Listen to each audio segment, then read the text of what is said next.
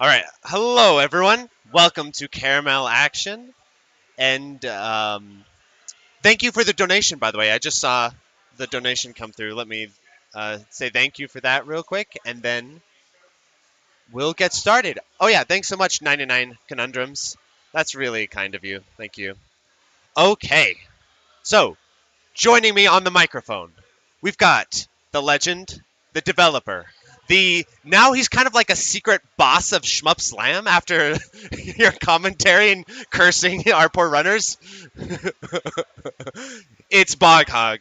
Welcome, my dude. Look, I'm cursing the stream right. Oh, never mind. It recovered. Yeah. Okay. We're back. This is one of the most volatile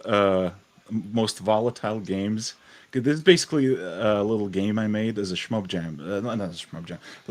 Kind of like a game jam thing. I challenged myself to make it in a week or two. I think most of the work was done in 2 weeks. So basically, the idea is kind of a hybrid of arcade maze games like Mr. Do, Pac-Man, Tank Force, which also known as Battle City, and elevator action and like Rolling Bird and stuff. Just like a hybrid of a run and gun and a kind of maze game. And the main thing is the game is very short. The one loop of the game is about 3 minutes 20 seconds. So two all of this game, which is what Jack is going for, is going to be about 7 minutes. But to compensate for that, you only have one life. You only have one hit and you're dead. You do have some bombs and you have grenades and stuff. Yeah, basically this is like the most mean game ever, and I just wanted to curse Boghog for making it before I mute and lock in. But yeah, it's Exactly. Yeah. one hit Yes. kill So- combined with this amount of RNG and this like pace of the game is just Yeah, and just completely it's like demented. packed. Yeah, it's like packed because I was playing Rolling Bird, and basically the whole thing is like Rolling Bird is really good when you're like pressured by these really tight situations, like when, for example, the a timer drone is on your ass and you're like rushing forward, and you have like a bunch of dudes surrounding you, right? And it's like this game. I try to do that, but all the time, essentially. Yeah, the first loop, everyone should be able to comfortably clear after some practice. The second loop, though, that's a nightmare. That's like I play tested that, and I'm like, it's Yeah. probably No possible. kidding.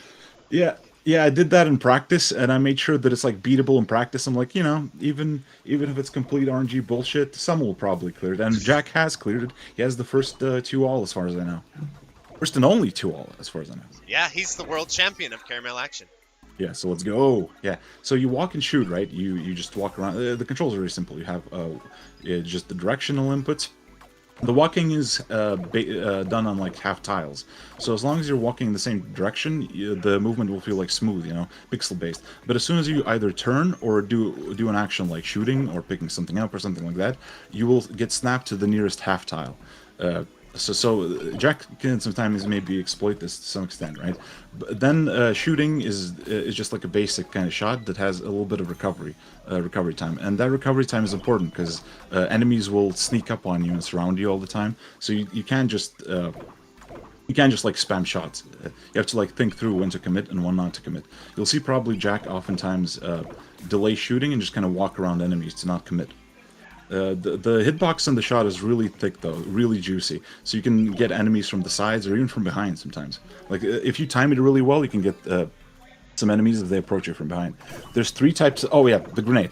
So there's a bomb. There's like a cave bomb essentially. If you press the bomb button, you get some iframes. There's a little tiny death bombing window where you have a few frames, or even after dying, you can bomb.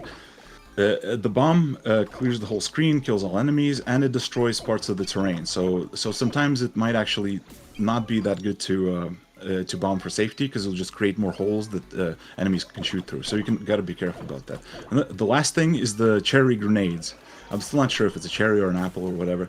If you hold the shoot button, you'll kind of load up a grenade and throw it. You'll aim the crosshair at some point of the screen. The grenades are good for like scooping out, for example, turrets here. The turrets are like tucked away in different corners, right? So you want to scoop them out with the cherry grenades. But it has a bit of a delay, and it has a bit of a delay on activation. So you got to be really careful about when you time that stuff. Then another thing is the grenades. The grenades when you throw a grenade, it spawns a hitbox, which can actually kill enemies, and the grenades themselves kind of spook ghosts. So if a ghost is next to you and you throw a grenade, you'll kind of push the ghost aside. So Jack is already almost done with the first loop. So there's three main enemy types. Oh, there's four. Actually, five. There's 5 main enemy types. So there's the red guys that chase you down. I think they're the most deterministic enemy. You see Jack kind of like funneling them to chase him right now.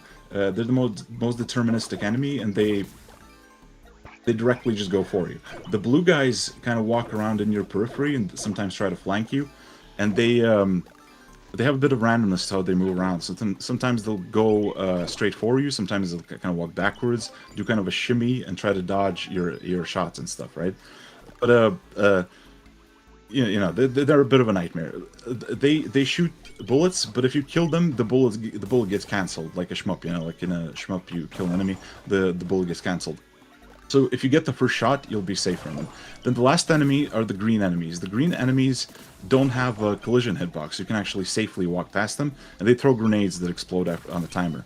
So you want to just... They like kind of try to block off your screen, right? Oh, I should have known how to walk. I didn't know you could walk through the green guys.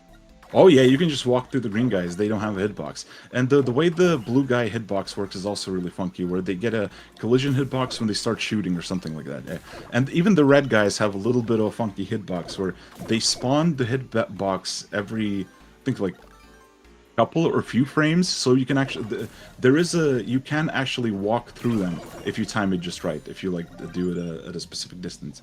So like the hitboxes can get really funky, and I think kind of an interesting way.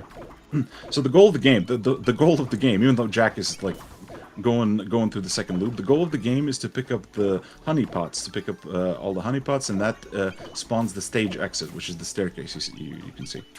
Yes, and I love the staircase is randomized. It's not always in the same spot. Yeah, the staircase is randomized. It's like vertically randomized, and horizontally depends on where you pick up the last honeypot on the screen. But it's uneven. It's not like completely... Jack got killed for the first time. It's not completely even. It's like tilted slightly. It's like biased towards the left side. So if you're... How did it work exactly? I think if you're like 3 tiles to the left, then it'll spawn on the right. If you're more than 3 tiles... Yeah, if you're more than 3 tiles to the left, then it'll spawn on the left. So what you want to do is you want to usually pick up the last item. You'll see it in the second stage, actually. That's a good demonstration. So basically what you want to do is you want to kind of route the little honeypots to pick them up in a specific order. You see how Jack's going like through the bottom part right now? Yeah, so the reason he's doing that is so he can pick up the final pot on the right side, so the exit spawns on the left. If that pot doesn't... The pot starts like start moving around randomly once you're low enough. At first they just sit there, but then they start like moving around. I wanted to draw legs for the pots. Right? Oh, that would be cool. Yeah, maybe I'll do that if when I expand it, right? So they like spawn legs and start running from you or something like that. But yeah, basically they start moving around. That can really screw you. I have a question actually. For the chat, that's not something I'm wondering about. This is just for the chat. When you pick up the caramel, is there iframes on that? Like for a while? Yes, there's iframes. Yeah, there's a little bit of iframes, but not too many. Because at first I gave a shit ton of iframes, but the problem is you could start chaining them, right? You can start like doing UT chains with the pots. Whoops. So they have a little bit. You are a little bit safe when doing that, when picking them up. Then the next thing is the ghosts. That's the big thing, right? Once you will notice that a while into a stage, ghosts will start spawning in. The ghosts work kind of like Battle Garriga medals, where after you kill except instead of like kill based, they're based on time. So after I believe 45 seconds on the clock, you see the time on the top left, right? That's after, right. Like 45 seconds on the clock, the ghosts start spawning in. They get like buffered, and then the next enemy you kill will spawn the ghost. So they're not random, right? So do you think like a scoring strat once you get further on is he going to start milking ghosts, like spawning them and milking them? Ghosts or no? Ghosts are unkillable. They're not killable. They exist as like a timeout thing, right? So you want, yeah, so you don't want to, you want to minimize ghosts as much as possible. So what will Jack might do in this run, I haven't I haven't had the time to pay as much attention as I want to, but what he might do during this run is linger on one of the floors to kill the last enemy to spawn the ghost on the previous floor, so he doesn't have to deal with the ghost immediately when the next stage starts. Oh, right? what a strat! I never thought of doing that. Yeah. Yeah, there's a bunch of stuff like that you can do. Yeah, right. So the scoring is basically a mix of just basically at first you might want to go for the speed clear bonus, right? Or Jack if you finish has- the stage, and I believe I was just saying, Jack has incredible reflexes, dude. He, like... yes, yeah, Jack's fucking cooking with this shit, dude. Yeah, I've seen him pull off some crazy stuff. I remember I talked about like the grenade hitbox, right? If you throw the cherry bomb grenade. Yeah. So because that spawns a hitbox, at one point Jack got cornered by enemies, and he timed the fucking grenade to exploit the bomb hitbox. And to Really just kill the enemy that was approaching. It was really cool. Yeah. I loved seeing that because that's like something I added that I was like, is anyone going to use this? Is anyone ever going to take advantage of this? And no, it actually does come into play sometimes. So That's scoring really, basically. That's got to be really satisfying. Yeah, it's got to be. Yeah, that's like even for me as a dev, just seeing that is amazing. Yeah, the scoring is basically getting multi kills. So you want to kill multiple enemies at the same time. Which you can like funnel red enemies if you want. The other scoring thing is just finishing stages fast to get like the time clear bonus. But the time clear bonus is relatively small, right? Jesus.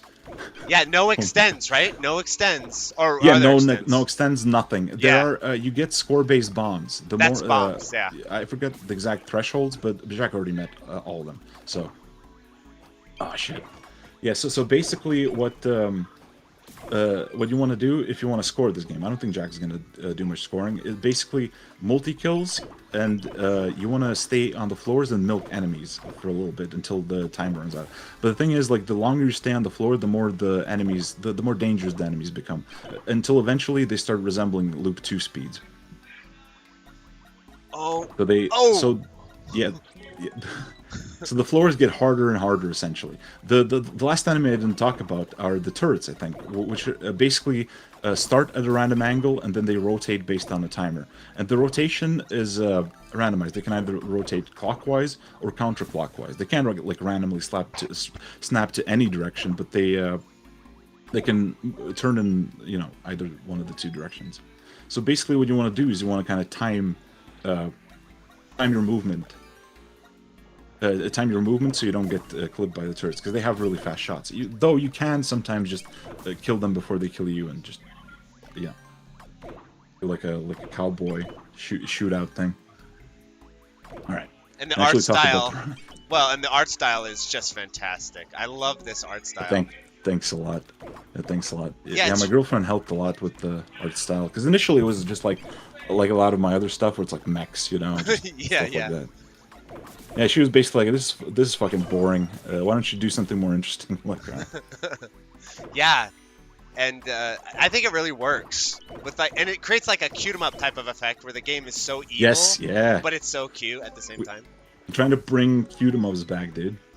Yes, exactly. Yeah, people need to fear cute visuals. They haven't felt the fear of God when seeing like cute games. Nowadays, like cozy games. There's like this. My goal is to make a Venus flytrap for like a Stardew Valley player or Animal Crossing. That's really funny. Yeah, they're like, oh, this is a cute little co-op game, dude, and then they just fucking get annihilated, curb stomped. But, maybe sometimes they'll dig it. Maybe some people will dig it. That is really funny to think of, especially Animal Crossing, because this has a little. Now that you mention it, it has a bit of an Animal Crossing sort of vibe to it. Yeah, and just back in the arcade days, you would expect that, right? Because every game is difficult, so you see a cute game, and you wouldn't assume that it's like a cozy game. But nowadays, I feel like because of the rise of cozy games, the cute visuals don't really. They're not as fearsome anymore. Yes. Got to change that. Yeah. Okay, so the first stage is pretty simple, but it has that choke point at the top, right, where you have like a hallway. Hallways are really dangerous in this game because you don't want to be squeezed by it, especially like you have bomb enemies, you have like shooting guys, so they can really screw you. Especially one of the common like big things to watch out for is enemies. Like let's say a blue guy spawns in front of you, right? You shoot, another guy spawning right in front of the blue guy, and it blocks your bullet, and the blue guy shoots you. That's a common thing that can actually happen. So you always want to stay kind of mobile, and because the game is so like RNG based and just hectic, you always want to kind of think ahead and try to minimize risk. That's the whole goal. You can't like if you play on reaction, you will get cornered pretty quickly. To always kind of anticipate what the enemies are going to be doing. I can confirm that. I can confirm. Yeah. If you try to the whole play balance, reactively, it'll get you. Yeah, the whole balance of like the loops is inspired by Cave, where when you're just going for a 1-all, you can use your resources, you can use your bombs freely. It's not a big deal. When you're going for a 2-all, you have to keep all your resources as much as possible instead of messing around with them. Yeah, this stage has a lot of hallways, though it has nothing on the next stage. Jack dubbed the next stage, especially in Loop 2, the fucking new Hall of Hell, or the real Hall of Hell, you know? Nice. Because this stage prioritizes gun enemies instead of like having varied enemy types. It prioritizes gun enemies, so you have this like really narrow hallway with a waist-high cover that enemies can shoot through, and you have to like just mow them down, because if you slip for a bit, you'll get annihilated. Jeez. Yeah, and the corners are also terrifying, because when you're going for one of the honeypots tucked in a corner, that's the main time where enemies start spawning in. This is the only stage where the exit spawns in the middle, by the way. This stage is kind of like a hyper demon spawn, like you can clog up the spawns. What I'd want to do is have enemies leave after a certain amount of time. But you can leave if you leave the red guys alive. You can have like a train going of red guys, right? And new ones won't be able to spawn, so you're like clogging up the pipes. Did he come up with that, or did you know they would do that? He might. I knew that. Yeah, I knew that would happen. And I had like a make enemies get out of the field after a certain amount of time, but it didn't get to it because I set a hard limit for myself. That's something to address later on. But it's kind of a cool strategy, I think, where just one level is kind of a breather, where you can even in Loop 2 that stage isn't difficult. You know what I'm looking forward because to? You can clog up the spawn. For Jack's existence is that when you make the full version, you're just going to watch all of his strategies and then hard counter all of them. And then when he goes to play the full version, all of his strategies are getting hard countered by the enemies. There we go. Yeah, the gold shining blocks, Paul asked in chat, their score, if you shoot them, I think you do like 3 hits and they get destroyed. They basically just give you score. But what you want to do is milk them along with enemies if you're going for a score run. Once you shoot them 3 times, a different block becomes golden. So there's a bit of a... So it's like, it picks a random existing block to turn gold, and you have to like haul ass to get to a different block. If you want, you can use your cherry bombs to instantly destroy them. You know, that costs resources. So if they're like ever in really tricky spots, you can just destroy the gold blocks.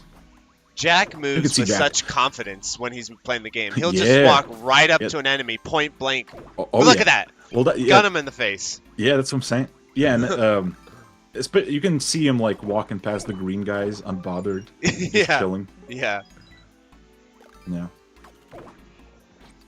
The game, basically, the 2 loops have unique stage layouts slightly and enemy spawns, right? But after that, it still keeps looping. It keeps infinitely looping, but it's basically the same content.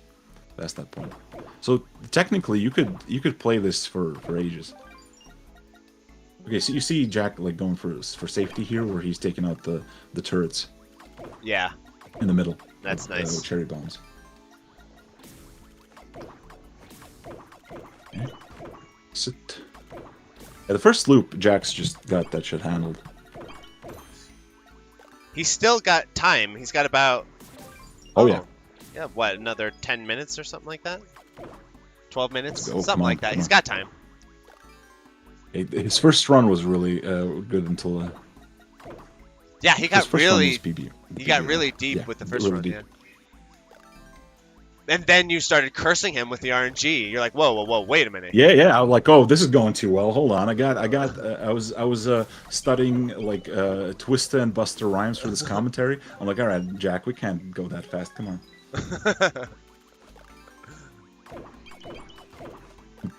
Twisted some knobs remotely. Okay. It's so fun to watch. It's satisfying to watch him just uh, methodically take out the little lines of guys and Yeah, and just the, march the through the confidence, stage. dude. Yeah. Yeah, the confidence. Yeah, look at that. He used like the half tile thing to take out the turret before it could shoot him. Nice. That's really that requires balls, dude. Gotta be really confident and used to. Also, the grenades, right? I feel like newer players will be scared of the grenades and they'll block them off. But Jack's like fucking strolling Yeah. past that shit. Dude. Yeah, he's walking Just, right through just him. yeah, no Matrix. problem. Yeah, yeah. There's no RNG box controlling the odds. Yeah, the house always wins, baby. Yeah. So far, the bog house. So far, that's been the trend. Yeah. Okay, this loop 2 is terrifying, dude. The enemy the main thing that I change is like enemy density, the amount of enemies that can spawn at once on screen. Then the timers cooldowns between spawns become a lot shorter. So you're always like dealing with a lot more enemies and can't clear them out. And then and then the speed of enemies, both how they walk and how they attack. Like the guys shoot faster, the guys throw grenades I don't think faster, but the grenades explode faster. So the grenades start blocking off your paths a lot more. And Jack came up with a really like high-level big brain strat. Apparently, there's like a programming quirk where the gun guys will prioritize specific lanes. I forgot the exact details of that, but they will prioritize specific lanes. So it's safer to be on specific lanes when you're fighting them. Wow. Yeah. There's a lot of like little jank stuff like that. You saw that get bomb thing, right? That was like basically a score extend of this game. Yeah. Bombs seem like they are just the lifeblood of a two. They're the life. Yeah, they're your lifeline. Oh yeah, Jesus. Okay. Yeah, the moving items can screw you up so bad, dude. They can screw because not only do they move around, they can like move around in the worst positions where they like get in a crowd of enemies. But then on top of that, damn, that was a really close. Yeah, look at him go. But not only, yeah, look at that. Not only that, they can also just move a little bit, and you'll spawn the exit on the wrong side of the screen. You're like, fuck, dude. Then you got to go through the real Hall of Hell to get to the other side. Yeah. Okay. No, god damn it. Oh. Okay. Yeah, the classic fucking RNG, dude.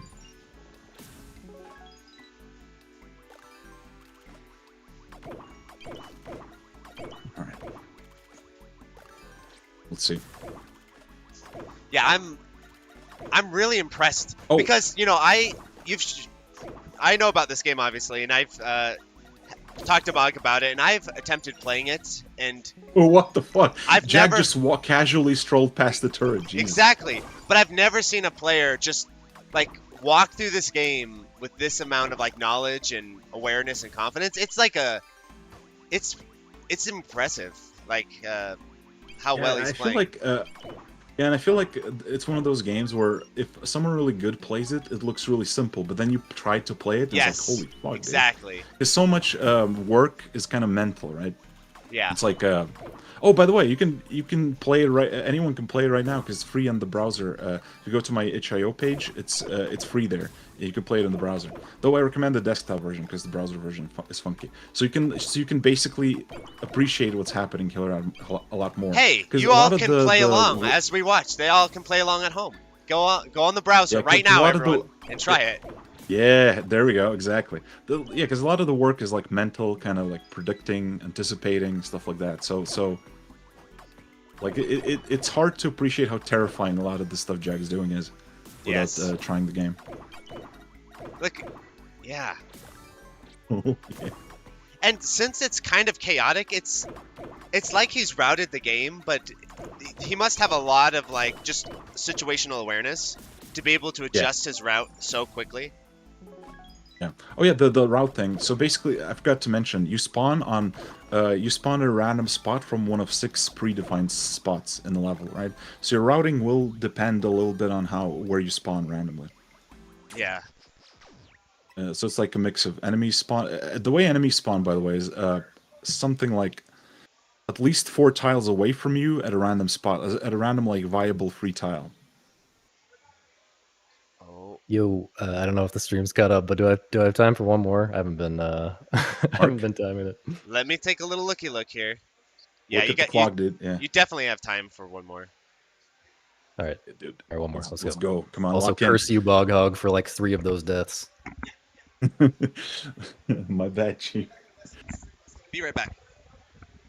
There we go. You can go ahead. Okay, let's go. Let's go.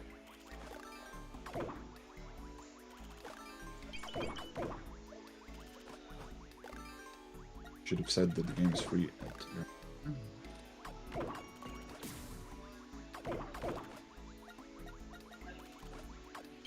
Trying, but I can't shoot. All right. Yeah, time to troubleshoot chat. Okay, let's see. Let's see how it goes.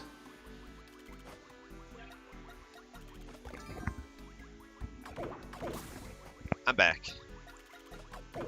Welcome.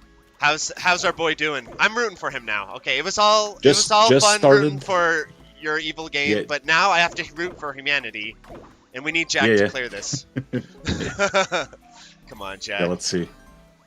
Okay, I'm locked in and paying attention. Oh boy. Are there any in the first loop? Are there any really hard choke points that every time you're like, ooh, this is gonna get ugly? I don't think there's anything. The thing is, like, because of the one-hit death, anything can just kill. Like, any slip can just kill you. Yeah. So, like, I want to say no, but there are, for example, the next stage. This one, if you don't take out the turrets with the cherry bombs, it can get tricky. If you do, it's not as bad. Then the 1-5, the next stage, can also get tricky if it. But it really depends on how the enemies spawn and behave. Yeah, like it's like RNG plus one-hit death. So, but you know, at least it's short. Yes. So you will get screwed by RNG, but you know the restart times are short. Nothing to complain about, really. Personally, if you ask me. But what's cool is there's no checkpoints. That's what's really cool. That's what makes it like Yes. super legit. It's short, but there's no checkpoints. So even Yes. by like difficulty gotta game beat that shit, standards, yeah. it's still like really a Jesus battle. Christ, that fucking panic bomb, dude. Oh, Jackson. All right, Oh, got in a bit of a sticky situation. He's there. out. He's out. He's out. Yeah, see, that's what I'm talking about. Sometimes, like, usually that stage isn't too bad, but then sometimes it just decides to. Oh! This stage is the opposite of a choke point, though. This stage is very chill. This one's kind. When you were Yeah, this balancing one the you just- stages, were you surprised which ones ended up being the hardest, or was it like I'm gonna give them a chill stage right here to like relax? No, the a chill bit? stage was a surprise that it's covered during development, but the others were about right. Like the hall of the bullet guys, I'm like, all right, this is gonna be a nightmare, and it was a nightmare, especially in Live 2. Oh, right. And this stage is unique because it starts with the ghost spawns. You cannot avoid the ghost spawns. In the other stages you can, in this one you can't. You always have to deal with the ghosts. And the way you misdirect the ghosts basically is just a little bit like the skulls and devil daggers, except here they have a very slow turn radius, even slower than the ghosts. Oh, that's cool. You kind of like kite them as the. Yeah, you funnel they them. say. Yeah, you kind of kite them. And if you're ever trapped by the ghosts, if you recognize that you're in trouble, just toss a bomb nearby. They will like spread out. It will push them away, and you can clear a path for yourself. Oh god, this is this is already terrifying, dude. They're already spending resources. Yeah, he's entered But the the second first loop stage is now, not- right? Yeah, It's but in the there. first stage is not easy. The first stage is not easy by any means. Oh, Oh, And then he's throwing the got it. grenade. oh, Oh my god.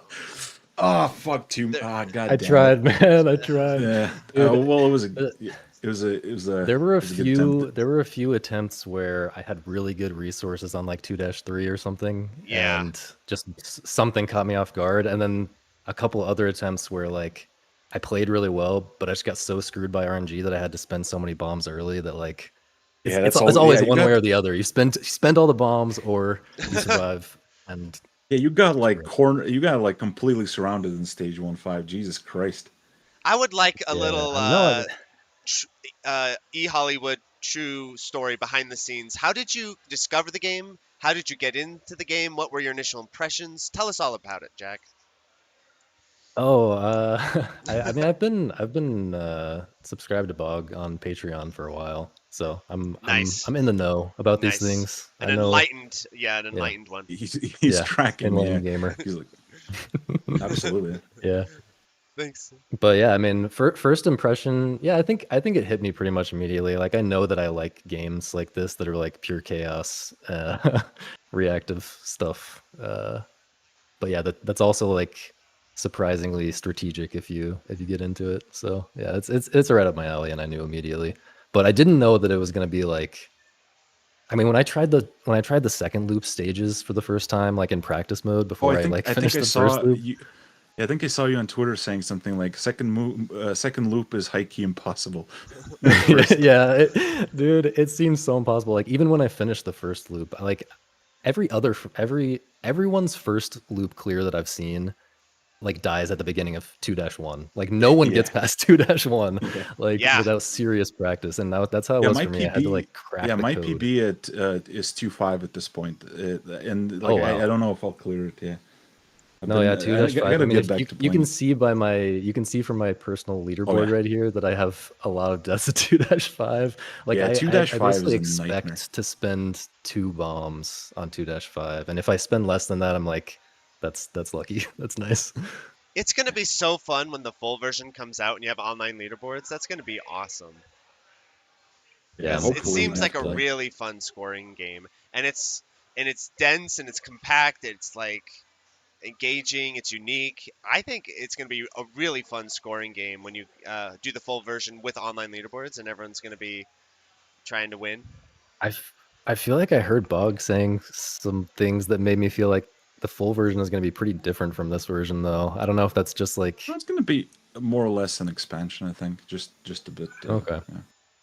You said something on Twitter about like running super fast or something. Like your character Oh, is going to get that's faster and yeah. stuff.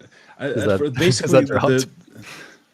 I at first I was thinking because my original idea was like because in Pac-Man the whole game speeds up, like the enemies speed up, the player speeds up, and that was really cool, but it didn't work with the like half-time movement because at high speeds it would become so precise that you'd have to like do pixel perfect turns Yeah, essentially. yeah, It yeah. got so ridiculously difficult, dude.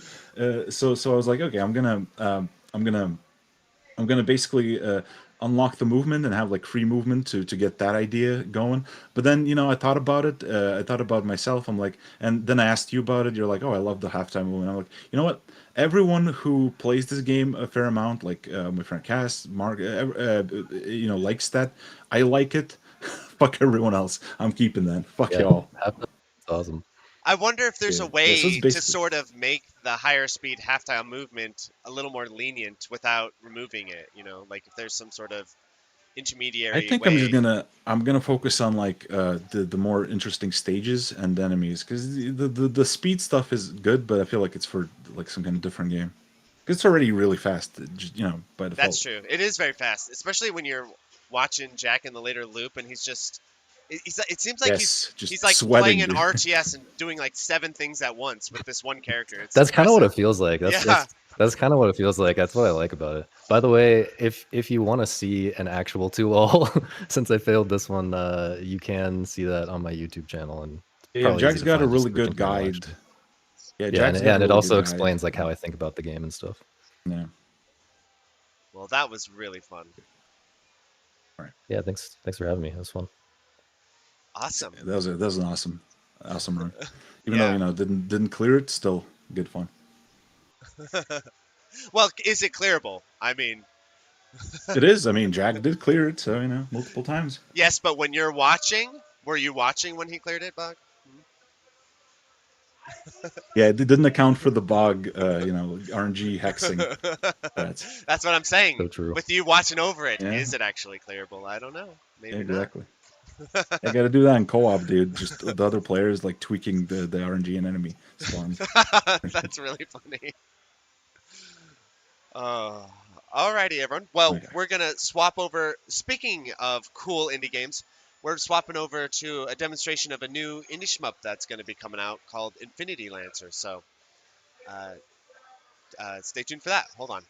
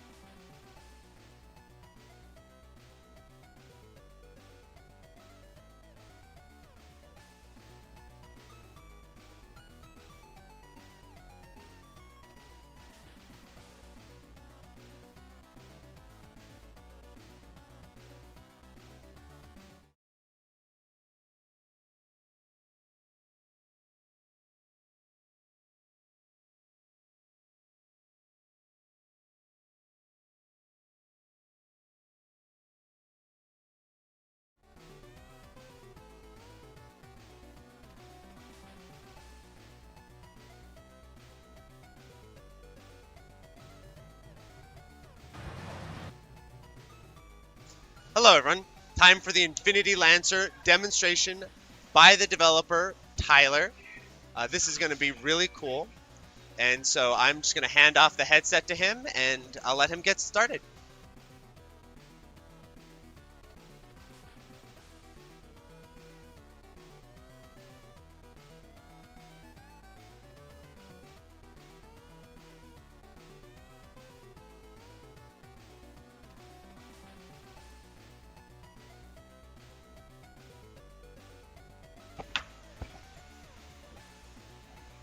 Hello. Hello, everybody. My name is Tyler. I'm the developer of this new indie shmup, Infinity Lancer. I'd like to thank Mark for giving me the opportunity to stream at the Shmup Slam. And I'm going to, a lot of people in the shmup community play the game. The game is available on Steam as a demo right now. You can pick it up anytime you want. So if you want to play it, watching this, give it a shot. I'm going to focus on the scoring and kind of try to do a no miss run. We'll see how it goes. All right. And I'll try to give some commentary while I play. So you get two ships. You got a spread shot ship, and you have the regular like focus shop ship. You can change your ship speed. Usually, though, I'm gonna go with this. All right, let's give it a go.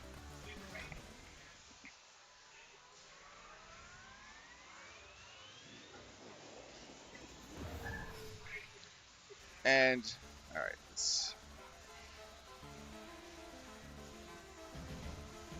And so right now, as I kill ships, I'm going to build up these meters on the bottom of the screen, and they're going to give me more energy. The energy is tied to my health as well as my bomb. So I'm going to try to get as many enemies on my screen pretty soon here and bomb as hard as I can so I can get as many coins as I can.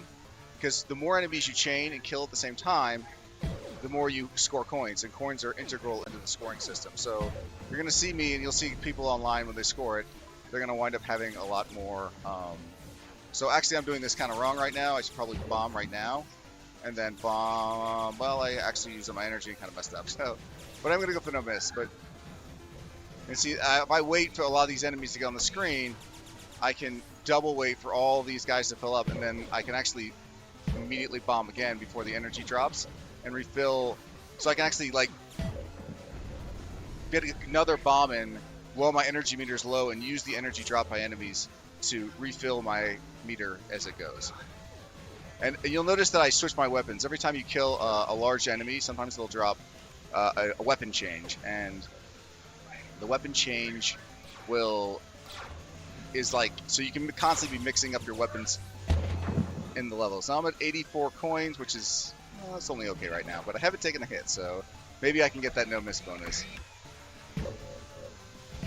See, I was able to throw those bombs out and then immediately use the energy from the bombs before I picked up the energy to double it. It's a risk reward system because you have to use your health to bomb. So it's like, and you're always only 3 hits away from dying. And then if you have enough coins, you can go in these gates, which will unlock an optional boss.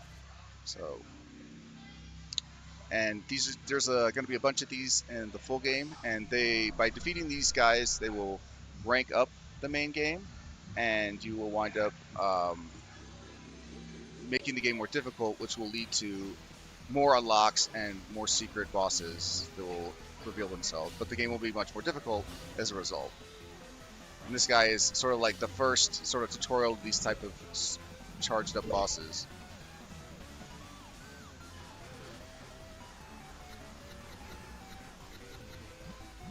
I can sit at the top here. Hopefully I don't get hit. Oh, I just got hit. Oh no. There goes my no miss run. That was embarrassing. Okay, well. Hopefully I don't die at the boss, which would be more embarrassing. But I think I can handle it. So it's a little bit tricky to do commentating while trying to focus on not getting bashed by my own creation. But here we go. But right now, you can, at this point, kind of cheese this guy a little bit, but right now I want to focus on not cheesing him. And I probably could bomb and get a quick hit in and finish him off, but I'm going to try to fight him through the right way.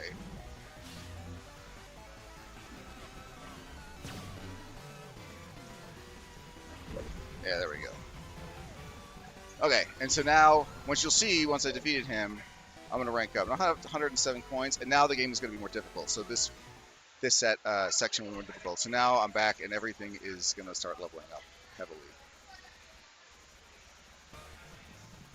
And this is the first mini boss of the stage 1 mini boss. So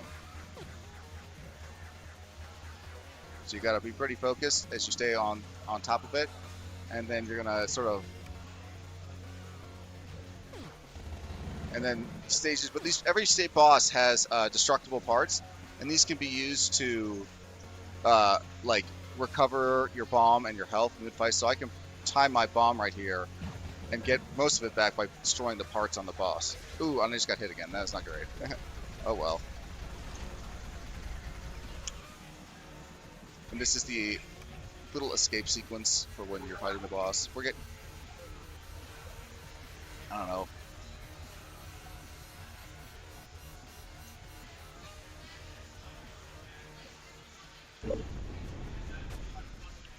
And I'm trying to think of, so this scene right here changed quite a bit in development. The meteors used to be a lot harder to kill, and a lot of good player feedback. By the way, thank you to all of my great people who tested the game and done a really good job showing me all the things I need to improve. So, but you can use these guys to score coins if you can get a bunch of them on the screen like that. See, so you can sort of try to manage but you got to be careful, because if you use too much of your energy, they don't drop a lot of energy. So right now I'm going to try to get, and then use this to bomb again all this, and then I could bomb again here, and I can see I could try to rack as many coins as possible. But I now am a little bit low on energy, so I got to be a little bit careful. But in the if you play through the game, the demo, that ship in the meteor isn't there. It's only in the ranked version of the level. So now we're gonna head into the first boss.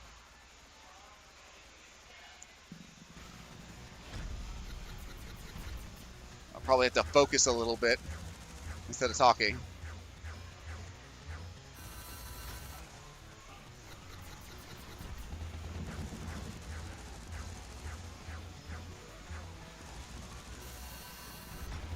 And see, as I said, the destructible parts can give you more energy as you're fighting the boss. So you can focus on... Oof, and I just got hit. Not great. So try not to die right here. This is the end of the first stage boss. I tried to not... Oh boy. Oh, I got lucky. And almost died. It took like 5 hits in the demos. That's not super great. But I did manage to squeak out a victory. I don't know. And you can see that the rank multiplies your score, and then the base coin adds a 0.1 multiplier, so you sort of rack up. So that's it for the demo. It's a short demonstration within the stream, but it was a nice opportunity to share the game with him. And if you're at the event, you can actually play it while you're here. And if you're on Steam, you can go download the demo and give it a try right now, and check out the different ships and give it a show. But thanks everyone, and I don't know exactly what mark they're off to, so you go find it.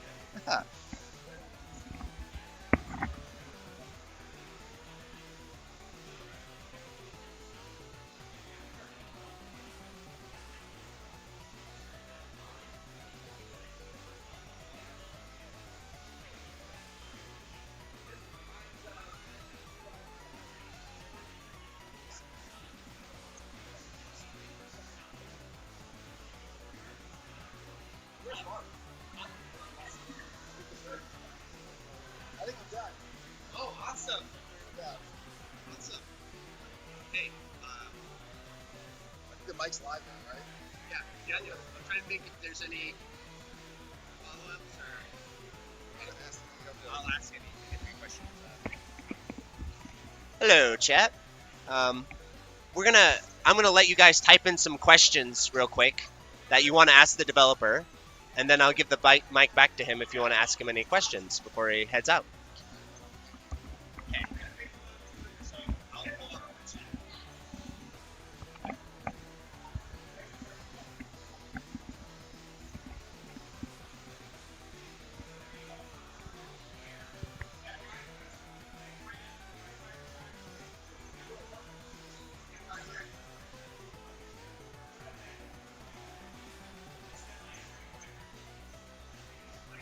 That's very good.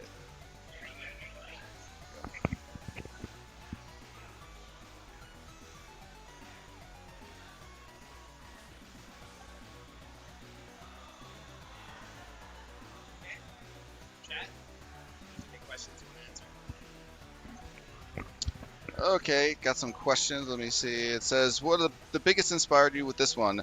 It's probably Soldier Blade, as I've said. I got really into that game a little bit back, and I really like the way the bosses also sort of have destructible pieces. So, and just sort of the feel and vibe of that game. Also, the fact that you sort of like power yourself down when you missile, which I kind of like that idea. Let me look at these questions. Well, we'll see. Console releases, I think we'll decide upon that depending on how well it performs on Steam, because you know it can be kind of expensive to port to console. But let's see. How did I come up with the name? So the question above it. So how did I come up with the name? So the name came up with when this is actually a long story. So I originally had the game.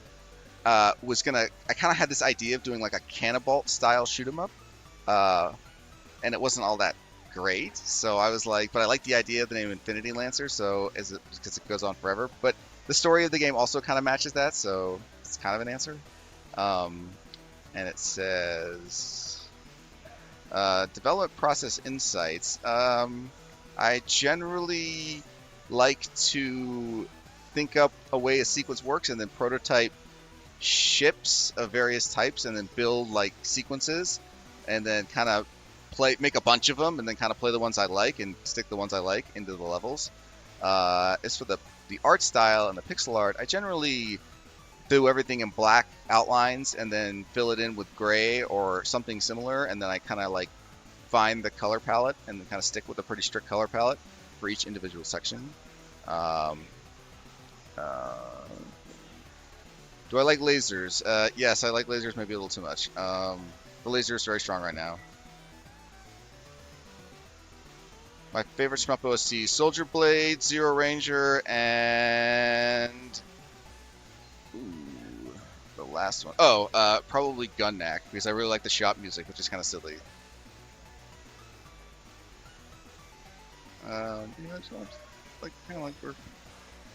It was used in Unity, program Unity, which may or may not have been a good idea in the long run. I am both the artist and the programmer of the game, yes. There is support for Tate in the game. And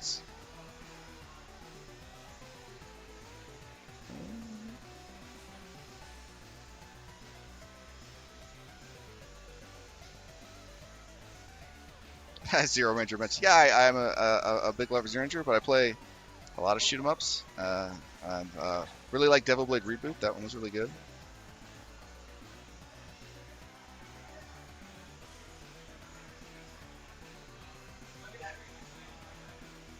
I think you could still ask a question because I'm still here. I think Mark's setting up the next stream or off doing something, so you can ask more questions. I'm still here. I could maybe. Yes, Tate. Yeah, I mispronounced it. Ooh, how long did it take to develop the first stage? I think it took about. This is complicated. This is a really complicated answer again. So I made this as a prototype demo like back in 2015. And so it's really hard to say because I would work on it off and on when I was like at work and like just like on my free time. So like raw development, probably like 6 months actually. But that was a lot of like figuring out stuff. Tate mode rotates the screen. So if you want to rotate your screen, your monitor, your actual physical monitor on its side for a vertical shoot 'em up, you can play your game without having to have the sidebars, which I have on right now because of the setup. So that's what it does.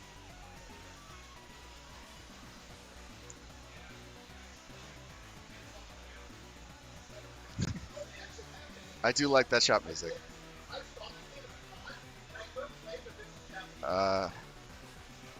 I have never played Gekken Rinden, but I will look it up. Sounds cool.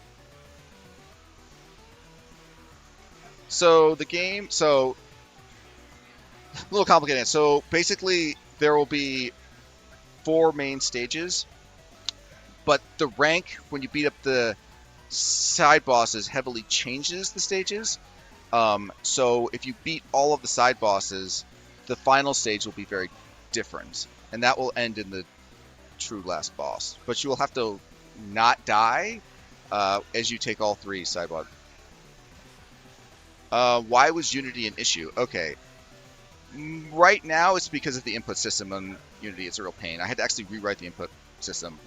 So right now I'm kind of on a downside because I had such a hard time with Unity's input system, rewriting the entire thing last week, that I'm a little bitter, shall we say.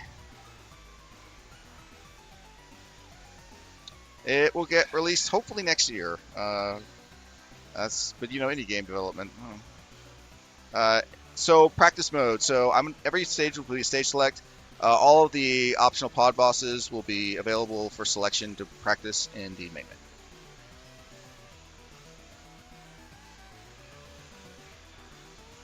The CRT shader. My friend is really into CRT shaders and talked with me a lot about them. Mine's not that good, but I tried to match his as close as possible, just using node-based shader programming on the final render. So it's like a post-effect shader.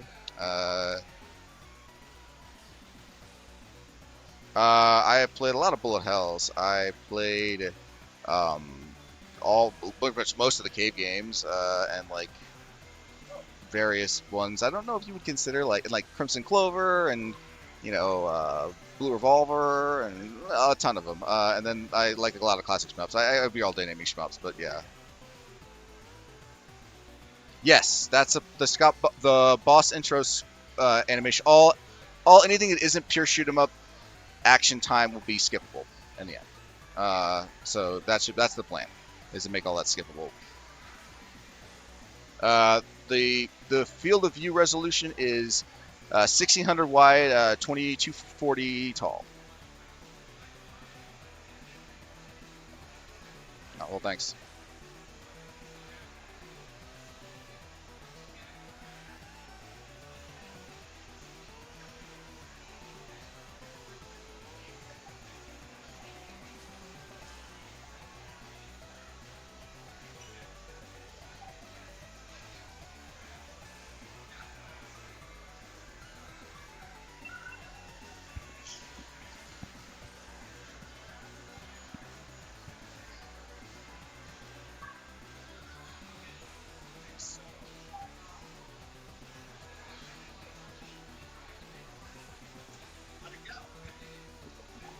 Looks like they might be done with questions now. Thank you so much, everybody, for all the questions. It was really cool. Anyways. I'm really excited for the game. Oh, right on. Thanks, man. You'll be able to play it over there. I'll set it up. Yeah. Hello, chat. Okay, so up next is Green Ranger, Zeroranger, which is cool because it's like a cool bridge because Infinity Lancer has a really similar aesthetic, I felt like, to Zeroranger. It's really cool. Yeah, with that limited color palette and everything. Yeah, that's cool. All right, so we'll be setting that up. Thanks so much.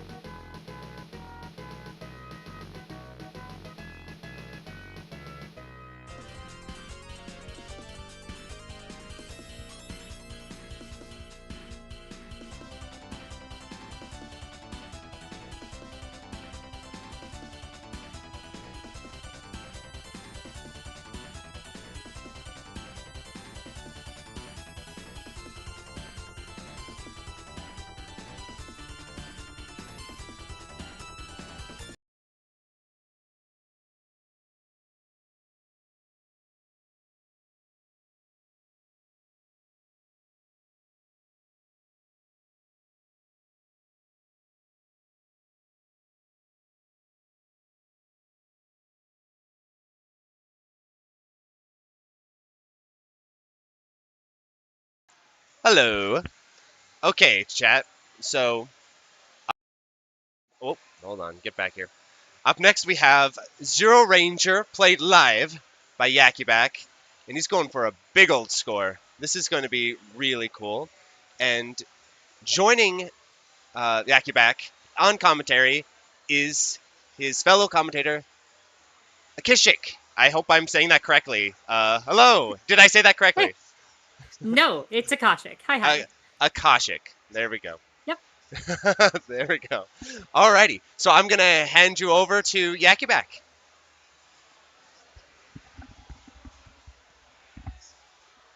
It will reach. Oh, it's a little tight.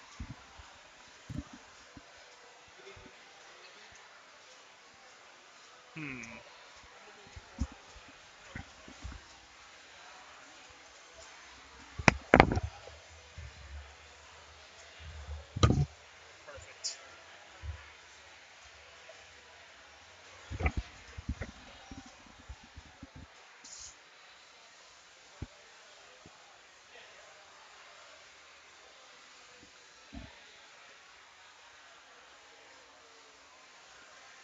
Shaky camera. Hello, I can hear you, Akashic. Can you hear me? Hey, yeah, what's up? Hello. We're live on the stream? All right. Mhm. All right, awesome. So, hello everybody. Welcome to Shmup Slam. I am Yakiback. I'm here with Sheena Akashic on commentary. The one and only. The one and only. The one and only. Just a quick preamble before I jump into it. I did play Zeroranger last year at Shmup Slam, and I got a really good score. I got a little over 1 million points. I was super happy with that run. I was terrified the whole time. But at the time, I was thinking, that was going to be my peak of Zeroranger, and I would move on and play other games after that, maybe play something else at Shmup Slam. But I just kind of kept playing Zeroranger, and this game is just so much fun. I absolutely love it. And I've really leveled up since last year, so I'm looking forward to showing off some new tricks, getting a high score. I'm going to use Charge Shot instead of the Lock-On Shot. It's going to be great. But yeah, I'm pretty much ready to jump into it. Sheena, did you have anything you wanted to say before we get started? I think I could say it basically once we get started. Awesome. Congrats Cool. on your 1.4 off stream, by the way. Crazy score. Thank you. Yes, I got a PB while I was practicing earlier, so hopefully I don't biff it on this run. Yeah. Crazy PB, new, what's it called? You hit a new 100,000 threshold there. Yeah. From 1.3 being your PB to 1.4. So It was crazy a stuff. big PB. I might reset 1-1 if I drop the bonus. We'll see what happens. Yeah, we've talked about we're not letting an A rank 1-1 slide under any circumstances. Yeah, the stage is only like a minute long, so I could pretty quickly reset it. Mm-hmm. So, last year when Yaki ran this game, Yaki was, a high-level player. Very respectable, over 1 million points score, something a lot of people tried to go for in the server. Now Yaki's at, 1.3, now 1.4, Yaki would be considered, a top-level runner. They are the second best scorer with Type C, which is the ship that Yaki's going to be using. So, this is going to be hopefully a very impressive run. That's, a really good showcase of what this game has to offer. That's what I'm hoping for. I got some new tricks I didn't learn last year, so... Nice. Alright. Game's very straightforward. What you see is what you get. Biggest thing anyone who's never played this game before should be looking out for, in the top right corner we have a multiplier, and you maintain multiplier outside of bosses. It's done by killing enemies and just doing so in quick succession. So if you go too long without inflicting damage or killing an enemy, the multiplier will half and then drain. When you're fighting bosses, it's just how often you've damaged it, and it slow drains. So you'll be able to see that pretty easily here. Nice, got the bonus. Very nice. Try to point blank this boss most of the time because we can. It's the fastest way to kill it. Oh, I took a hit. No, Yaki. Little messy. Should still be a Z. Should still be a Z. Yeah, that's not a huge point loss, taking a couple hits on the boss. 2K. Oh, if you think Vic Viper is a great guest appearance, chat, there are a lot more of those. Where that came from? Okay, you're allowed to continue. No 10 push-ups today. Alright.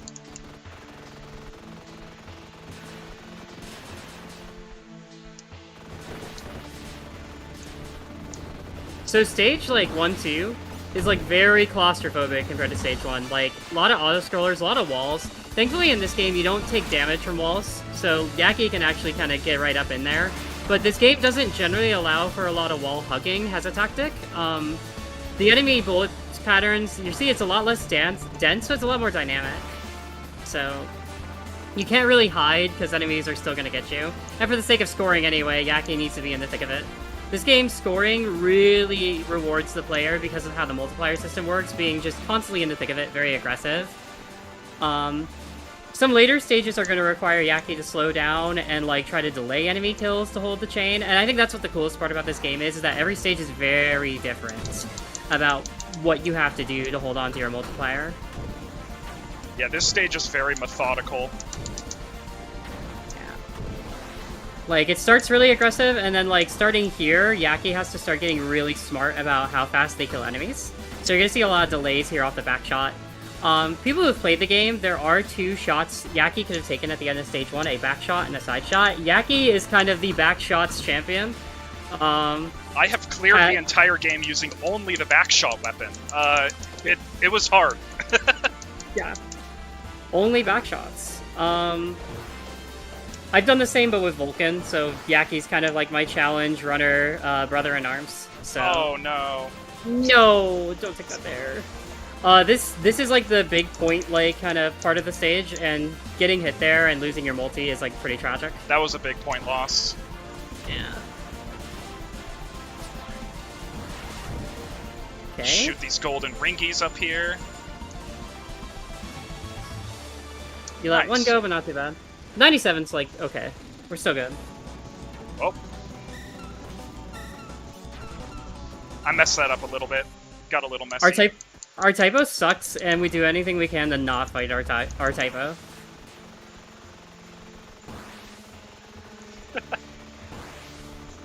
Thank you, Ken Potato. You're correct. I've got chat open. I can keep up with everything.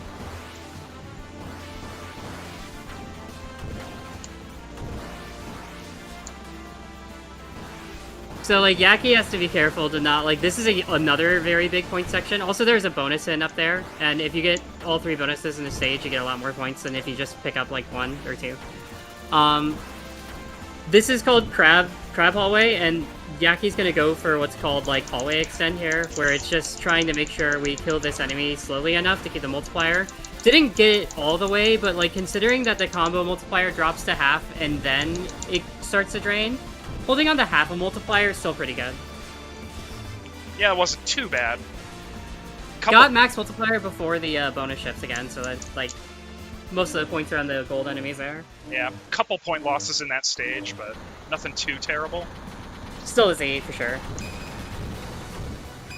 Alright, so Yaki's gonna play this boss fight really aggressively. This is completely deterministic. I can just follow the same route every time, and it's perfectly fine. Mm-hmm. Yeah, just do some dodging here. This part's so satisfying when done correctly. Oh. Nice, good job. 81, really good. Alright, I'm gonna take the charge shot this time. So this is our biggest deviation from last year. This weapon is so much fun. I'm gonna do a lot of shenanigans with it. So the next stage is like a big, like, okay, we've taught you how to hold multiplier by, like, killing things in succession. This stage has a lot of gaps. So you have to start using the effects of your third weapon here in order to hold your multiplier. With last year we used lock on. Anytime you lock onto an enemy, even before you shoot and kill it, it refreshes your meter all the way. With charge refreshes when you actually absorb an enemy shot with the charge bubble in front of you. C-charge just works like Eschatos shield, so we're gonna see some peak Eschatos gameplay right here. Right here. Then I just shoot this guy and I absorb these shurikens to keep my multiplier. making sure to grab the bonus off the island. This stage is really fun to learn, like, when you're a new player. Damn it. Oh, no.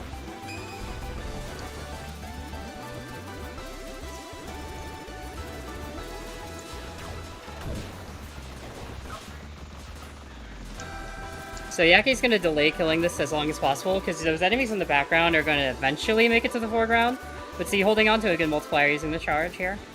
Then kill. Make sure to get the overkill too. Something we didn't talk about is that if you keep shooting an enemy ship after you destroy it, you get what's called an overkill, and you'll get the same point value you got when you killed it again. Very nice job there. Now Yaki's going to go for a trick here called the tower extend.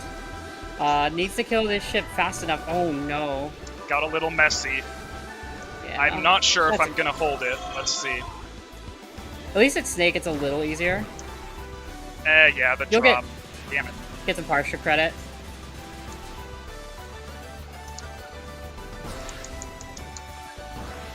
Gonna delay that kill there to keep the multiplier. Still gonna have max multiplier going into trains, so. Charge shot here is so cool, just rips the train apart. So satisfying.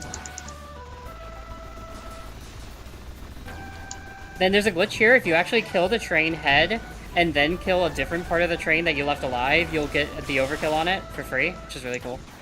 It's just like a small optimization that helps with the routing. Because routing in this game is everything. Very memo-heavy game. This screen is like ultra chaotic and really fun.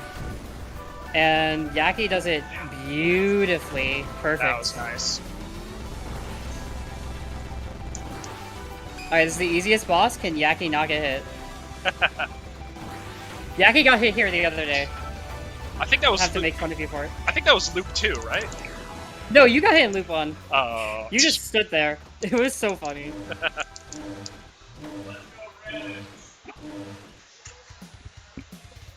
I'm gonna quick kill this boss. It's gonna die in 2 seconds. Hello, grapefruit. Goodbye, grapefruit. Bye. 2 seconds. Not bad.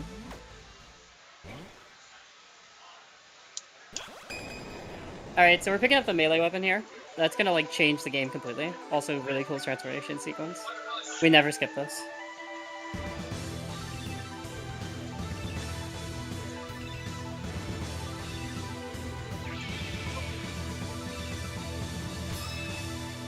Yaki's picking up the sword and not the drill, so we're going Gundam instead of Gurren Lagann here. Drill is awesome, So- but I love the sword. It's so powerful. Sword is so cool. The one of the head devs was a big Smash Brothers player, and so this is like the Marth gameplay, so to speak. See, sword is like the very fundamentals. As you can already see, Yaki's multiplier is going past 6.4 now. Every kill you go with a melee weapon can increase your multiplier to a total of 12.8. The problem is your multiplier starts to drain super fast, so you have to do a lot more creative things to hold on to it. But we're at the Big Zan Milk Sesh. We're gonna kill Big Zan very slowly and in a particular way that helps us maintain a max multiplier, but also get as many of the projectiles that come out of those gold parts we call udders.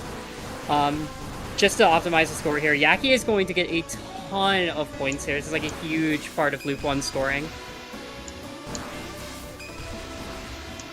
And the way Yaki's going to maintain multiplier while doing all this is when you have a melee weapon and if you slash with timing, you'll reflect bullets. But if you're just holding the slash button, see, Yaki gets to hold the bullets and delay them from hitting him. But when you do that, your multiplier doesn't drain. So Yaki's gonna just hold on to a bunch of bullets and just kind of loop this boss a few times. Get Pretty all straightforward. these popcorns. These are worth a ton of points for everyone that I kill. I think 500 at max multi. 512, yeah.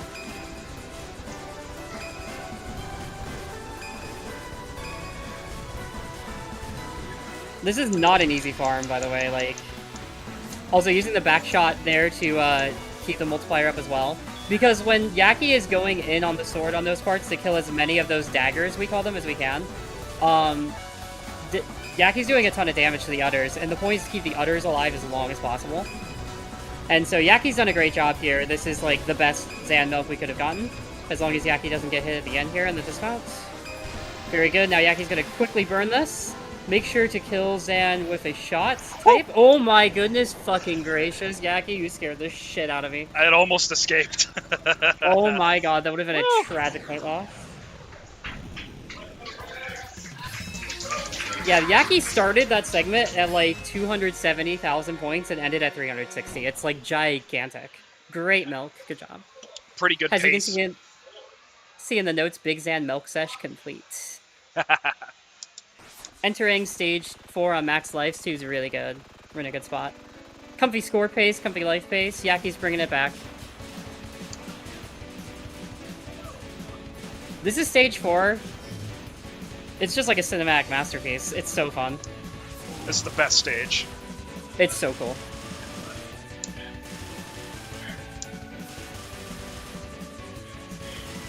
This is like the tutorial. This is how you use the sword stage, and then it stops being a tutorial stage very fast. Like,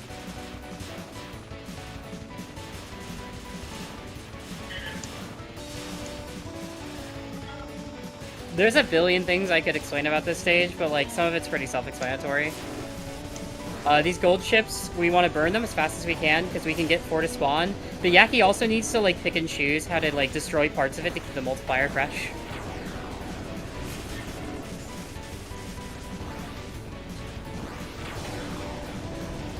Missed one of the otters. It's fine. One udder survives, so it can milk another day. Now we're going into Buddhas. This part is crazy. Good luck, Yaki. Yaki's heading to the casino here, but using that charge shot to hold on to the multiplier is really cool. Okay. This is like one of the most optimized screens in the game, and yet it's still like wild. Good luck. Buddha back shots. This strat looks insane. Good luck on that teleport there. Getting some Good weird luck. movement. You're getting really good luck though. Nice. Oh, we're gonna get shot. Oh, nope. Alright, took a hit, That's but... like Oh, whoops. I rocket dashed on accident. I'm gonna get Bad up here rocket and slash their faces. It's worth taking a few hits. How did you? Oh my goodness gracious! Those dodges Wow! are insane. You're crazy. You're cracked as shit. That was wild. My apologies for the volume. What the hell, dude? You're wild. You're nuts. You have to understand, Yaki not getting hit there at the end, just moving left and right like that was like absolutely nuts.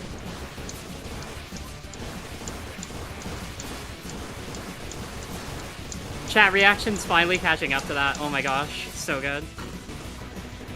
Yaki cracked. Yaki cracked is what chat's saying. YakiCrack.com. Alright, kept the multiplier. Now into one of the hardest parts of the game. This hallway is such a big score section because we want to hold the 12.8 multiplier the whole way through it. And like, it's basically, you have like less than a second to hold on to a 12.8 multiplier. Like, you have no time before that thing disappears.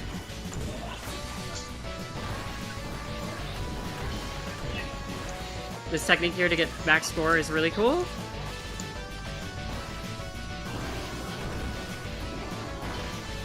That was really nerve-wracking.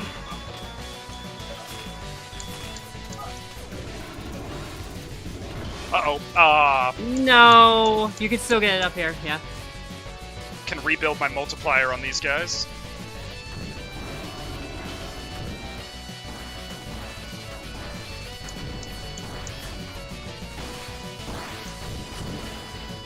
Oh no. I screwed it up. Still gonna try to do maze extend here. It's still worth the points, yeah. Oh, I dropped the bonus too. It's okay, lock in, you got this. Okay, so we're gonna hold on to this bullet because this is a scripted combo loss. Except we're not gonna lose the combo because we're gonna hold on this bullet forever by slowly moving it back up and then absorbing it with the charge shot and going right into maze. 9.4 into maze is still a lot of points, it's still really good. That was not ideal, but it was still like, this is still a lot of score for Yaki here. And then this maze is really, really cool, and Yaki's route is really sick.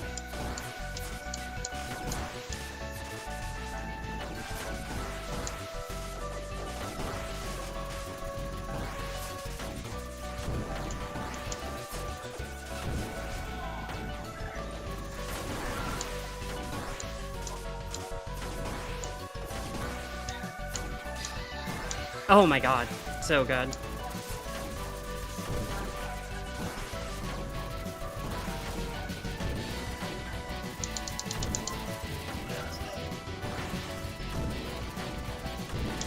Nice. The eyes don't give a lot of score, but they keep your multiplier going up. Oh, Oh, no. I dropped. I was going for the eyeball, but it moved. It teleported away too fast. I mean, you held Maze Extend you held that a good long time. You can slash the beams as they're moving away, and even though it doesn't do anything to the beam, it'll hold the multi. Really cool. Okay, Ooh, okay, got a little messy on the maze at the second half. you but... missed one. Grab Oh, it, no! grab it. No! Oh no, that was like 10 points or something. No! Don't let it happen.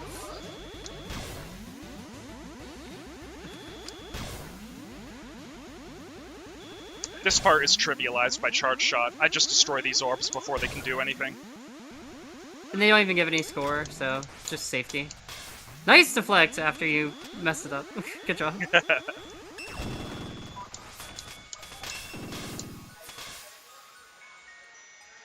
Alright, coming into Orb Shitter here. We call it Orb Shitter because of White Vanilla, the other game mode.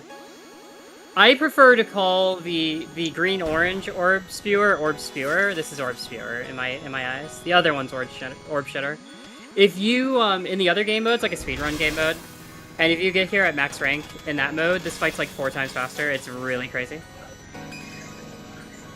Backshot here is actually the optimal damage because you can hit it with the side parts and the back part and the front part if you stay in the exact right position like Yaki does there. Really clean. And we're getting... after all that, you still got the max life bonus. Good job. Hell yeah. After loop 1, the points you get from life bonus starts to go up exponentially. Like, it stops being worth just like 8,000, 888. It starts going into like 10,000 and stuff. So I'm gonna maybe attempt something silly when we get to the salamander boss. It's probably not worth explaining it unless I actually get it, but I might do something strange. So we'll see. All right, not yet though. We got brain milk. There's a lot of milk in this run.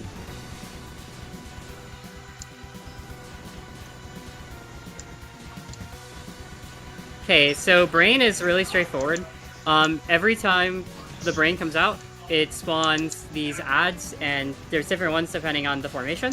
If you destroy the ads, the brain will just move away, and that's optimal. The faster you do this, the more waves you get. Yeah, that was scary. Ooh, gosh. If you do too much damage to the brain like that, you'll actually end up skipping a phase. So, I think you killed it close enough to the line that it didn't actually count as you losing the phase, though. Oh, okay. Yeah. Yeah, not a big deal. Alright, and then for the final part of Brain, you want to kill all the enemies before killing the Brain, but Yaki's going to put some damage in the Brain first, while Yaki has something more manageable.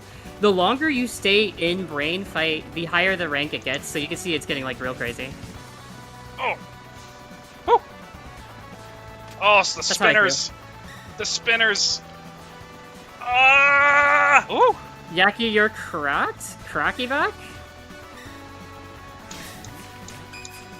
Got him. Cracky back! Dude, no hit, bro. That's so good. Woo!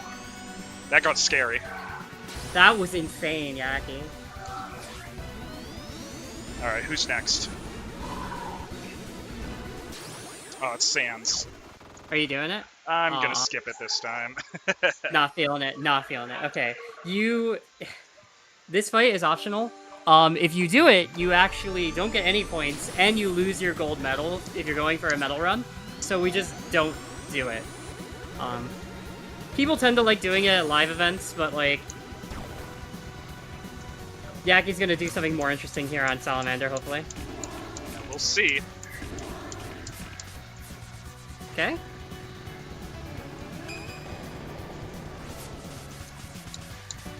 Gonna get it damaged up.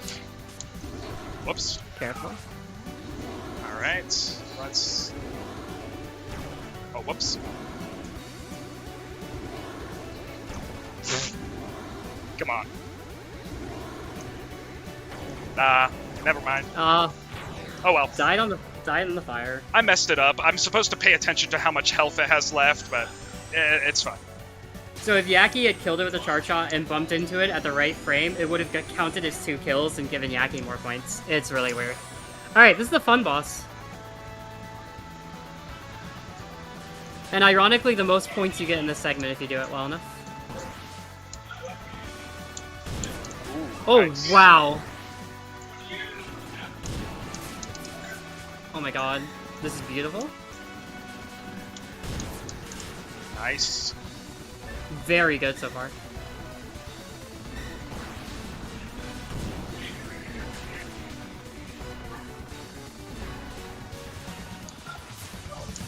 Woo! Yes! Oh my gosh, good job, Yaki. Almost lost the city, but we're fine. We saved the Earth.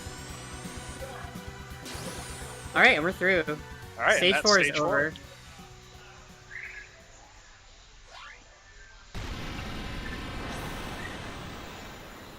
Now into 2-1. This is one of the most insane stages. It is so hard and so fast.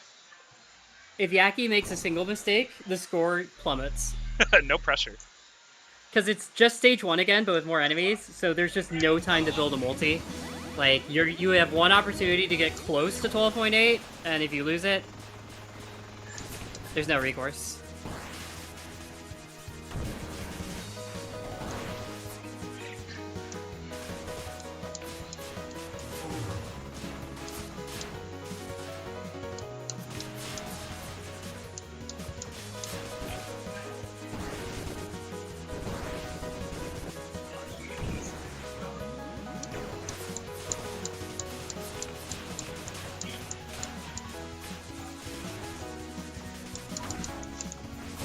Woo!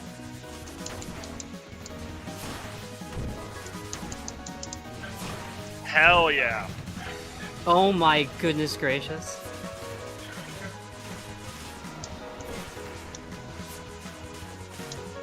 Woo! That was perfect. Perfect! You actually got a perfect stage 2-1. That was insane. Holy shit.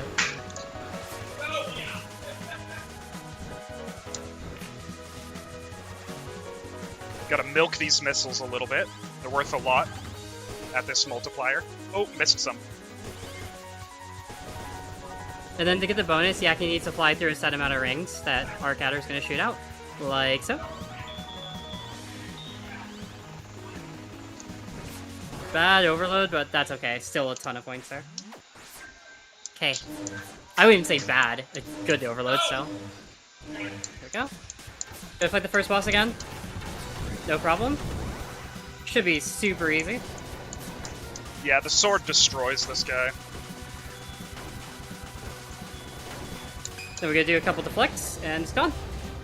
But now for the hard part.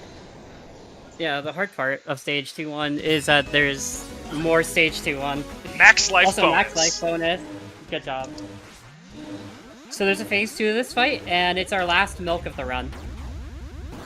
I'm gonna let it speak for itself. Oh, Oh no, the comets cursed us the other day. that's actually fine. Not a big deal. It was early enough that it doesn't matter.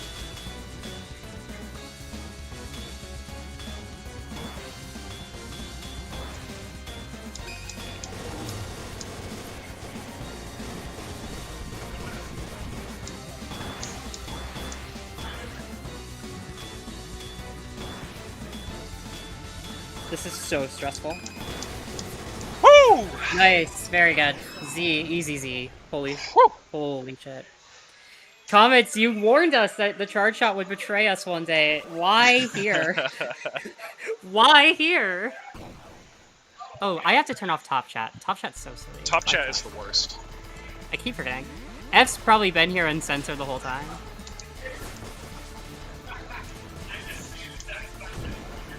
Top Chat hates like certain community members for no reason.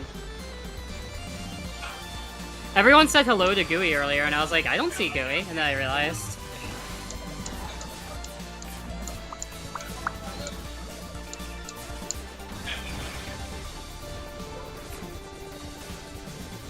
Oh my gosh. Okay, we're good. So scary.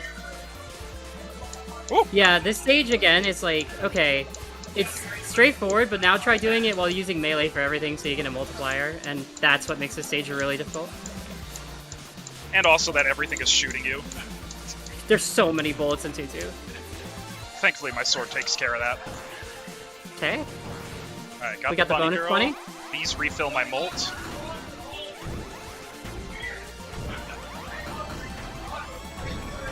Scaring me, scaring me. The problem with Zeroranger runners watching other Zeroranger runners play the game is that it's fucking terrifying.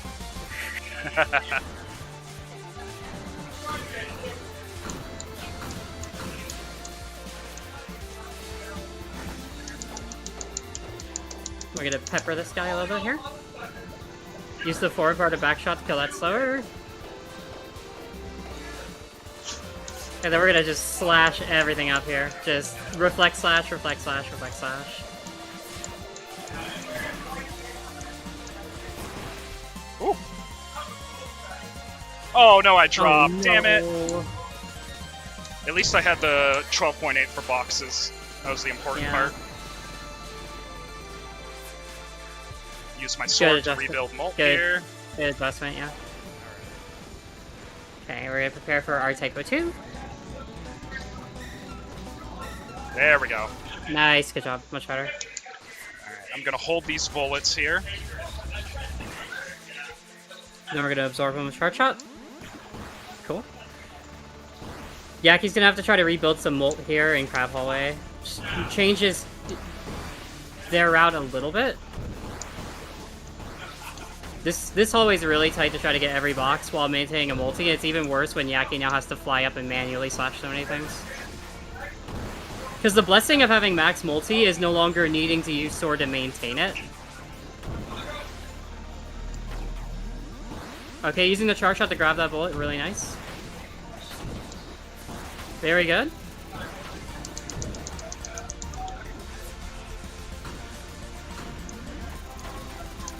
Nice.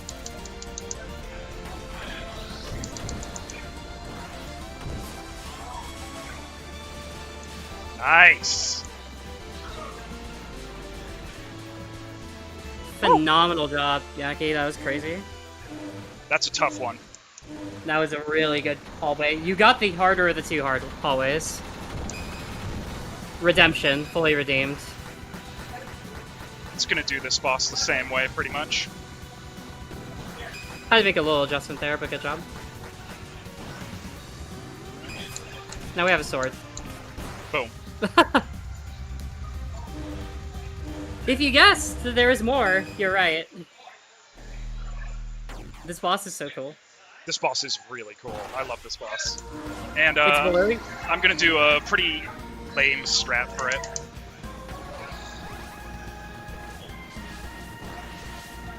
Yaki has the blessing of backshot, so Yaki can kind of like just trivialize this boss, which is really good because time bonus is worth a lot here. No! It'd be really funny. Oh my god. I was gonna say, it'd be really funny if you got hit. And I lost my max life bonus because of that. Oh my gosh, it's like a 5,000 point loss, yeah. Yeah.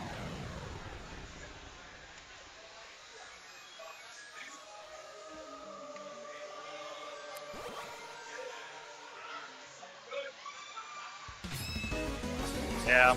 Would have been like 15,000 points or something. It's worth a lot. Yeah. Alright, Stage 2-3. almost home. Ooh. This stage is like super dark, demented, and evil. The stage is wild. Oh, whoops. I did not mean to kill that fast. We're fine.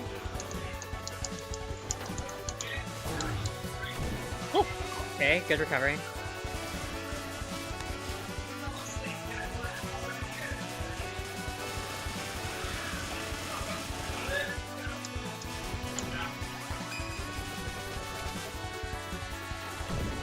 I'm supposed to be commentating, but I'm so nervous watching this stage that I like can hardly talk. Curse.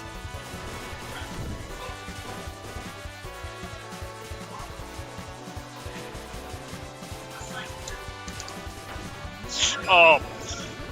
I got thrown off by the bullet. You could sword here to still get a lot of your multiplier back.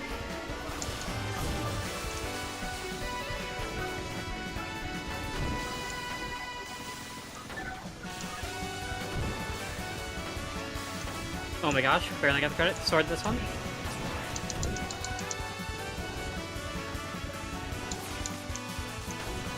Oh yeah.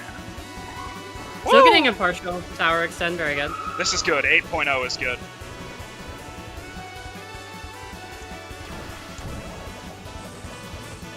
Now into the crab. Hell section.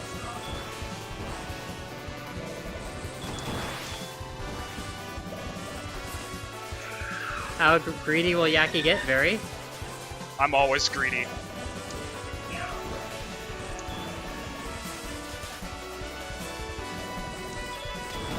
The bombs and the enemies here are worth a ton of points, so Yaki's gonna try to get them all. Using the sword to try to build up some extra multiplier on the way. Here comes a really difficult chain. Nice. Shoot the bomb to keep the overload. Very good. Then we're gonna grab a bullet here. Alright, it's time for the hardest score screen in the game, probably, for most people. Woo! Don't be a shooting duck in front of the train again. Nicely done.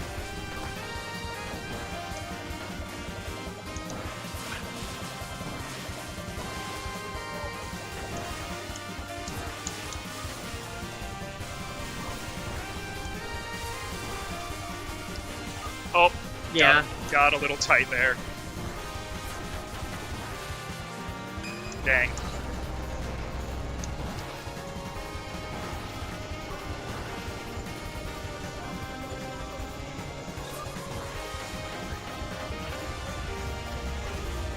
I will say, like, overall, really good, stage 2-3. This Like, is still a good above pace. average.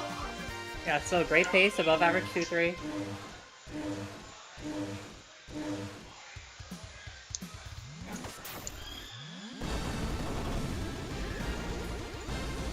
Don't forget to switch sword. Okay. If Yaki forgot to switch the sword there, the run would have been over. Like, actually, it would have ended. You get So- the bad ending, you don't get the final stage. Yep. And Yaki did that in practice the other day. It was really funny. Oh, here's Grapefruit. It's your favorite fight. I wasn't going to like talk about that, but yeah. My notable thing in the community is being the Vulcan runner and being the person that trivialized this boss fight. And you here I am fucked screwing it up with that. again. I screwed it up last year too. That's okay. I forgive you. Just stay right there. Oh, it's gonna come off. Be careful. Goodness gracious, scary. Okay, you're good. You're good. Oh, I took a hit. You had to double work like that, yeah. Nicely Alright. done. No life bonus, but hey, you are Little going messy. to get the max life before despair. Yeah, the video is called Humiliating Grapefruit. We love to humiliate GFs in Zeroranger. It's a great video. Ibroski, if you don't want your, last year I just told Ibroski to buff your daughter. It's same thing. Black Onion soon. Hopefully Grapefruit won't be a joke. Here in Zeroranger, we like milk sessions, we like backshots, and we like humiliating GFs. Yeah, these are all things that we do on a daily. It's very important work.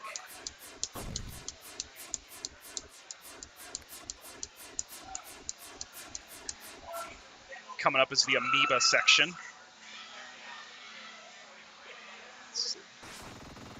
So Yaki's going to shoot the green ones and melee the orange ones. I almost said red. Like there's no other colors besides green and orange. How did I mess that up? Doing so gives you the max point value off of them. So it should be worth, like, the green ones when maxed out are worth 512. The orange ones, I think, add up to close to that, if not a little more. If you kill enough of the of them, there's like kind of a table for however many things you kill can give you a 1-up in this section. The more you split and the more you grow them, the faster you'll get that 1-up. It's a lot of points to be had here if you do this correctly. It is quite difficult to get everything. Yeah, I've never truly gotten everything. All right. Okay, final boss time. Final boss time. And guess what? It's not even the scary part of the stage. Yeah, the scary part comes after. Yep. Charge shot makes this part pretty easy, but it is possible to still get screwed up here, so.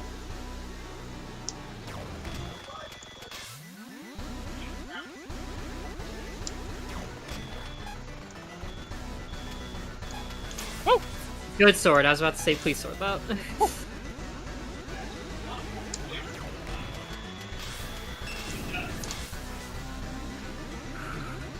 No breakfast. Kill these fuckers. Oh yeah, no breakfast. Not with charge shot. Just like that. Very good. If you don't kill the orbs fast enough, more respawn. You can absorb the orbs and take damage, but you can absorb all 6 of them at the same time. We call that breakfast. And here we go. We're going to manipulate in this first phase Despair's revenge value by just like doing so much damage that she keeps doing her melee. That gets us a lot of damage really early on. Oop. Being aggressive here. Very cool fight.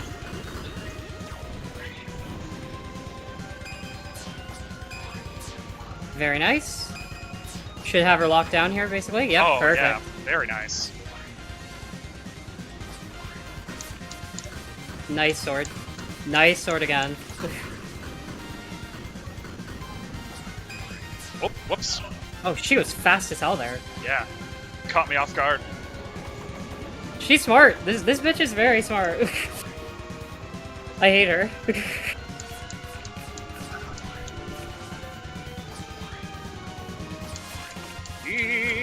Alright, we're fine. Oh, the hand! I couldn't see it. Oh. She is beating me up today. This is like a slobber doctor. You two are beating the shit out of each other. It's crazy. I'm gonna greed this. I can get tick points by shooting her during this. It's worth like a few hundred points to do this. If you get the life bonus from doing it, I'm gonna laugh. Unserious. Not quite. Okay. Very close. Alright. Okay. So the Now- scariest part, I'm gonna let you lock in. Yep. I'll explain this. The scariest part is here. So there's an escape sequence that we can't fail. The run is a guaranteed finish. It's actually a guaranteed 1.3 right now, which is crazy. Very good job so far. The problem is we're gonna lose our power-ups as we go through the maze and go through the escape, and we're gonna lose our melee first. So Yaki is going to try to get a multiplier at the beginning of this, and if they mess up anywhere, they're gonna lose it. And like losing multiplier here is like one of the biggest point losses of the run. Yaki can easily get over 100,000 points here, and even make this like a crazy like score. So we'll see what happens. It all depends on these wall crabs here.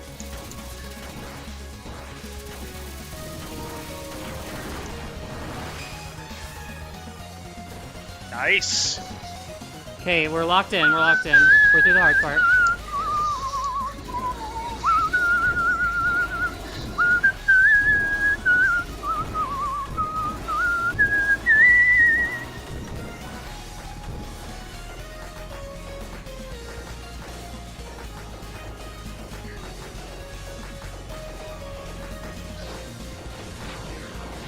Yep. Dicey, but we got it. Here comes a big point trick after this.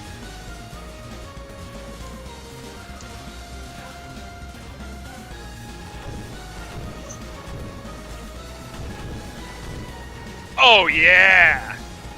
I took a hit, but I don't even care. Oh, I'm just losing lives Careful, here. careful, careful, careful. Yeah, don't lose it all. Don't lose it all. Your life bonus matters right now.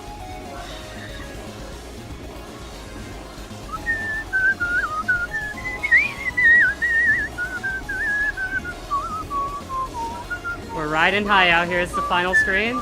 Kind of the celebration lap because Yaki, congratulations. That is I'm pretty sure that is a 1.4. Is it now? Let's see.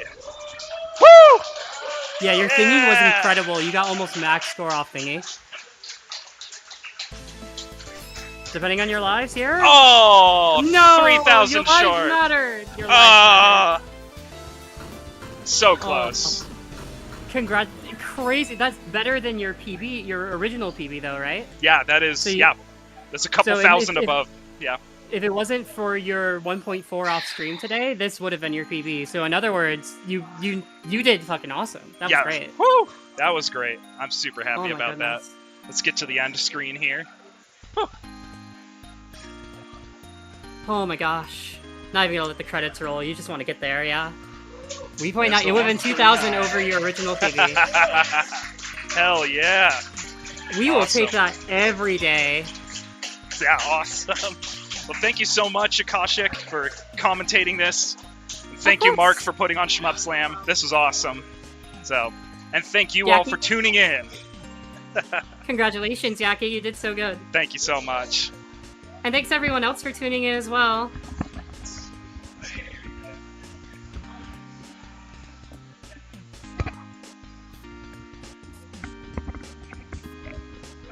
Alrighty, that was really fun.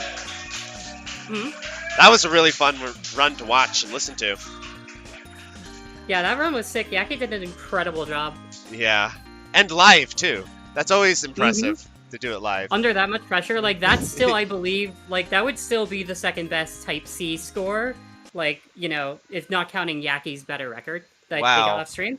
Like that would still, he would still be second place for Type C, which is really that's good. really cool. That's super impressive. So I was wondering, okay, so there's the two ship types. Yep. The default ship, is that one like a lower scoring potential than the B type?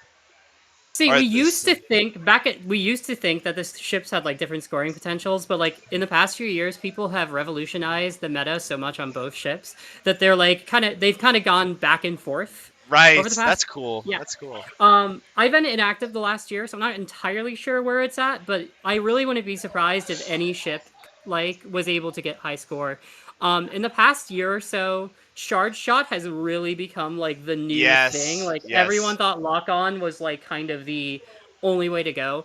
F, who's in the chat, is the best Zeroranger player by a country mile and revolutionized Charge Shot basically for both ships.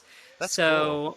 As well as Comets did a lot of work for Sea Charge, especially the strats we were seeing on Buddhas and on Skullmilk. Those were more pioneered by Comets. If there's any inaccuracies in what I'm saying, the community will roast me later.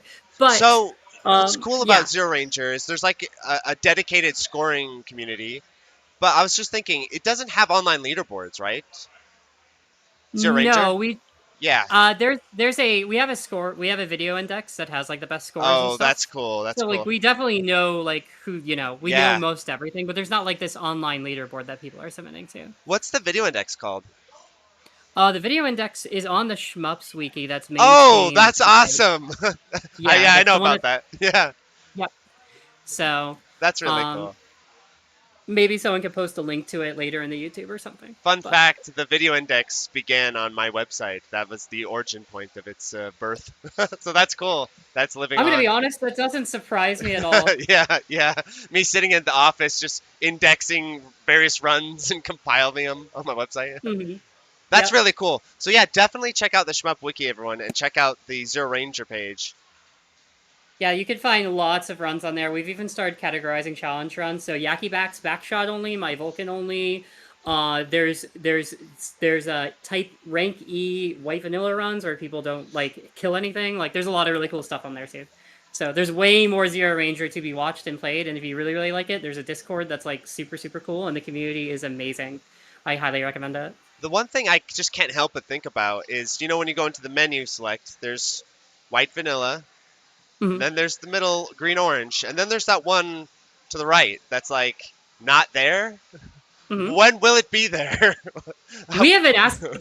When's Black Onion is a question we've been asking for nearly a decade, and we're going to keep asking it for another decade. It's almost like the person who every day would like wear Silk Song every single day. Yeah. Yeah, it's getting to that point where it's like, where's the hard mode? Where is it?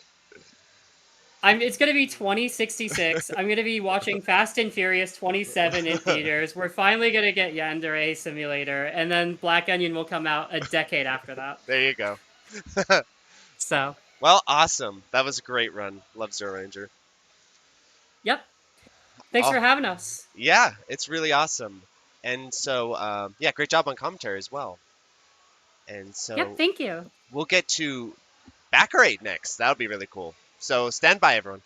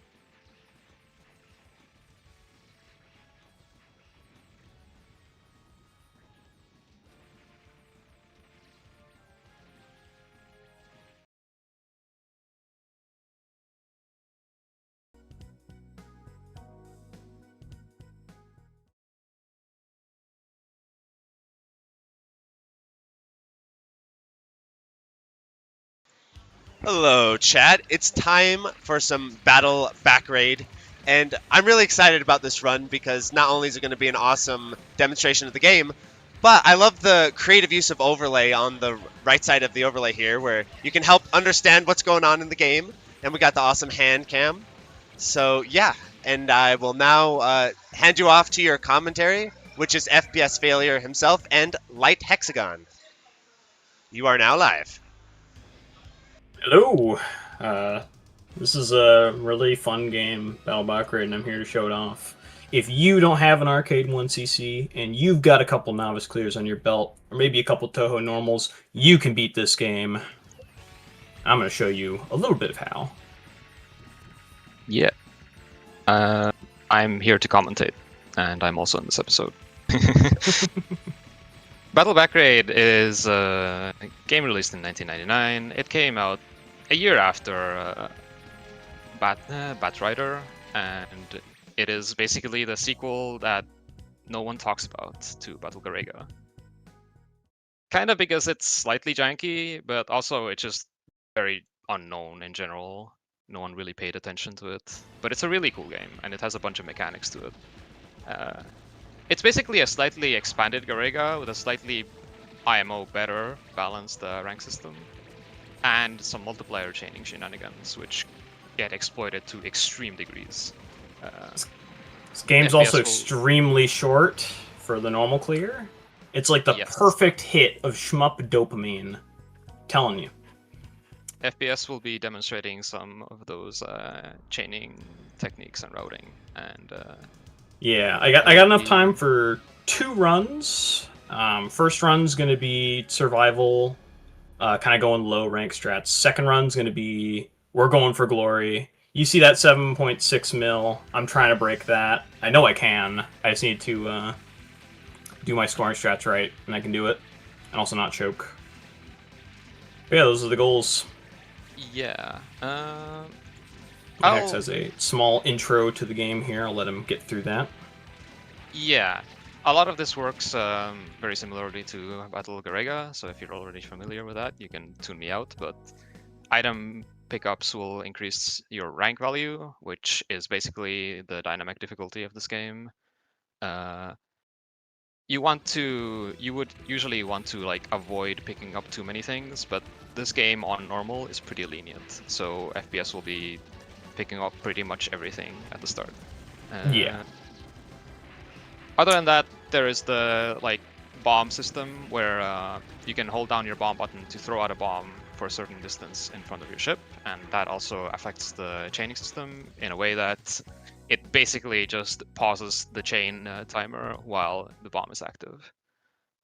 There are extends every 2 mil, and the extending and dying over and over again is crucial to managing your rank, since dying is one of the, well, in fact, it is the only way to lower your rank in this game, so there will be a lot of that. Is that all? That is it. All right, There is also cool. metal chaining, which is a smaller part of scoring, but it definitely does exist. Yeah. All right. So I have here a tier list of these ships in terms of survival. I've played with all of them several times, and I got a D8 here. I was gonna roll a physical D8, but my webcam's too garbage for that. So we're just going to roll. I'm not going to be playing Flame Viper. There's more than enough Flame Viper gameplay on the internet. So I'm just not going to play it, and I'm just going to count from left to right, skipping Flame Viper, based on the D8. We're also doing random stages, so I'm gonna have to make some routing decisions on the fly based on what stages appear where. So I'm Yes. gonna roll this die here, see what we get. Number Forgot to mention- 8, that is Blade Owl on the bottom right, an all-rounder. So Bakraid has, just like Garega, it has multiple selections for what you enhance on your ship. For Blade Owl, the best in my experience is just the shot. So we're just going to hit the shot button. Start of this game, I'm going to change my colors, because this game's cool and lets you do that. I have a charge shot, and this is pretty neat. Oh, and yes. this is a blink and you'll miss it stage 1. Those of you who care about gameplay density will be very happy with this game. It's kind of a baby stage 1. We just kind of it's a stage where you can just melee everything. I don't, but you can. It's like there to get your colors correct. Here's Axbeak first boss. Yeah, this guy also has some crazy multiplier chaining stuff. By the way, you forgot to disable the overlay. Oh, So, whoops. That's fine. Ship are still, yeah. It's fine. I I want got to it. do that. Ah. Throwing for a little bit of content there. It's fine. It's fine. It's just We're all Axbeak. good. It'll die in 3 seconds. Yeah. So we got Naval round 2, which is pretty solid. Yeah. This is recurring character Wide Shot Willie. Keep him in mind. You will see him later. The way the He's stage very relevant to the organization plot. in this game works is stages 2 through 5 are randomized, and stages 1 and 6 are fixed. So stage 1 is what you just saw, and stage 6 is Cloud, which may be familiar somewhat from Garega. It is sort of a pastiche. So I'm bombing here to get a chain going. Yes, Just here's multiplier chaining. There so we you go. can see Got the a clean X64 1 under mil. the hashtag 20, and that is your multiplier state. It will increase every medium-sized enemy you kill in your chain, so it will go up to times 64, and basically you will get a ludicrous amount of points for every single enemy you kill at 64 times. So typically the game revolves around getting to that and trying to stay there as long as possible. There is also the metal chain going on, which goes up to 10k, and the metal chain can be manipulated into giving you 100k medals when a chain is active and a medal is spawned. This is my favorite section in the game. Catch all these bomb frags and dodge stuff. It's fun. They do give a ludicrous amount of rank though. But yes. Yeah. Coming up on this mid-bossular guy that forces you to stream. You can actually get a bomb fragment out of this. Or rather a whole bomb by killing all of its starts, but it is pretty difficult to pull off. Mostly not really worth it. Managed to keep my chain going through there, which is nice. The scoring system, the scoring situation looks pretty good. We're coming up on the second extend in 500k. That's a fine death. That's fine. Oof. Yeah. You're gonna take a death in this game. At least one. Like if you're playing this game for real, you're gonna take a death. Oh, I forgot to set my options forward. The nerves are getting to me. I'm not thinking straight. This ship has a wide enough shot. You want to focus that damage forward by using the forward option formation. Yes, you have various option formations in this game, and even some secret ones, just like in Garega, that can Round be 3 triggered with desert. certain conditions. In fact, FPS might try to trigger follow options later in the game. We'll see. Yeah. Depending on where I can get them. They are pretty beneficial in this ship. Homing options are kind of a double-edged sword in this game, because the real enemy of this game is homing missiles, which we will see later on. They are really vicious in this game, and they will just kill you. They will go through your shots and just murder you dead. I need a bomb there to save my chain. Oof. That's always a problem here on desert, but it's fine because I got enough bombs for what I'm doing. Though. Yep, that's that's the caveat. Yeah, certain ships in this game just survive in wildly different ways. Ooh. Some cannot deal with missiles at all. Some are very good at dealing. This is the shot That's the spiciest segment in the whole game in terms of stage, in my opinion. It is probably one of the most micro-heavy stage segments in what you will encounter. And micro is very dangerous in this game. You have a pretty large hitbox. It's about the like little dark gray cockpit. Yes. They're a little smaller than Garega hitboxes, if you already know what those look like. They're pretty unforgiving still, though. So Doing microwaving some at your own scoring. risk is something that you typically do not want to do. I was doing some scoring there on Bahamut. I'm experimenting with getting a 64 molt there. He's done. We always bomb Bahamut. Hate that guy. So we're going to get our extend here. I'm going to kill myself and grab the extend. That was way too close. Oh, yeah. Ooh, That extend that'll get you feeling very, something. very close. So the fun thing about this game is extends drop as if they were regular items, so you can also just not catch your extends. On JP, American version of this game, El Americana. Yes. It does not. It just does what Garega does, which is it just beams you. I'm gonna bomb this tank here, get the multiplier chain going. This is one of the more lucrative chaining break that. segments. Oh, I of the messed it stage. up. Oh, Whatever. oh, It's fine. Still got my metal chain. very close. Those Those are the 100 game builds Yes. that you saw for a brief moment there. There is also another chaining segment that is coming up that can be very lucrative if you have the bomb fragments. Unfortunately, though, dying only resets you to one whole bomb and half. So Yes. that is kind of risky. We will see what FPS opts to do here, though. Could go either way. You can start the chain from a little earlier, where those. Yeah, I'm actually not gonna do that because I don't want to drop my metal chain. Yeah. And also, I want to save my bombs. Typically, bombs are you're trying to save as many resources, lives, and bombs for stage 6. It is an onslaught. Yes. We got lucky on Barlog here. He did the easy turret, which is awesome. This If guy he can did the pick evil one, from- I would have had to bomb him. Yeah. This guy can pick from one of 3 turrets that are progressively more evil. There's a variant that shoots aimed bullets at you, and there's a variant that does a very weird, like, radial spread pattern. That Alright, is very stick difficult to under dodge. this guy and restream whenever you have the ability to do so. Yes. It just helps you stream all these bullets and not get cornered. We're just kind of chilling. Just kind of chilling. He's gonna die, because it's just Barlog for you. Yeah. This round is four kind Barlog of... It's kind of good. Oof. Railroad. Railroad, on the other hand. This stage doesn't have that much Railroad. scoring you can do, but it certainly has a lot of bomb fragments, so you can absolutely recover your bombs here, which is very useful Yes. before stage 6.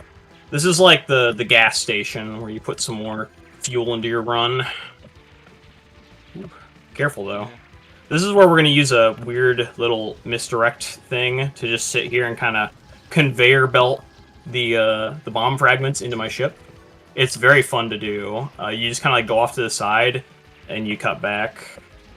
Yes, it does work because all the turrets in this game are limited to a certain amount of fixed angles that they can aim at. So if you catch yourself between one of the limited angles, our last you can extend. basically just sit there. There's the second extend. So yeah, we're keeping things pretty relaxed. I need to swap my options forward. Cyclops is slightly terrifying on round 5. You will probably Yes. see However, I got lucky with the offset of the turrets, which is a common feature of Yugawa bosses, where they have turrets that, depending on their offset, will either like make the most evil patterns ever made, and you can't micro, by the way, or you'll get lucky and it will be like really easy to dodge. I typically like to bomb that guy, but I don't know, I'm just feeling myself right now just a little bit, which I shouldn't be because, you know, I could throw. This is where everything's going to come crashing down or I'm going to win. There's no in between. Cloud is the killer of runs, the dreaded final Basically, stage. The upcoming segment is a bit of a boss rush, where FPS has I to messed that up. kill about 5 bosses, I believe, in a row, which are in order of increasing difficulty. I just completely sometimes. choked that. As Whatever. with Batrider, they are semi-randomized, so you never really know which one you're gonna fight first. Starting off We'll with see. Jabberwock here. This is the easiest, in my opinion, of the bosses. He can still kind of wall you with this first bit of these. So he's got these side turrets that are really scary, right? But when you blow them up, he gets a downgrade because he shoots these really easy to misdirect missiles that just kind of don't do anything. It's a common theme with bosses of this game where you can sometimes make them pretty trivial by killing their parts. They don't really have many aggro phases, so you can get away with that a lot. Yeah, Gargoyle here. He gets more dangerous the more parts you break on him, so it kind of interacts with the multiplier mechanic, because you can break his parts really quickly and get a ton of multiplier if you know what you're doing. But at the same time, he starts doing this crazy stuff. Yeah. I'm bombing. He was like almost dead. I didn't need to bomb there, but you know, safety above all else. Tiamat, this is probably the hardest boss in the game in terms of the boss rush. I really hate this guy. So it starts off with just this really dangerous pattern. Oh yeah, I have the strat. I forgot I had the strat available. It doesn't matter at this point because I already broke it. But if you'll let me explain this. Basically, that charge shot is one of the only like piercing shots in the game. There are very few piercing shots. Ooh, good luck. Good luck. That piercing shot happens to kill some parts at the back, which shoot a very dangerous spread. Ooh, I non-normalized diagonal myself into that one. I need to catch my stuff, or else I'm going to die. Normally this boss is not a problem, but you can still choke at any point. You are not immune to choking. This guy can kill you with missiles also, if you don't have a ship that can deal with them, or just don't have options. These guys shoot a very hard-to-see bullet. Be careful. Sometimes it's best just to live and let live, and just kind of let him go off screen. Hey, look, it's our recurring character, Wide Shot Willie, and his sister, Side Shot Sally. We're gonna kill Wide Shot Willie first, because he's the real danger. And Sally last, because she's just kind of shooting straight and not really a problem. On to Gigamanta, final boss. We're gonna stream and keep on streaming. You have to know you need to stream like right off the bat, or you're gonna die. Basically, that was a little bit sketch, but we're alive. Oop, nope. Yeah, you gotta know in this game when to just go. No, I'm not doing that. Ouch. That's rough. Yeah, those triangle bullets are very... Alright, on to the final phase. I'm gonna bomb this guy, to be quite honest with you. One for the road. One for the road. Ooh. No! Whatever. Damn, yeah. I tried to tuck back. That's a constrictor. I'm gonna just show what it does real quick for the people, and I'm gonna go ahead and die. I don't deserve credits. I'm just gonna have another run to do. Kill me. But it's not over yet. This is merely the beginning. So now, I'm gonna do... Well, I'm not gonna be able to do the scoring pushing that I wanted to do, but survival above all else. We're gonna pull back up our die here. Someone was asking about autofire shenanigans. You can actually tap to set your autofire in this game also. Alright, here's the... It works very similarly to Garega. Gonna roll the die again. Of course. This is the worst ship in the game for survival, Sky Dragon. It is really good for scoring. In fact, I PB'd with this ship several times. The best variant, from what I can tell from playing this game, is to do main shot. So we're going to do main shot. Let's give this another shot here. Alright. Alright, you know the drill. Blink and you'll miss it, stage 1. There's a surprising amount of things you can do. Actually, if you kill enemies with your charge, like Flame, you get a lot more points. It is 10 times the base value of the enemy itself. So it's a sort of risk-reward system. I'm happy that I showed that Constrictor, because now I don't have to actually do it. I can just bomb Gigamanta to death. Provided you get the bombs. Well, yeah. We'll see how that turns out. Yeah, this guy has terrible DPS, unfortunately. Yeah, you're gonna see some Some bullets that normally you don't see. Yeah, these, because he's just got no damage. None damage with Yeah. left beef. The bullet limit with the side shot Round 2 combined naval with the fact that again. they don't do Okay. any damage is a very lethal combo in terms of survival. Wide shot, Willie. How's it going, buddy? I'm gonna kill you. Later.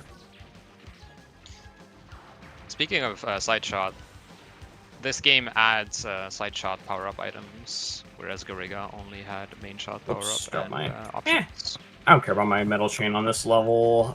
It's round 2, so I can drop my metal chain just fine. Drop my bomb up there. Multiplier chain's gonna be going.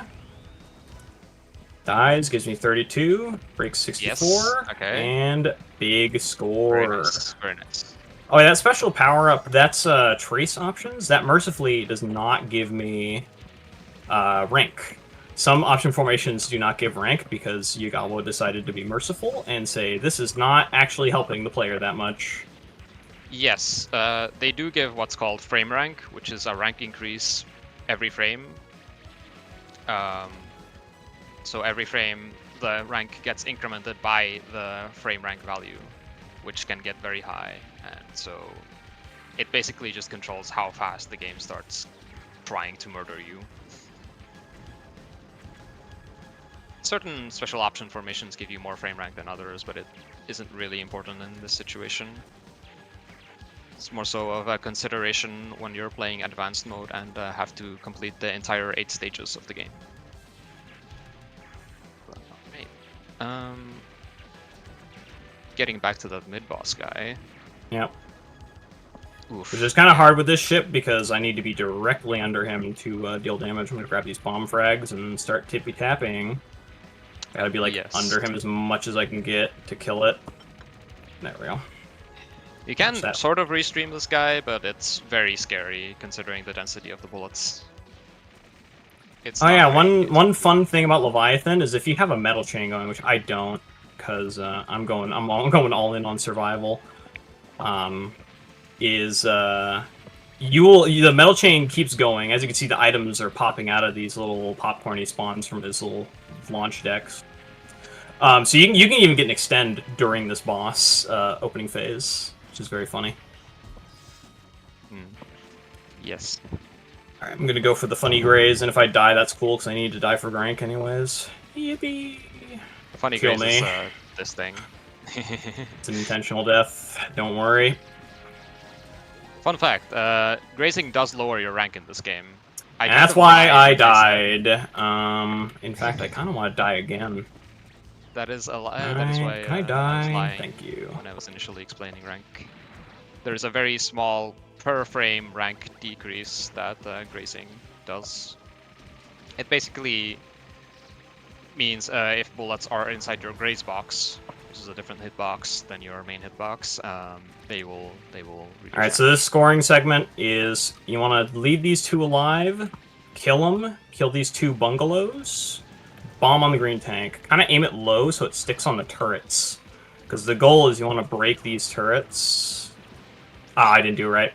I was trying to get the extension on the chain by going to the house first. If you do that right, you get 2 million just from the chain alone. Unfortunately, Yes. I didn't do that right. In my tutorial, I'm gonna make sometime next week. I'm going to show that strat pulled off correctly. The problem is that the bomb killed all of those turrets. And for the strat to work, it kind of needs to not do that. Here's another strategy you can do, where we drop a bomb there to keep the metal chain, the multiplier chain going, so you can get 64 times on these two tanks, which gives you a decent Yes. bit.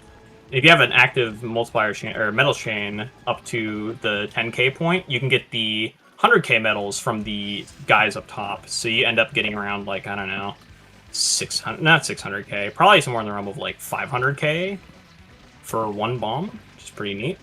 I'm abusing the way this guy aims when he's moving, kind of like how I This is did the sushi chain.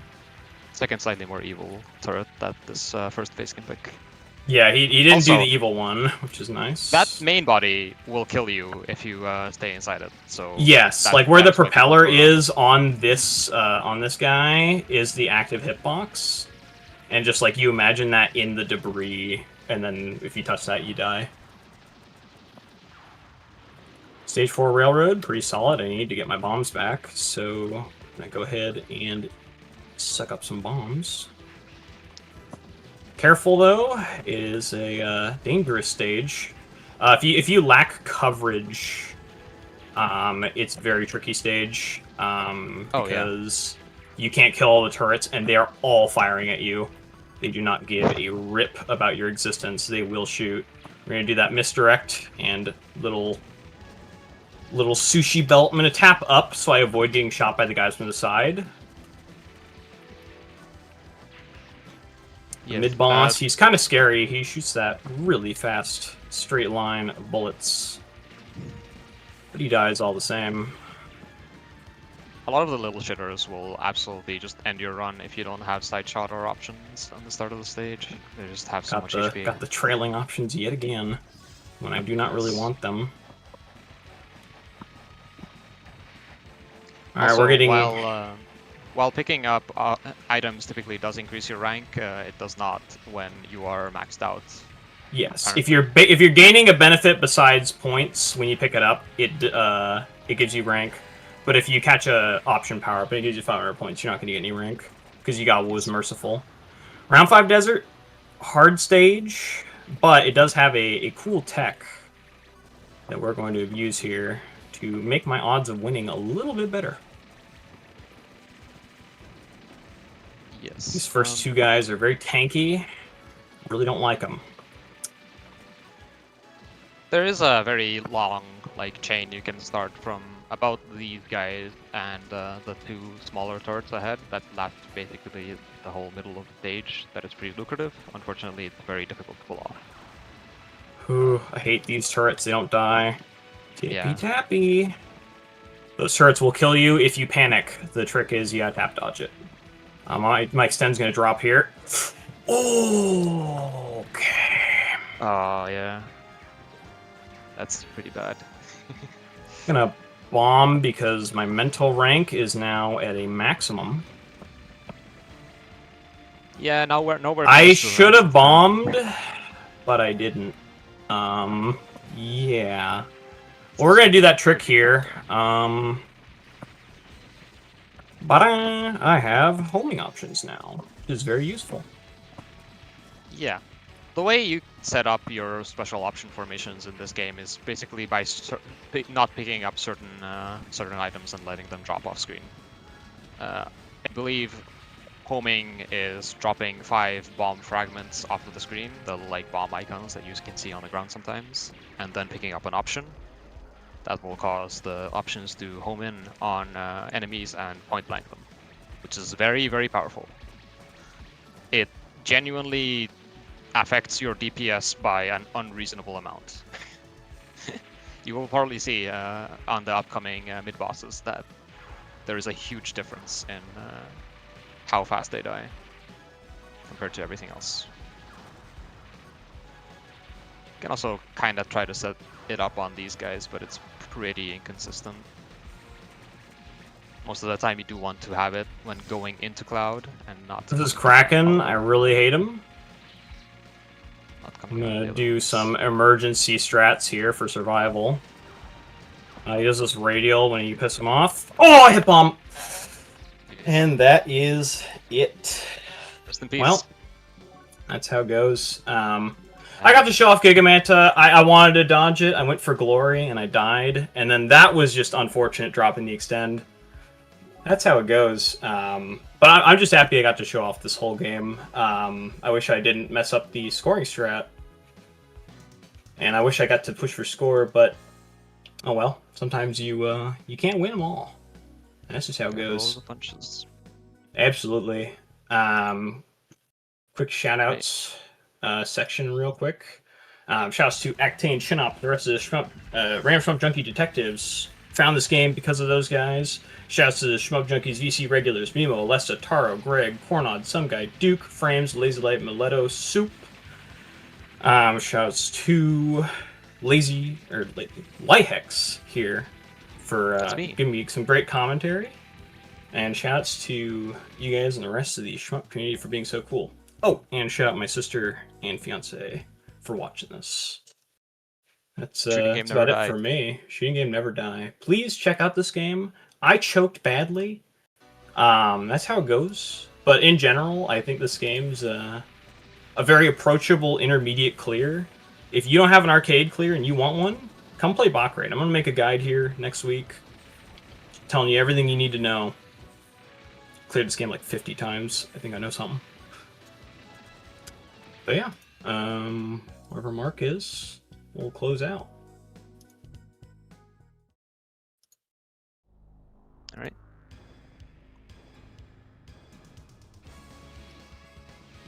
Hello, Yeah. chat. Excellent work. Okay. Well, boom, boom, boom. That was really cool. Ah, Close, but no Seagar. I went for glory. I know the live runs are brutal. I feel like I'm gonna experience the same thing, my friend. It's gonna be close. But Oh no, also- you have the added problem of like not getting sleep and like Yes. struggling and stuff. Yes. Plus, So Loogy's let me double check the name. Hold on a sec. Yeah, Loogy. He's borrowing my PS4 for the extra extend settings, so I'll probably end up not being able to make the loop because I don't have the extra extend settings. So it'll probably be just a 1-all by the end of it. But what my plan is maybe since he's going to do a 2 loop, maybe I'll do a 1-all survival to prove okay we did the 1-all survival, and then maybe I'll go aggressive to try to get a loop, even if it means I just like don't bomb and die a bunch. But yeah. oh yeah, we're still on stream, right?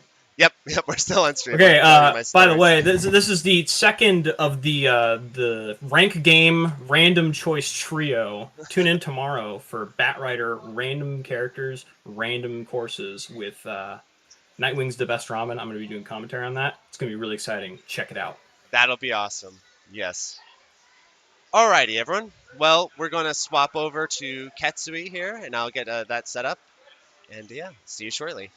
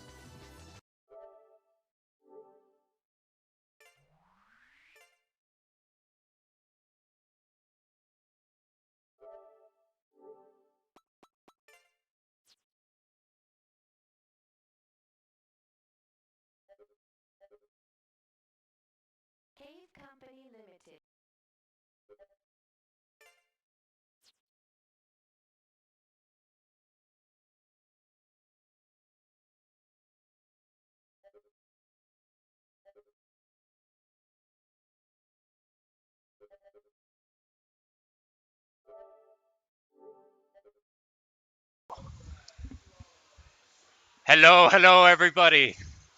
It's finally here. Hello. We got some Ketsui. I'm joined by the legend. I'm joined by Soft Drink.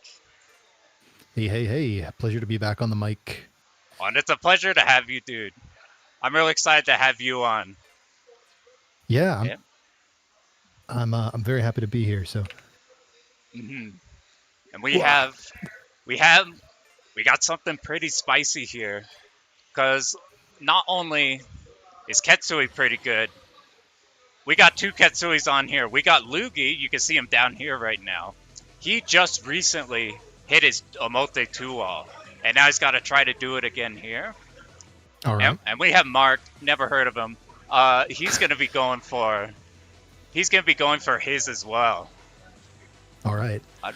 Yeah, this should be fun. Races are always a lot of fun, and I think, I mean, I know Mark has gotten pretty deep into Omote. I forget if he's actually gotten it to all, but both of these players definitely have potential to get pretty deep into the loop. So live run conditions notwithstanding, I think it should be pretty interesting to compare and contrast. I'm interested. They're probably going to take both different routing differences.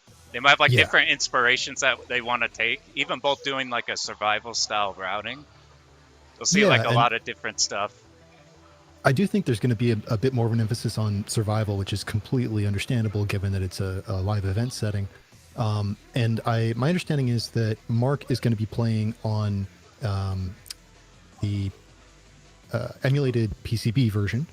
So he has the traditional Omote loop restriction of total of 6 lives and bombs used, whereas Loogy is playing on the PS4 port with some modified settings that allow up to a total of 15. He's got the 15, so we're gonna almost certainly we're gonna get a taste of the Omote loop, even if we don't particularly if we just miss that 6 resource requirement. If you're not familiar with Ketsui, there's 2 different loops in the game, and we're going for the Omote loop. Despite being the easier of the 2 loops, the requirement is it's pretty nasty. It's a pretty mean requirement. Yeah, I mean it's a pretty aggressive game even for a 1-all survival scenario, and then to have to clear it with restricted resources definitely adds a lot of pressure on top of that. So. All right, so when is the actual run starting? It looks like Loogy's kind of resetting stage 1 over and over here. Yeah, I guess we're making sure Mark's all good. I'll talk a little bit the requirement itself. So we have the hard one, or the hardest possible loop you could hit. You have to no miss, no bomb everything. You have to hit a score threshold. What's the exact score? I forget exactly. 120 million points as of when you kill the stage 5 boss. So it's no miss, no bomb, and 120 million points. Yeah, you can't even just raw survival it for the no miss, no bomb. You also have to, you gotta be aggressive in scoring everything too. It's pretty wild. And despite this being the easier loop, so you can use 6 resources. And then after that, you're locked out of the loop. So 6 deaths and 6 bombs, right? Total. So deaths plus bombs has to be less than or equal to 6. And the easiest way to measure that, in my opinion, is if you're playing through the game and getting all the extends in the first loop, so both score extends and both fixed extends, you will have a total of 6 lives over the course of that first loop. So if you just never bomb, as long as you clear the first loop at all, you will make it into Omote. Which of course is easier said than done, but it's a very easy way to kind of measure your pace, as it were. Yeah, I think that's a great way to measure, especially if you're playing on a version you don't have the M2. They have a gadget that'll show you how many resources you've used, see if you're locked out or not. So both of these players are going now. Yeah, it looks like they've just started the run. So good luck to both the runners here, and let's see where this goes. So go ahead. Both of these players are it's particularly interesting because it's very, very recent. They haven't been playing for Loogy has hit the Omote 2-all, but it's been very recent. So it's still fresh, but also like we still gotta work for that. So I'm really curious watching there. And Mark's been like turbo grinding. Oh, has he? He says he's not gonna hit it. I'm like, nah, dude, you got this. I don't know. I think he's got it in him. So I'm pretty confident we'll see it, but let's see how it goes. So Mark going for a very easy takedown on the very straightforward takedown of the mid boss there. Early kill, probably because that was a little bit on the safer side. Whereas Loogy looks like maximizing score a little bit more, going for some juicy 5 chips. So yeah, even in this is one of the first stages. Yeah, sorry, go ahead. Sorry. For those who are not super familiar with this game, Ketsui's scoring system is based largely on proximity. So there's a series of cubes, like floating green cubes, you can collect, ranging in value from 1 to 5. And if you kill an enemy with your non-locked shot, the vertical proximity only to the enemy determines which level of chip will drop. So it goes from 1 to 5, 5 being closest to the enemy. And once you start a chip chain by collecting a chip value, as long as you use the lock shot, subsequent enemies will drop the same type of chip into the stage 1 boss here. It's an interesting way to have like small chains compared to like their other DDP games, like the long style stage chaining. And it's a lot of resource management. Yeah, so in Ketsui, there's an interplay between both the top counter, the stage counter, which is the total of all the chips you've collected on a given stage, and also your kind of immediate multiplier, which is a 3-digit number typically, which can be up to 999. And killing enemies with the lock shot cashes out that multiplier. It multiplies the value of the enemy, but it also decreases the value of the multiplier. Whereas the stage counter is multiplied against the end of stage bonuses, lives and bombs and that sort of thing. So you want to kind of balance both of these things. You want to keep your multiplier high, but you also want to cash out on big enemies. You want to have a high stage counter at the end of the stage, but in order to do that, you have to use lock shot a lot in order to get more 5 chips. So it's a game about a lot of very small optimizations when it comes to playing for score. I think that's a huge reason why this game is so long-standing, because that system has been it's so hard to perfectly optimize. Yeah. I mean, it's had so much competition for world records going back years and years and years. Even when there was a period for a long time where, SPS was like the undisputed champion of the game, there were still a lot of other players who were, not that far off. And then more recently, we've had amazing players like Moglar come on the scene and really push the game that much further. So it's been really cool to see the developments over especially the last few years with this game.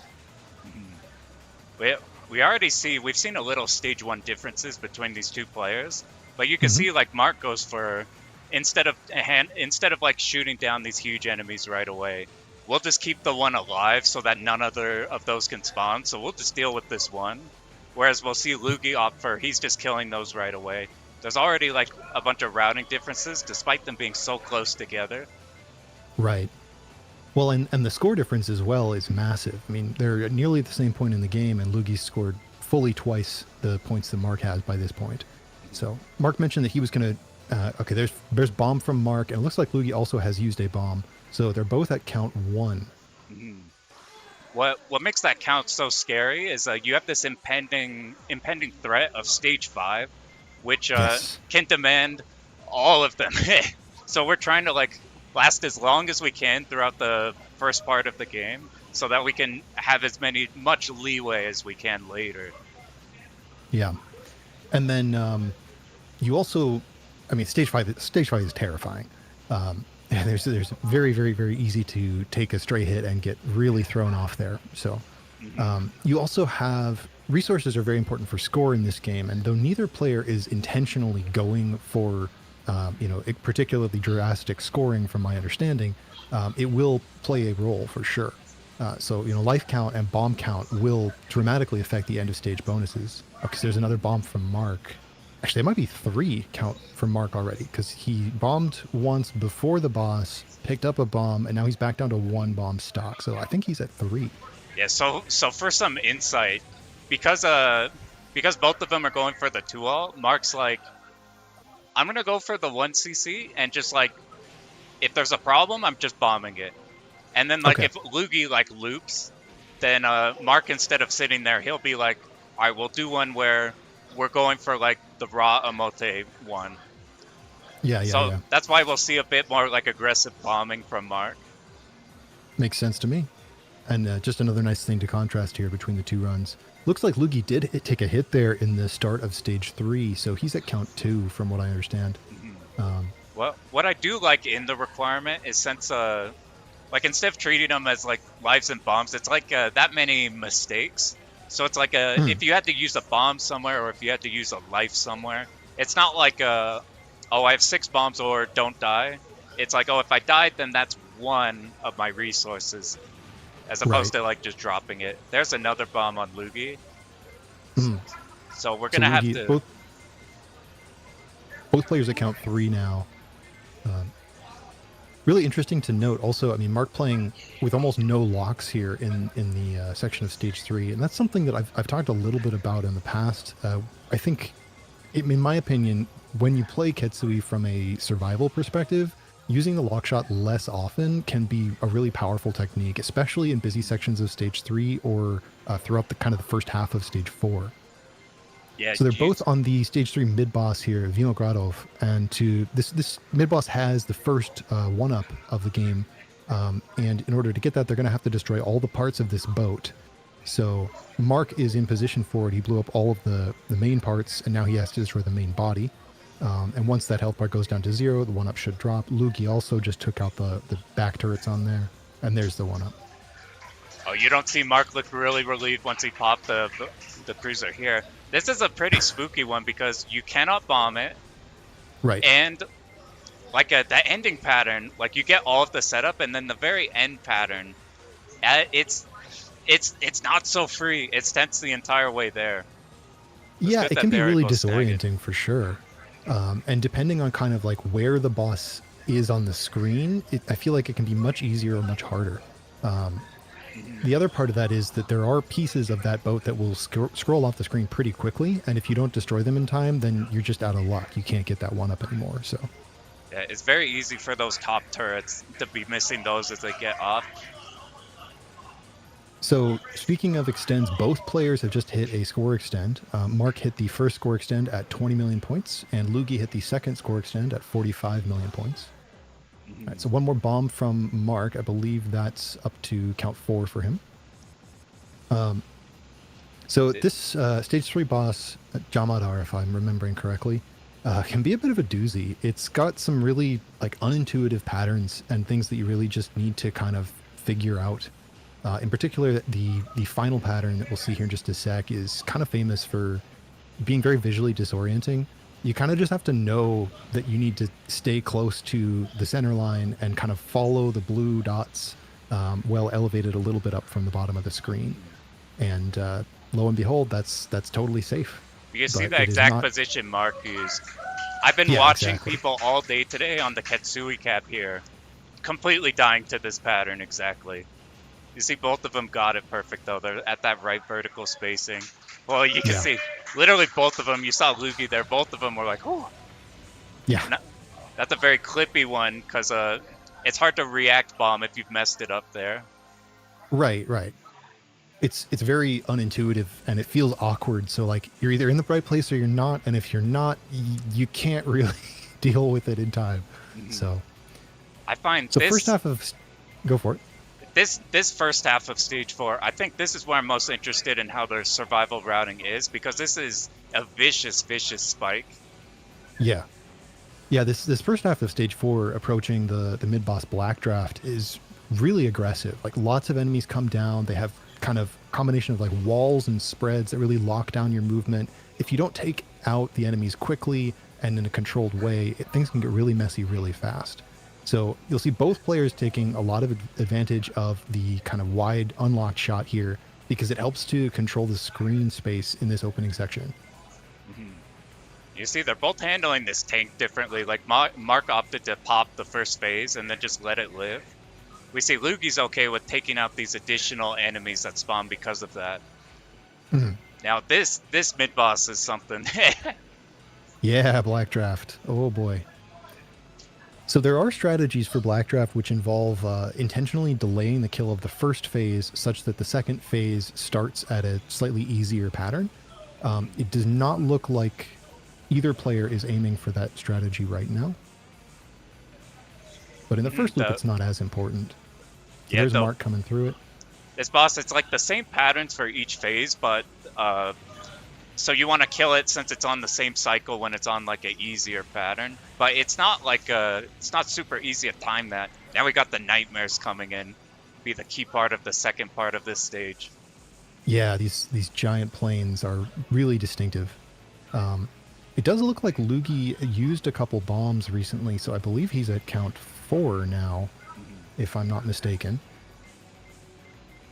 It's gonna come down to, for Loogy, we only have the 2 resources left. It's gonna come down to, can we do Cinderella, this stage 4 boss, without needing any of those? So we just have as much as we can. Right. I mean, he does have a little bit more flexibility here because he has the additional tolerance on the port for the loop settings. Yeah. I'm sure he's still playing with the mindset that, oh, like I need to lock in here because I only have a couple count left. So this final section, Mark entering here with the one nightmare from the left and then waves of enemies and the other nightmare from the right, really tricky area. He's handling it quite nicely at the moment. The cutbacks in particular are you have to time them just right. Nicely done. Now Loogy's heading in there. It's very easy to be mispositioned with the nightmare where you can't kill the last part of it, and you have these Zako tanks blasting you where you're not killing it in time, and you got to deal with some scary patterns. And here's Cinderella, everyone's favorite Ketsui boss. All right, you're gonna have to tell me how to do this pattern Mark's doing right now. This one is really disorienting. It is really disorienting. I personally handle it like one direction at a time. Like I try to line up for the horizontal and then the vertical, or vice versa. I can't really think in both axes at once for that particular one. So I think Mark is at 6 now, if I am not mistaken on that. Now this pattern here that Mark's doing with the sort of blue funnels, I find that it's easiest if you either go through all of the blues or none of the blues. But kind of mixing and matching can be a little problematic. Yeah, I can see you could get mixed while doing that. You have to, if you see on Loogies, you have to refocus so you hit this circular orb and your options don't get stuck on the boss. Yeah. The during lockdown, everyone was calling that the coronavirus. That's pretty good. So I've also heard it called disco ball. So now Mark on the around the world pattern. In theory, this one's straightforward because you just go around the boss, but the pacing of when you move and how you move is really important, and it's very easy to get walled, in particular if you end up with the boss reversing the direction of that central spiral, but he handled it quite nicely there. You can see he had like 2 of them reversed and handled it perfectly. It's easy for that to throw you off pretty hard. Mm-hmm. Both of them handling Cinderella really well. That's like a huge gatekeeper, I feel like. Yeah. That boss is a massive gatekeeper. I mean, we haven't really talked about it too much yet, but Ketsui, I think the patterns feel kind of like organic. Like the way the bullets move is not very intuitive when compared to a lot of other shmups. And I think that Cinderella really cranks that up and it becomes a big wall for a lot of players. Fun fact, this big plane that both of them are fighting right now is called Golden Bat, which may or may not, or Golden Bat-er, I think, Bat-er, something like that, which may or may not be a reference to the ship of the same name from Garega. So I imagine it's gotta be. Maybe, yeah. But, I mean, the Garega ship names, I think, are also references to other things themselves, like band names or something, because that was a pretty common theme for a lot of the Rising boss and ship names. So it could be that it's a reference to some mutual appreciation of something else. This opening part of Stage 5 is kind of gnarly. There's a lot of knowing where you need to be and then being there on time. So Stage 5 in general is just really... yeah, there you go. All right, so there's Loogy taking a hit. That one's pretty easy to get stopped on if you're starting your stream on that type of building too quickly. Well, and it's tricky too because those buildings also cause a screen clear. So if you're, you can be in a totally safe situation where you're actually getting walled because you're going to kill it. But then if you don't quite kill it when you expect, oops, then you're out of screen. So there's a one-up coming ahead. Yeah, do you want to go ahead? The second fixed extend right here by killing these kind of clones of the player ship without using a bomb. Fun fact, this is slightly bugged. There is an extremely rare chance, I think it's about 1 in 100, that the second ship just flies off the screen and you cannot kill it and you can't get the 1-up. So. Oh, that's pretty nasty. It's already pretty hard to hit it. Yeah. It's a little bit of a spooky section. Like you want to bomb. But now here on to Trafalgar, the stage 5 mid-boss. Couple things to note about this one. First of all, taking out one of the turrets on the side, like Mark has done, is a very common technique. It looks like Loogy also set this up.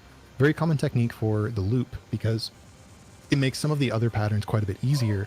And if you time it right, it can also cause a screen clear at an advantageous moment. The other thing is that the background scroll here is infinite while the mid-boss is alive, and like up until it times out. It just repeats the same section, and then depending on when you kill it, you can get more or less waves of popcorn enemies afterwards. So score players will try to kill it at a very specific point on the screen to maximize the number of popcorn waves that come out. Even for survival, you want to pay attention to that because if you're streaming too quickly and you have a very long stream of Zakos, then you could get stuck on a side because you went there too fast. Yeah, absolutely. So I believe that was count 7 for Mark. So he is, I think, no longer qualified for the loop. He's definitely on the 1cc pace, but we're just stuck out of the Omote. Yeah, absolutely. Still on great pace for a clear. And now both players coming into the descent. Probably the hardest stretch of stage 5. Definitely, in my opinion, for me, the hardest stretch of the first loop is this and then the section immediately after in stage 5. So Mark just going liberally with these bombs. If you're here to get a clear, go for it. Absolutely. This is like, if you have planned bombs, this is the place for them. Yes, absolutely. And even though we just got through that gauntlet, the second half is arguably scarier than the first. Oh, absolutely. Yeah. This section right here with the Roombas that come down from the top left and then all of the Zako from the top and the right, you have to do this really gnarly cutback. You see both of them in the process of handling right now. And that can be really, really a clencher depending on exactly how you're going about it. So both of them handled that quite cleanly though. That cutback is so important because you need to be on top of these like player ship enemies extremely quickly because they get really out of hand if they live with each other. Yes. You need just like one of them shooting at a time.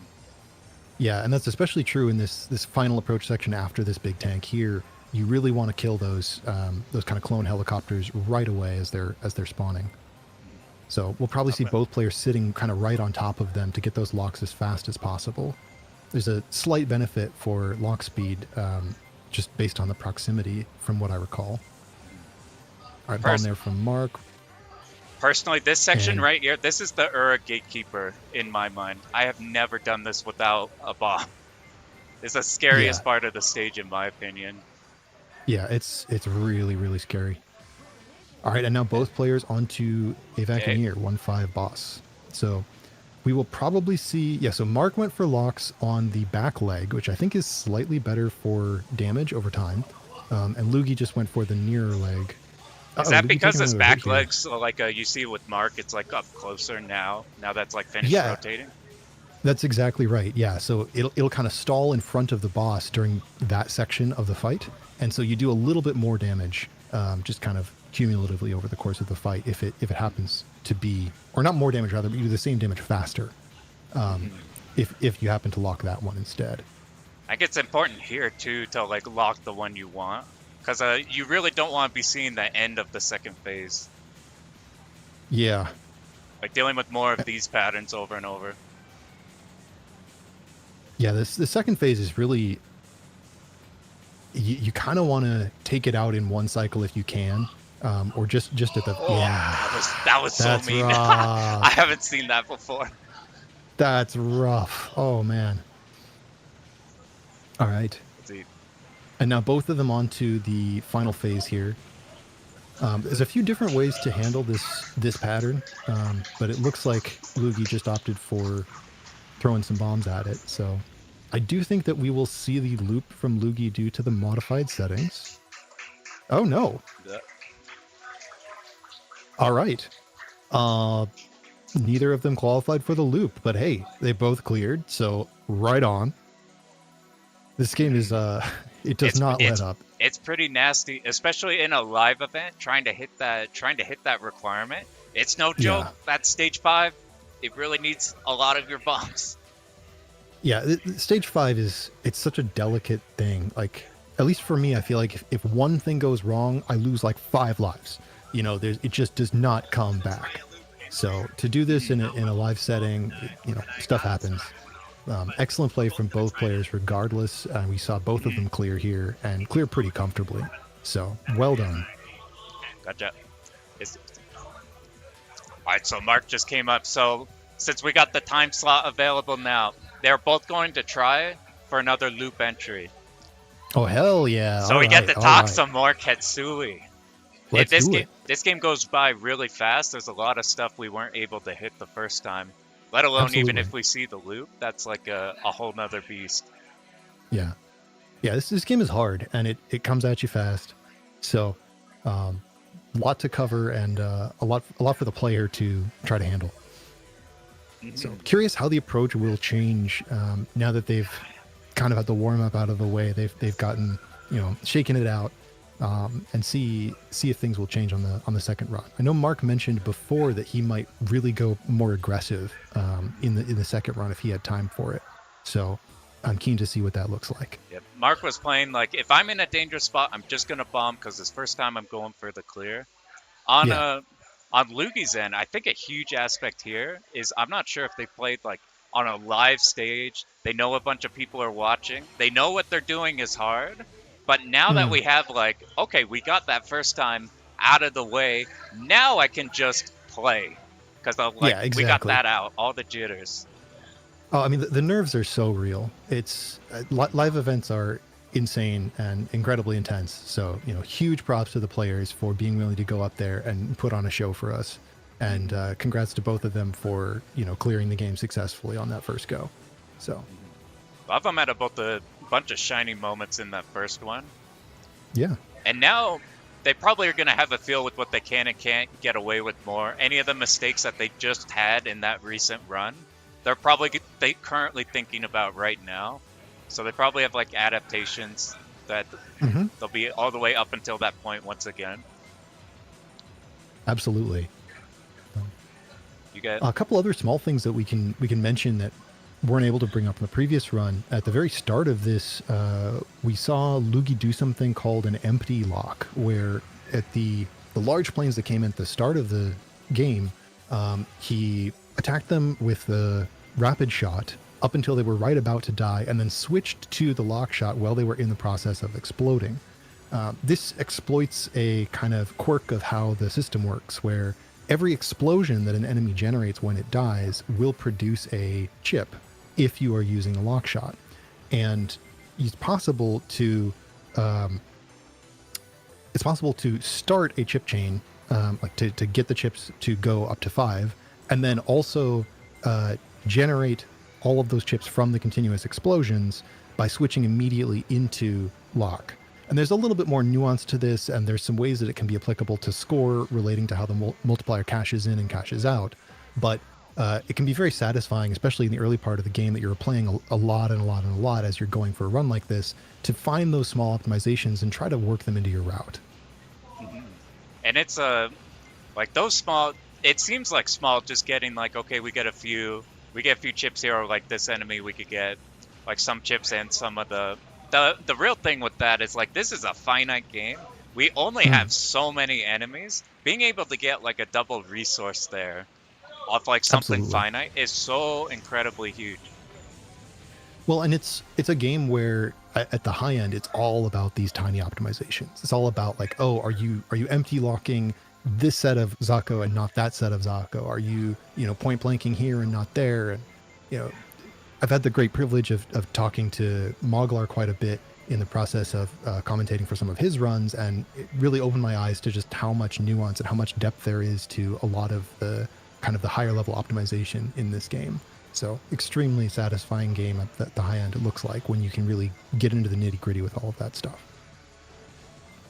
What I also found interesting is even taking this game for survival, instead of it being this but dumbed down, this game has a lot of really interesting places you can go for, whether you opt to score the first boss or not.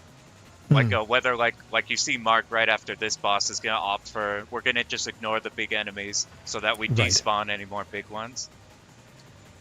Yeah, I mean, there's so much room for expression in how you approach the game, and the game is so rewarding in terms of how you can do that.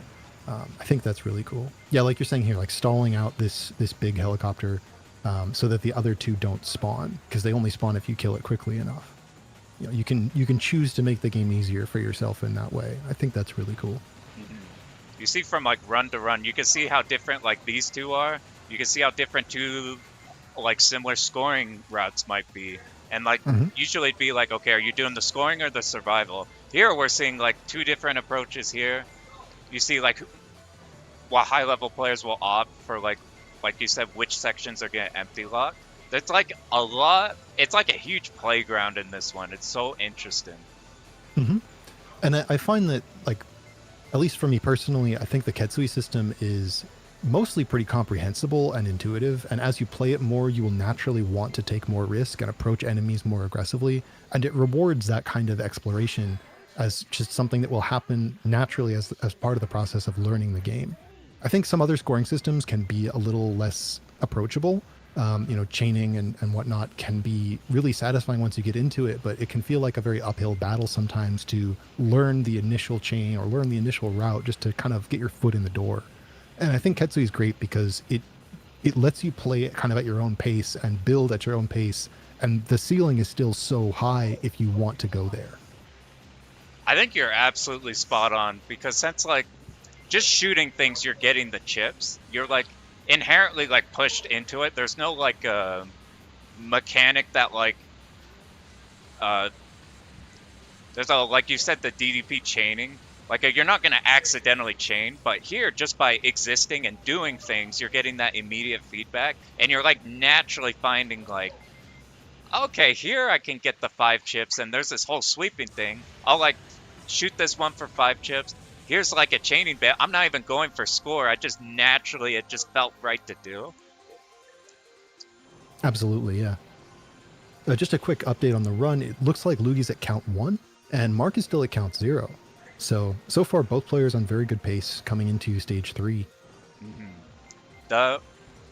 I found to be the ideal. We want this stage 1 through 3 extremely tight, just because Cinderella is super scary. All of stage 5 is terrifying. So I think even from the second half of stage 3, the game starts throwing a lot at you, and it doesn't really let up. Yeah, it's for that reason. Even with this game having a much higher 1-all difficulty than a lot of the cave library, it's so ruthless in this sense. It attracts a lot of people. Not because of the difficulty, but because of the pacing of its ruthlessness. It's incredibly active, and you're facing it head on.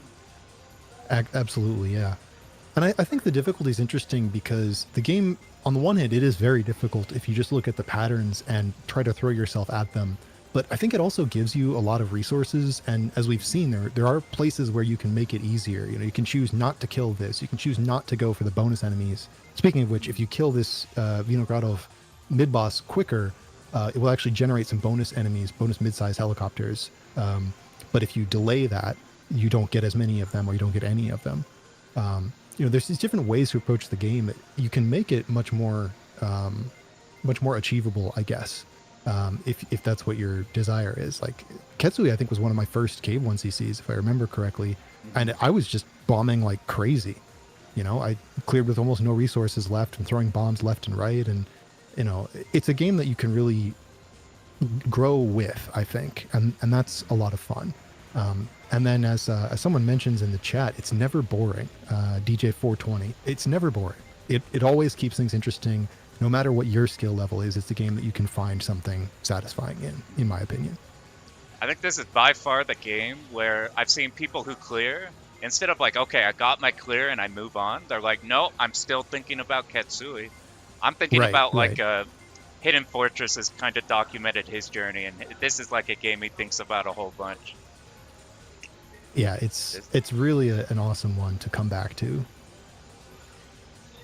Oh, this is probably this like huge stealth craft here is like, I think Mark, around the world. Oh boy. Okay. There's man, I need to go cross-eye for this. There's both of these screens have some crazy stuff going on. Yeah. Back into stage 3 boss here, and so far both on very good pace. I think we're at 1 on Loogy and okay, there we go, 1 on Mark. So still just at the 1. They both did bomb in the same exact location last time, which we're gonna see after this on Mark's screen. Both of them, you have to switch to shot immediately to have the speed, especially on this ship. And it looks like, see, they both adapted and fixed it for this run. Excellent. Love to see it. You can see if you take out like one of these sides, you have this entire left side without like influence from these red bullets. Now back to this. I think they both did it correctly last time. Let's see if they get clipped this time. It seems like they're locked in. Very nice. Question from chat from Gonzalo. I've heard Ketsui has no rank, unlike Dodonpachi, Garega, etc. Is that true? Do we have confirmation of this? I am not the most qualified person to answer this, but my understanding is sort of. It does technically have rank, but the rank has very minimal effect on the in-game behavior. Most of the kind of perceived effect is just the game scaling over time. Having said that, there are some, like if you've heard of Ketsui Arrange by Trap 15, it's a ROM hack of Ketsui that adds a dynamic rank system, kind of leveraging some of that existing infrastructure that exists in the game. So you could definitely ask him about rank in this game, and also play Ketsui Arrange because it's awesome. Yeah, that's very cool. I wasn't aware about the rank changes in Ketsui Arrange. But it's a system similar to Daifukatsu Black Label. That has my eyes. You can like control the rank in a very immediate tactile way just by playing, and it switches between loop 1, loop 2, and like very hard patterns depending on how high the rank is. So it can be really satisfying in my opinion. Mm-hmm. Love that one. Yeah, I need to peep that. As for like very few of the cave have like, unless there's something like DFK Black Label, have that tactile like immediate rank changes. Like the closest I could think is like the majority. Another bomb from Loogy. Oh man. This is, you see this pattern Loogy's on right here. This is the majority of it you can comfortably get through. It's just that one pattern, which is the whole reason why we might want to do that delay strategy, or if we're confident enough, just kill it ASAP. These nightmares again. This is the only time we get this horizontal scrolling, which affects the aim bullets in an interesting way. Yeah, definitely. This section, I think, is really disorienting and can be really easy to take a hit on because, like you're saying, of how it affects the bullets. These sort of like Roomba enemies, the way that they move and the way that the bullets move relative to the screen scroll can be difficult to wrap your head around. I think it takes some practice, and even once you're familiar with it, at least for me, I've got to always really pay attention because it doesn't feel quite right. Mm-hmm. You do have coming up now on the final section of the stage. You see Mark once again, just like how he in the earlier stage will just pop the first half of this. You can see the additional enemies that would occur on Loogy's screen if you do just kill the tank right away. So whichever way you're more comfortable with. Some people like to kill it. Some people are just, I'll just dodge the big enemy while it's just one singular target. Well, the interesting thing there is Mark ended up killing the Nightmare early as a result of not having to deal with those enemy waves. and then got clipped by that. So it's kind of an interesting give and take there, right? Mm-hmm. It's a like this is a that's a hard one to like route and be like, okay, I can now 100% do this one. It's very like you have to be adapting. Absolutely. We'll see if the I Cinderellas mean, so go much of just this as game good. is like you have a route, you have a pattern, you have things memorized, but it's never going to go exactly to plan. You're always going to have something that's not quite where you think it's going to be, and you just have to kind of react in the moment. So that's part of what makes, I mean, this game and Shmups in general, it's part of what makes them great, I think. Mhm. It's not just strict 100% memo. It's like we have our route. We're trying our best to like stick with it, but we're constantly on the lookout for any like anomaly or like any difference that we need to like lock in and like adapt to what situation has now been created for us. Yeah. So quick update on pace. I think Loogy just died, and Mark also took a hit not too long ago. So I want to say Mark is at 4 or 5 on count, and Loogy I think is at 3, but I may be mistaken. With 3 and the like extended requirement that we have here, I think Right. that's not bad going into 5. No, not at all. Not at all. Alright, I don't blame mistakes on this boss. This boss would be the thing I'm most scared of in a live setting. Oh, Cinderella's brutal. There's just so many things you have to watch out for. You can see like this pattern. If you're tapping too fast, you're gonna run into the blue bullets ahead of you. If you're tapping too slow, you get It'll yourself reverse stuck. direction on you. Yeah. I believe Mark's count is now beyond 6. So at this point, just looking at resources, I think that he would. If I were him, I would just try to buckle up and pull through stage 5, because stage 5, man, it can eat resources for sure. So, There is an extend available if he nails the secret extend here. yes. Like as brutal as this game is, we got 5 stages, and having the both of the extends and having like pretty good bombs outside of like needing to not bomb for the requirement. It is just like Actually, Mark has a whole score extend available too, so he's got 2 stock potentially on the table. If he can pull through a little bit, I think he's got plenty of resources. Actually, thinking about it a little bit more clearly.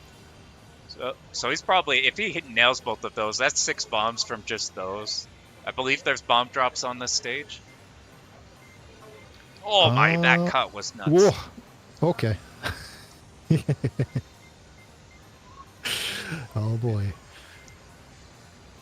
It's interesting this first half. Like you're pretty much getting concentrated and put in these lanes by these huge enemies.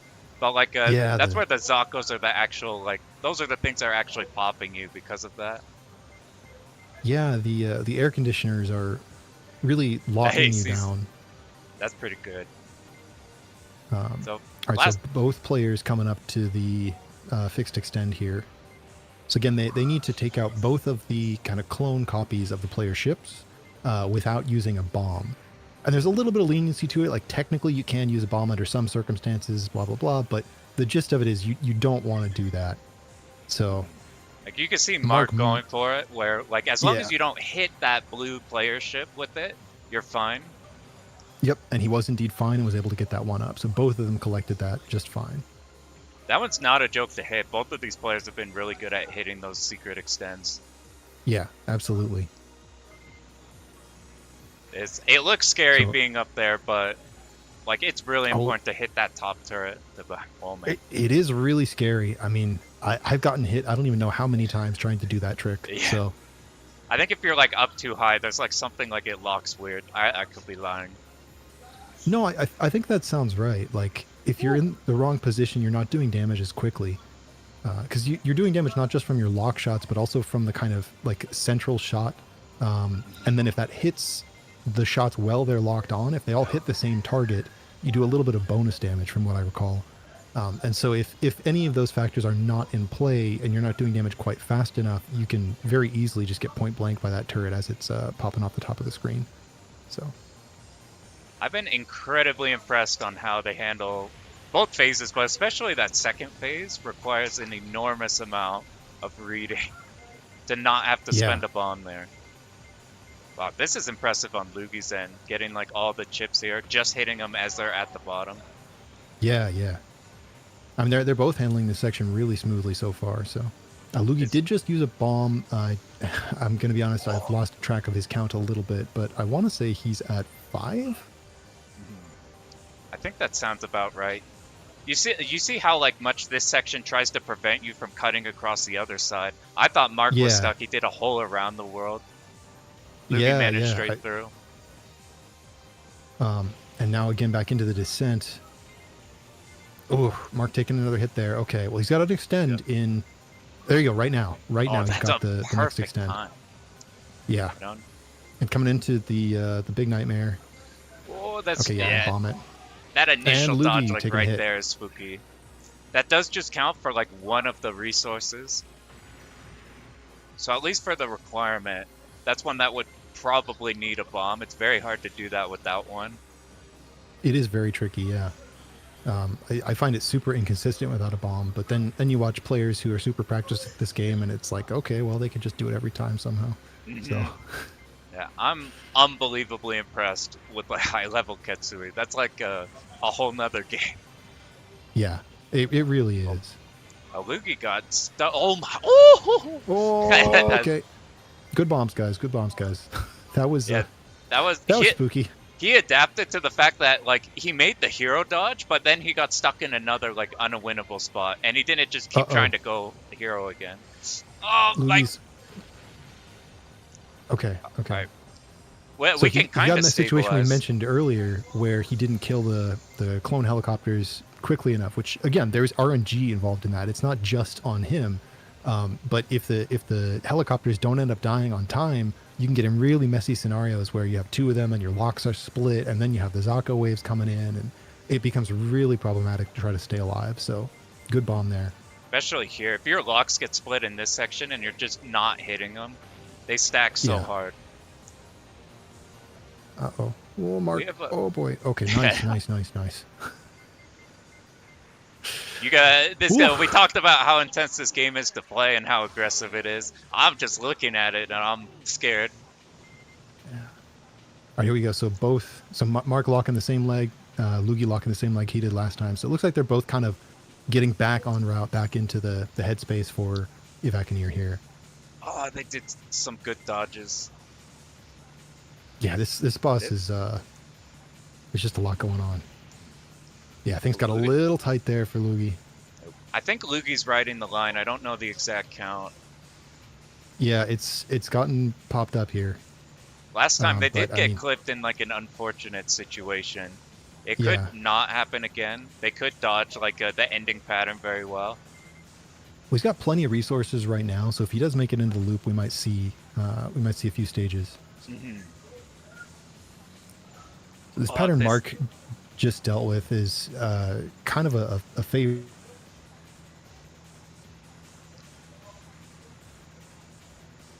Mark letting go of his locks against the missiles. That is an unconventional strategy. Ooh, and Loogy got clipped just at the end. Uh-oh. Come on, guys, bring it home. You're right there.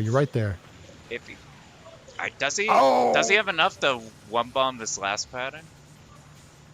I don't know what his count's at. It should just be one bomb. He went for it. Don't die then. All right. All right. And they both cleared again. Wow, Mark went in with like nothing. Managed to clutch it out there. We might have just barely missed it on there. Yeah. Well, GG's, guys. I mean, clearing. Both players cleared twice in a row under marathon conditions. So heck yeah. Mm-hmm. That's like, it's not, this first loop is not a freebie in the slightest. If you've been looking for the last, like, however long, it's pretty spooky. It's a really hard game, and it can spiral out of control really quickly. So huge props to both of them for pulling it together. Mark especially there, that last stage, coming into it with such limited resources and then still pulling out a clear, like, just that's awesome to see. I love that kind of stuff. So yeah, that's like I've seen countless runs just trying to go for the 1-all, just doing the whole game perfect. They get to stage 5, we got 5 lives, and they're dumping like 4 before we even get to the final boss. It's like how intense that last stage is. That's actually like unbelievably clutch. Going in with like practically nothing. We hit the like score extend perfect time. We made sure we snapped the secret extend, and then that boss is it's no joke. Yeah, it really is not. So it looks like Loogy might be starting a custom run in the second loop. I could be mistaken on that, but I think he just changed the settings just to show off a few stages from the second loop. So let's see where that goes. But yeah, again, huge congrats to both players for clearing not once but twice in a row under marathon conditions. That was so clutch, by the way. I at least got the. Well, I'm just gonna sit next to you. I have Mark here, so like we're like you have no lives going into the final stage, I know. And we're like, well, all right, that's gonna be rough. You hit the secret extend perfectly. You hit the score extend right when you needed it on bomb strat where I bomb. That's a strat. Yeah. Before the tank, between the tanks and before the blue thing, the blue chopper comes up, you can bomb, and as long as the bomb is deactivated by the time the chopper comes up, you can. So you bomb, speed kill everything. Then it flies up, then you just like lock it, instantly kill it. Now I was actually like, if I can get to that secret, because I had bombs, I was like, if I can get to that secret life, I have the strat to get it. And then I was so close to the scoring extend, I was like, it's gotta happen sometime, right? So, you're mid the elevator. Like, come on, man, give it to me. It's like I can't live for that long. It's the elevator, man. Yeah. But here's nicely done. If you have not seen the Omote loop or any of the loops in Ketsui, you might find out really quick we got revenge bullets in this game. Yeah, and they're not aimed directly at you. There's a slight randomization to where they fire, and they're also slightly delayed. So basically in the first loop, anytime that a chip would spawn, a revenge bullet is fired in the second loop. And so for enemies that explode over time, they have multiple kind of delayed explosions, they'll generate more and more and more bullets staggered over time, and they have a slight offset to where they're shooting, so it can be really messy. And the loops really emphasize kind of, even more so than the first loop, where are you and what are you targeting, and really controlling space, controlling your movement. And then also the bosses get cranked up to 11. You can see these patterns are way tighter, way denser, and in Ura they're way faster. So there's quite a lot that goes into preparing yourself for the loop of this game, and nice to get a chance to see it here.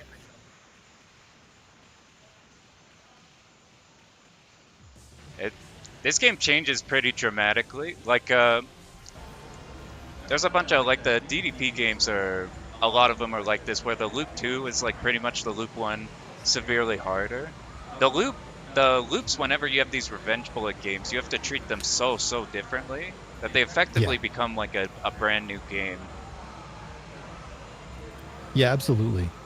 And the scoring also changes.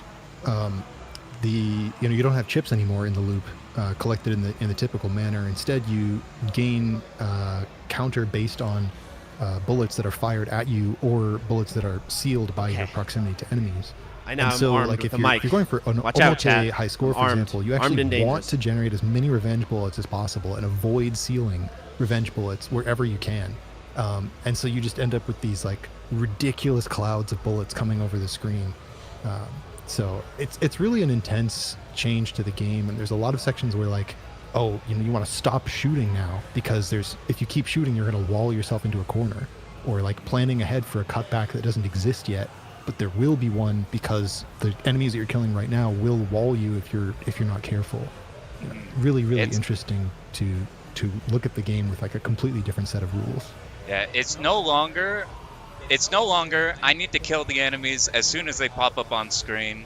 They can create problems in the future. You getting close to a wall, you have to consider so hard about, like, if I'm shooting right now, this Zako right above me, that's going to be walling me off on the side. You have to take care of that so hard.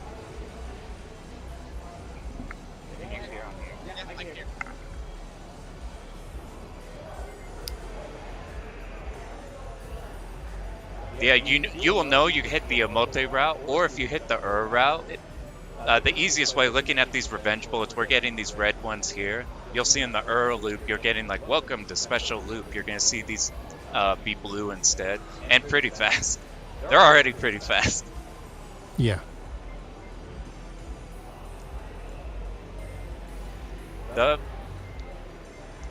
It's interesting on the ceiling. You can see it kind of a little bit on these turrets, where like, because these revenge bullets are so delayed, like you really have to balance like sitting on top of them. If you peel off an exploding enemy that still has revenge bullets, Right. like it's generating them immediately as you like stop sealing them.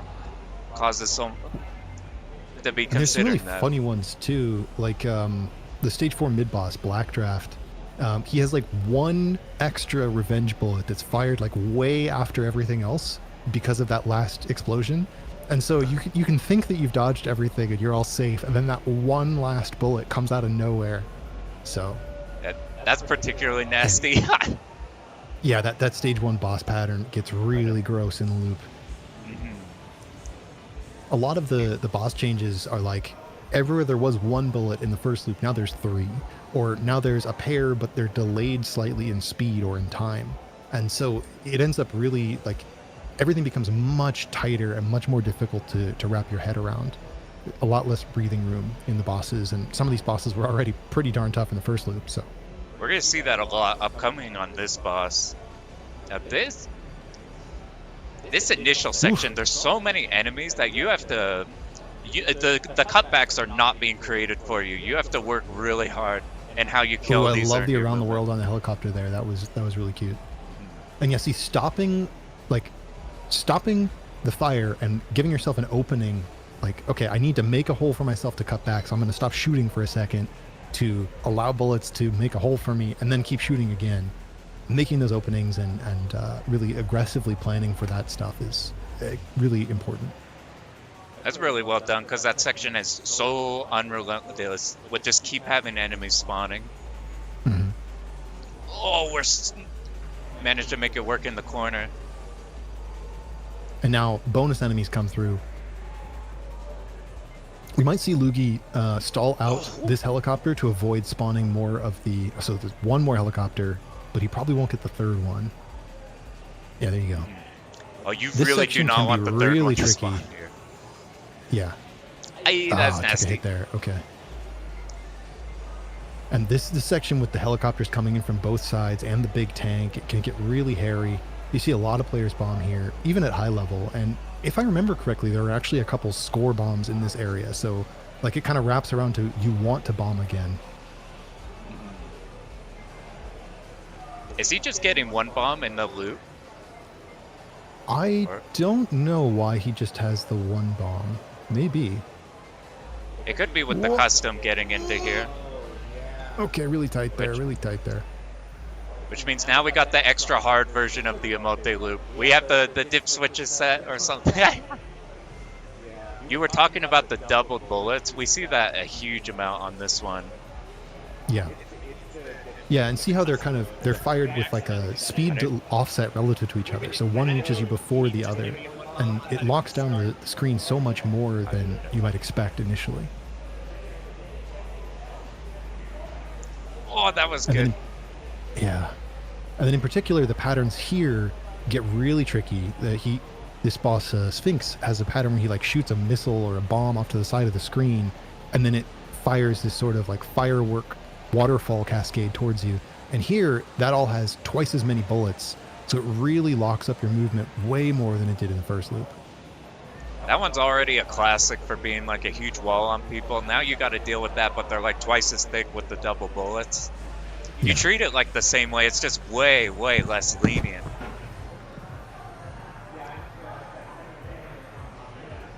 Yeah, so Mark said he gave him a single bomb because he's like, I'll put you in the loop with the single bomb. It turns out Akeda is like, all right, we're giving you one bomb now for every life. Okay. Yeah. Which I guess that's the DOJ way. If you're playing XE, sort of. Yeah, I guess so, huh? Unless you've died. If you've died without hyper, then you have 2 bombs. But yeah. I'm not too sure what the move is now. If they're trying to fix it or see what's up.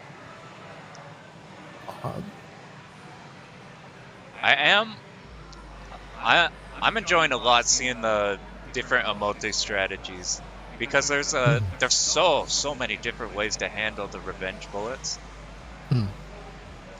Yeah, it really changes how you have to approach the game. I initially didn't like revenge bullet games, but the way it changes how you play each loop and making them into a completely separate thing, like it adds a whole lot, and it adds a huge amount of longevity to like. It's not just loop 1 but harder, or like loop 1 with extra stuff. It's like, no, we got through Ketsui, now we're on Ketsui 2. We have this completely different setup. Right. Yeah, you really have to approach the game differently, and I think that makes it really interesting. Like you're saying, a lot of older games. Someone mentioned Tatsujino earlier, right? And Tatsujino, like, yes, the game gets harder loop to loop, but by and large, it is the same game with the same mechanics and the same core system. Whereas, here you have some pretty drastic differences between the loops. So there's like fundamental gameplay differences. It's similar, like pretty much everything, I guess. I'm thinking like Pro Gear off the top of my head, where it's like you cannot just use the same route. And the way you play the games is also completely different for a lot of different reasons. Also in that one, for the same reason this one, because of you said the scoring changes in this one too. So not even you play them differently that way. I used to think that was like annoying because you'd have to learn the same game twice, and it's not learning the same game twice. It's learning a pretty damn good game in multiple ways. Yeah, I guess because the loops are so different, and because you're in such a different mental frame by the time you get there, right? Like you're kind of riding off of clearing the first loop and trying to get back into it now for the second. So, I think it's more just like one continuous experience rather than like learning a separate game. But I understand what you mean, like conceptually, how it can be very different. So I think you're right about this being like one continued experience as opposed to like a standard looping game or an infinite looping game where it's like I'm replaying it just like stuff's faster. Oh, that one turret in the corner there just did not want to let him go. Yeah, that's especially nasty. Yeah, I think in a live setting, the most terrifying thing is making sure that you account for like each little anomaly of like, if this small tank just so happens to live in my live run, is that gonna mess things up? It makes like building consistency pretty scary.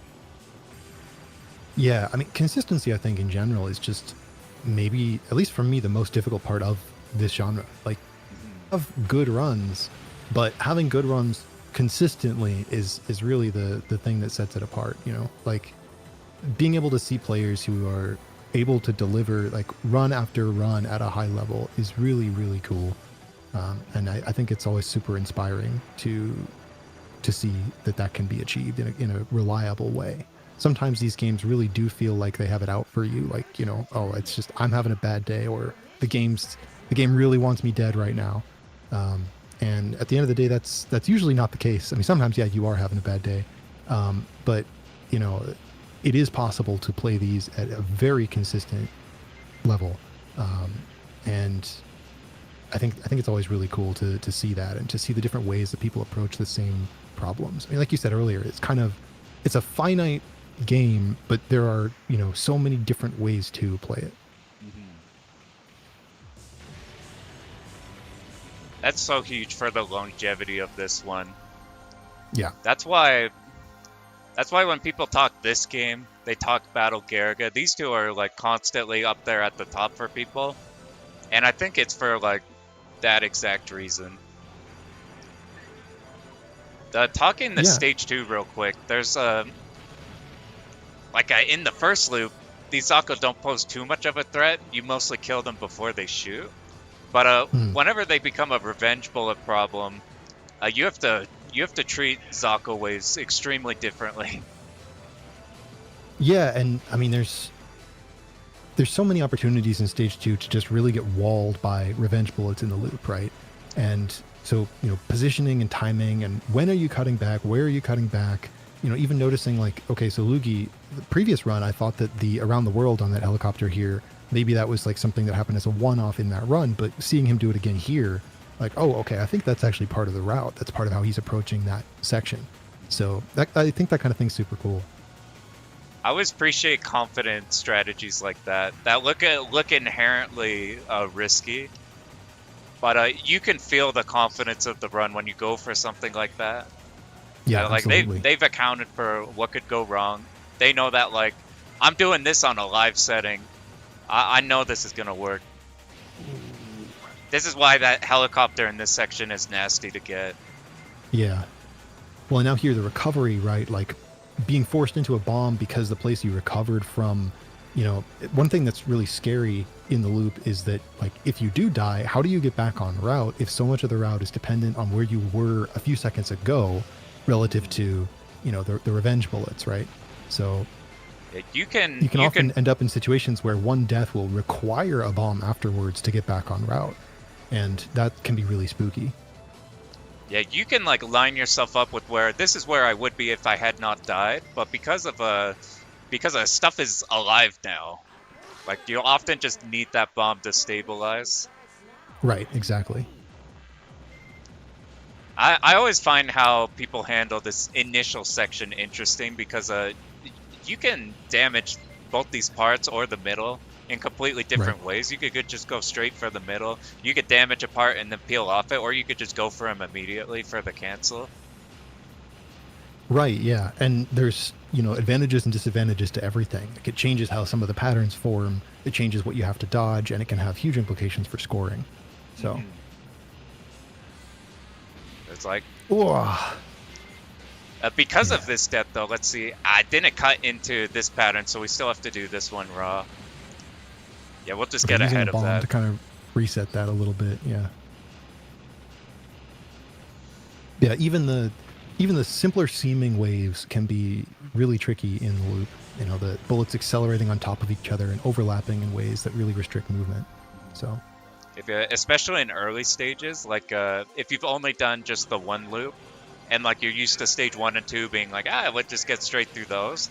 Once you have to start exploring those in a second loop context, now they're like almost completely new. Now you got to be paying way more attention than you may have needed to just get through it initially.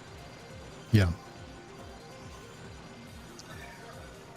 Now, 2-3, we're going to have to contend with the mid-boss again, and there will be an extend available again in the loop. However, getting there is quite challenging. There's quite a lot more going on, especially as you can see the enemies really locking down movement. Like in the first loop, that was a thing that happened where, yes, okay, these big planes come down and they throw walls at you and you have to deal with that. But in the second loop, you have to deal with those walls while also dealing with big clouds of revenge bullets. It can be really tricky to maneuver and really, really tricky to make it even just as far as that mid-boss. And then mid-boss itself, of course, has the difficulty cranked up correspondingly. Yeah, he's like actually extremely calm. He's doing great cuts. He's doing great macros around everything that we could completely macro. It's so intense because of like you said, first loop, the big enemies are kind of defining like what our movement path is gonna be. Here, like they're almost like the spice that's there to kill you. It's these Zako waves that are really like restricting us hard.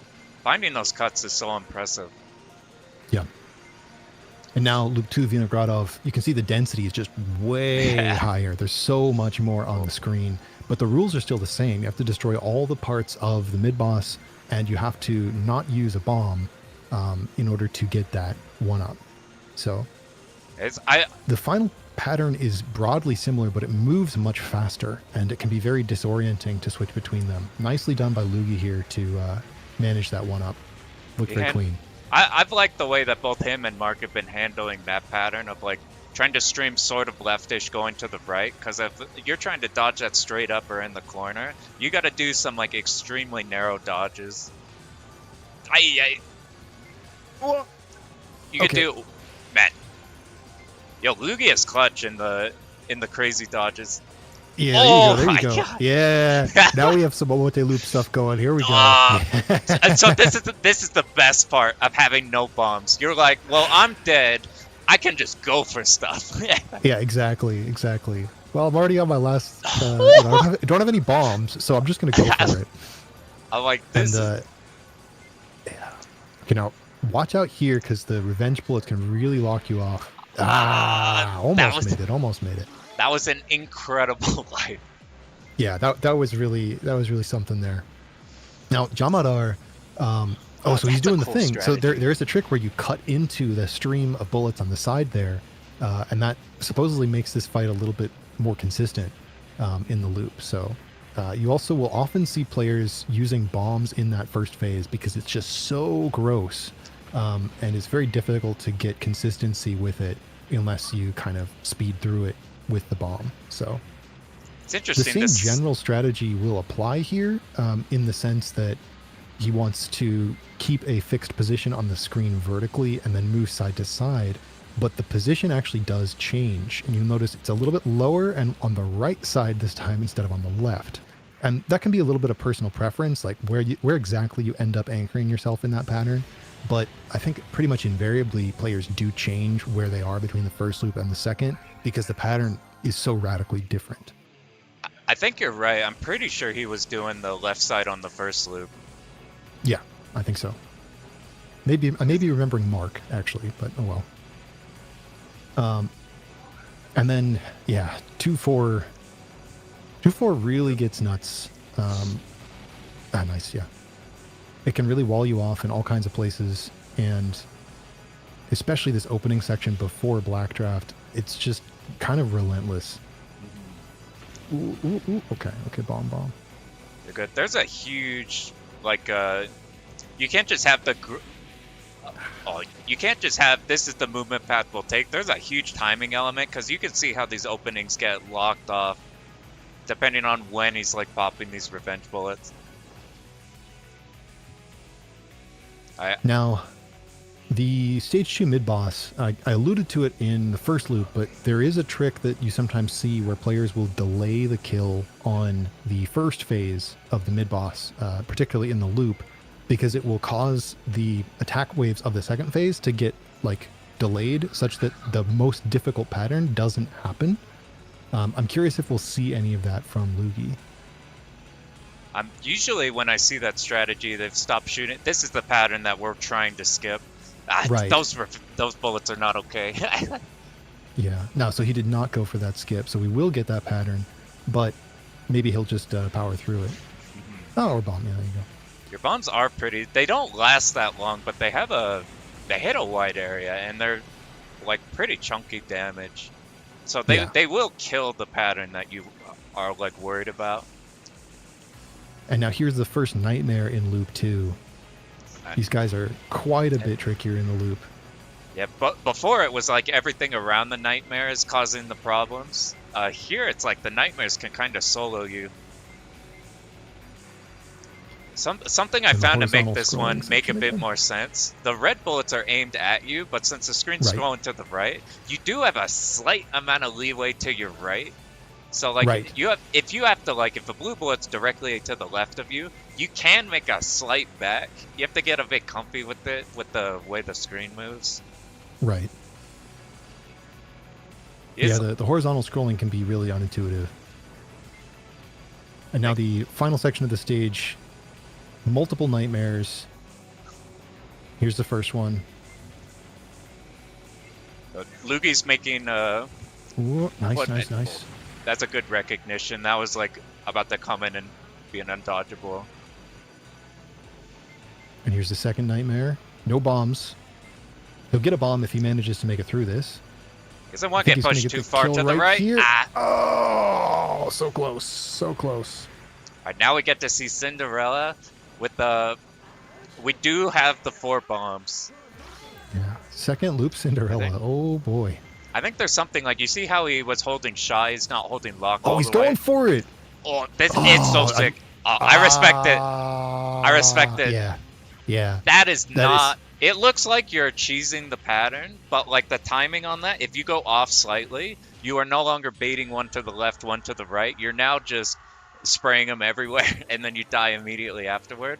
That is not an easy bait to do. Yeah. Yeah, it's a very tricky way to handle it. It does seem like it's consistent once you get it, but man, it's so dangerous. Huge respect to everyone who goes for that dodge, and massive props to Loogy for showing us a bit of the loop there. So thank you very much, sir. And thanks to Mark for playing as well. Once again, both players getting 2 consecutive 1cc's live here. Love to see it. Thanks to you, Pan, for the comms. Been a pleasure. I'm glad to have you. It's been awesome. We do have the man himself right here. What's up? Oh, let me get a fist bump real quick. That was strenuous. That seat is. I'm feeling that seat right now after the last hour. You're stage 3 when you had no bombs, and it's like, I guess I just have to dodge now. Was probably the craziest thing I've seen. What, 2-3? It's right. Was it loop 2? Yeah. Yeah, that was there was some ridiculous dodges in there for sure. I think I was like gradually getting warmed up, and I would like go in and out of being like focused and locked in. And yeah, I do something like that 1 second, and then die to something I've never died to before the next second. So that was a roller coaster. I really got the impression that like, how did you feel nerves-wise going from that like first initial run we did to now? Okay, we got that first out of the way. Now going into that second. Yeah. So the first run, I was starting to feel like I just wasn't even going to clear. Like I passed the 6 resources pretty quickly. So I was like, all right, let's try to get under 15 because we had that extended limit. But then I was approaching that, and then the nerves just skyrocketed. So yeah, once we got to the second run, I don't know. Yeah, I was just a little more used to the setup, the chair. I didn't think that it could go worse than the first run. So the first one was not like a worse, like both of you hit the like 1cc's on both of the attempts. Oh, nice. Like yeah, I mean, it seemed like the first run was very comfortable. And I think there was a lot of like variation too. Like I tried some different strats that, well, yeah, I think my stage 5 was different in both runs. So I don't know. I hope people didn't mind that I just kept playing and playing. I felt a little, I don't know. I don't want to take up too much time, but I hope it was a good demonstration. People got to see a lot of the game and various ways to do different parts of the game and adapt if you're out of bombs or if you're just in a corner and so on. So it was especially interesting seeing like both you run to run, both seeing like comparing each one together. And yeah, very much so. Thank you. And the like the Omote demonstration was awesome. You had you got the clutch dodge in you, and like finding your way through these like nonsensical cuts you have to do. Yeah, I think it happens more in loop 2, honestly, just because it.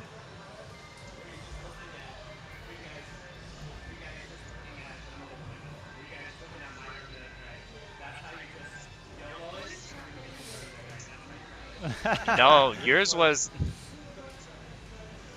So Mark just said, he's like, so you guys are comparing my run, which is just a YOLO run. I'm like, no, your first run was like extremely confident, extremely like you got to the end with like a massive amount of resources because it's just solid.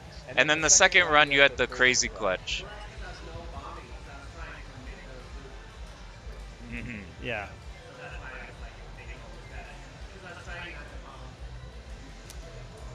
So yeah, the second run we had changed the limit from the usual 6 to be 15 using like the M2 settings, and I got 14, but for whatever reason it just ended the run after the first loop. So that I'll have to test that when I get back home, but that was a little interesting. Oh, interesting.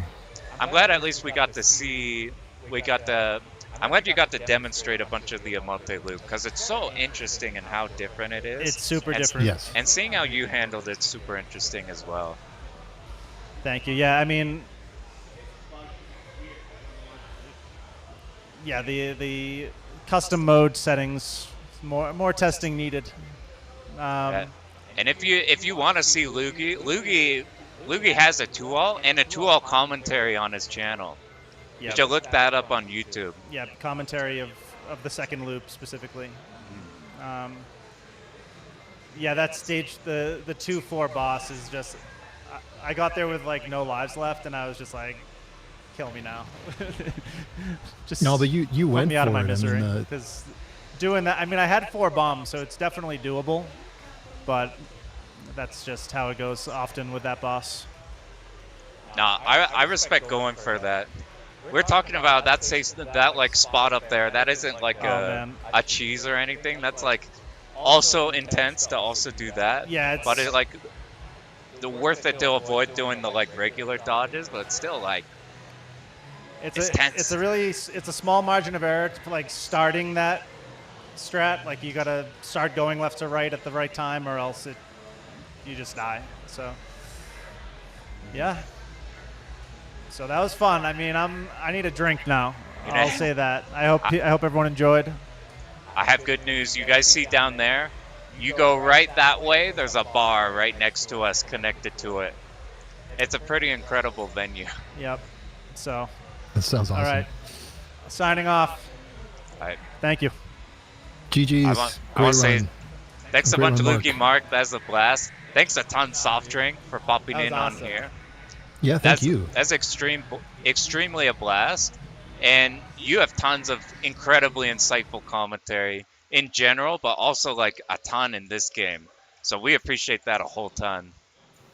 No, thank you very much. Happy to do a small part here. I feel like I probably, forgot a bunch of things and made a few mistakes and missed some important bits here and there. But I mean, really, it's the players who bring stuff like this together, and huge props to the venue and to Mark for making the event happen. So, I'm just happy to be some small part. So, and thank you too. I mean, it's been great to be on the mic with you. Really appreciate it. I appreciate it as well. That's awesome. I know the players are going to appreciate it a lot when they come in and they watch that back. Do you have any other commentaries lined up? I do actually. I'm gonna be sticking on the mic to help out with Dangun Feveron coming up right next, played by Mr. Postal. So that should be a lot of fun. That game has a lot of personality, and it's a very big shift from something like Ketsui. So I think it'll be a fun one. Yeah, that'll be an incredibly good follow up. That one's spicy one. Chad, I have a question for you. Do you feel the fever? So, don't touch that dial coming right up. Bump that volume all the way for the next game. Anyway, I've been Pan. Mark's still here getting everything set up for you. He's doing tons and tons of work. Soft Drink will be here. Get you through another goated game. Appreciate all of you. It's been a blast. And we appreciate you. Thank you, sir. Thank you as well. Awesome, yeah. And yeah, once again, huge shout Great out job, to, you guys. to Mark And we'll for get putting that swapped over. together and for dealing with, the hazards of live events.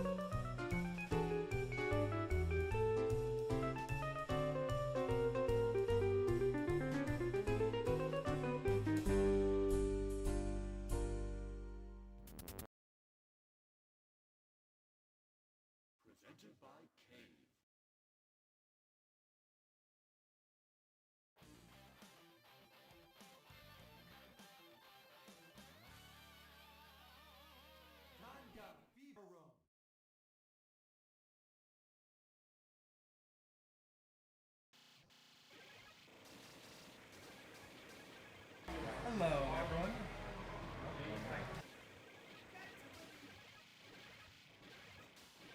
Kind of important when you're doing this.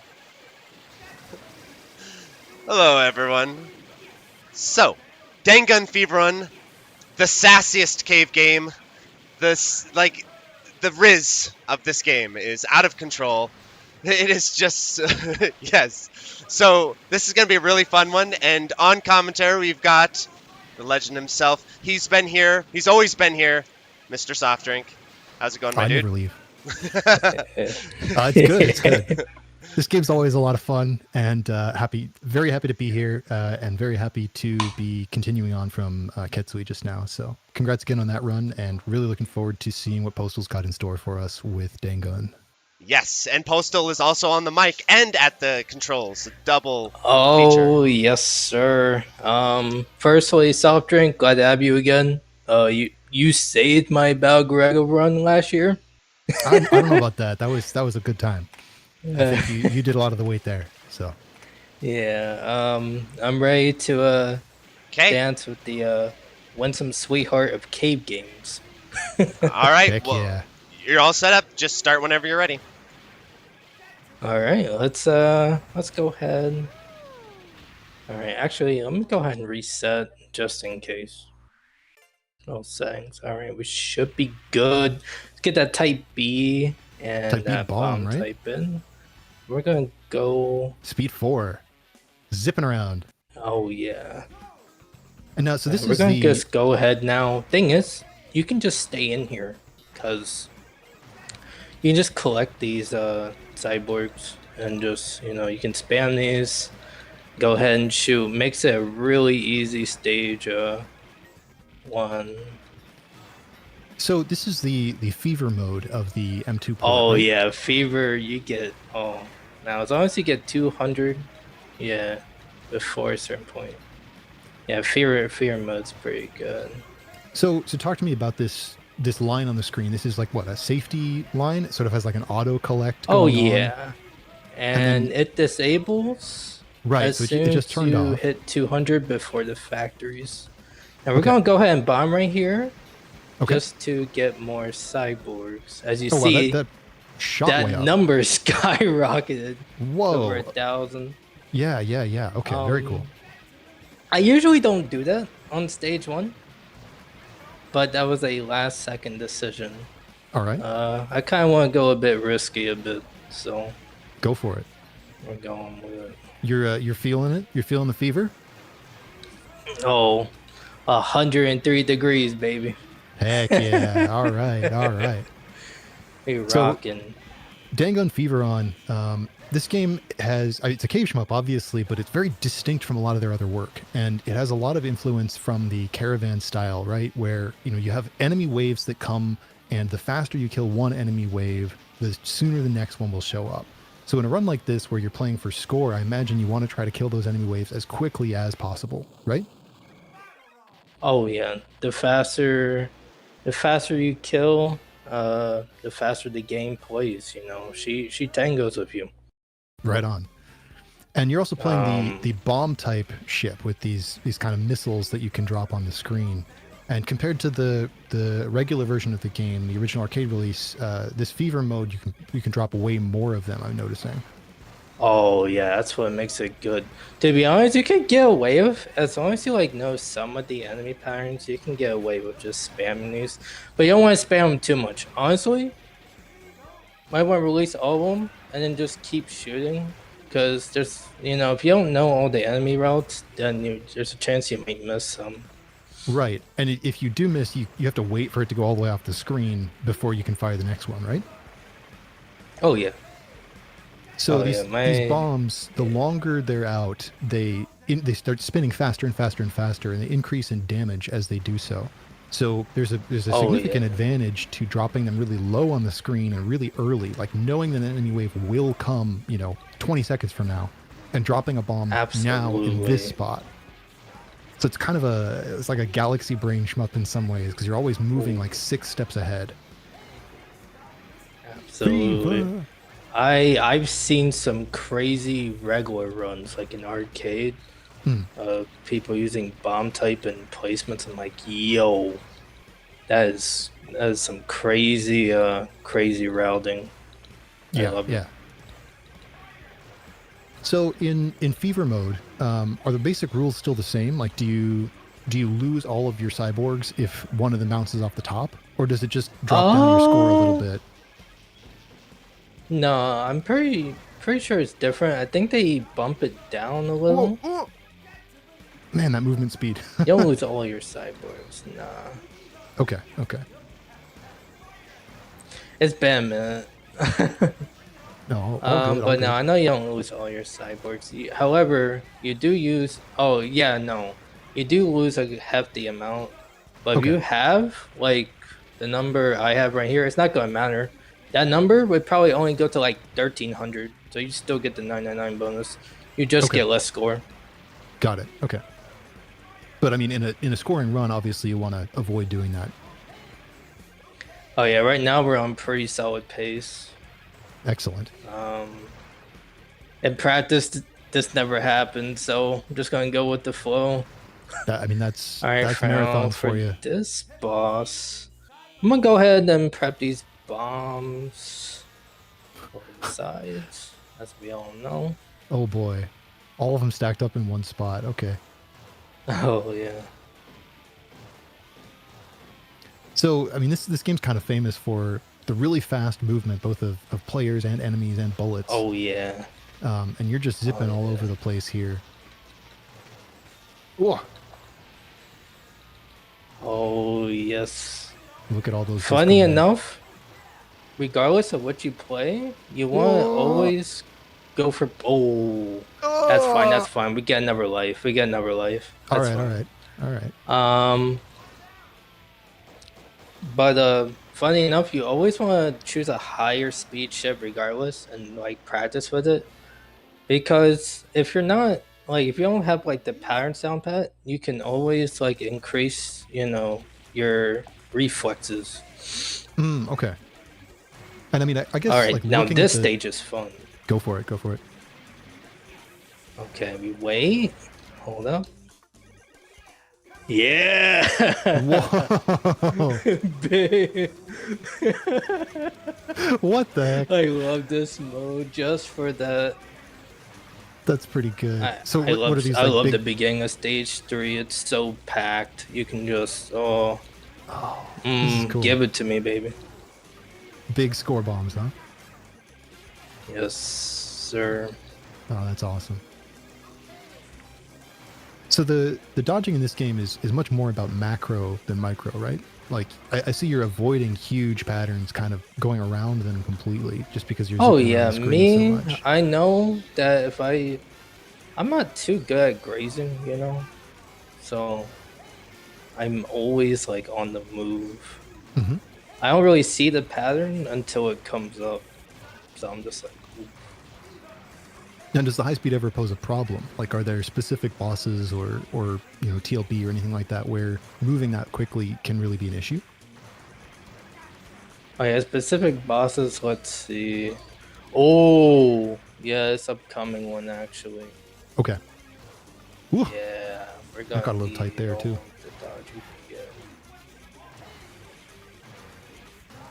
See, that's so cool. Like putting the bombs ahead of time so that when those turrets open up, they immediately explode and get destroyed. Like, I love that kind of thing.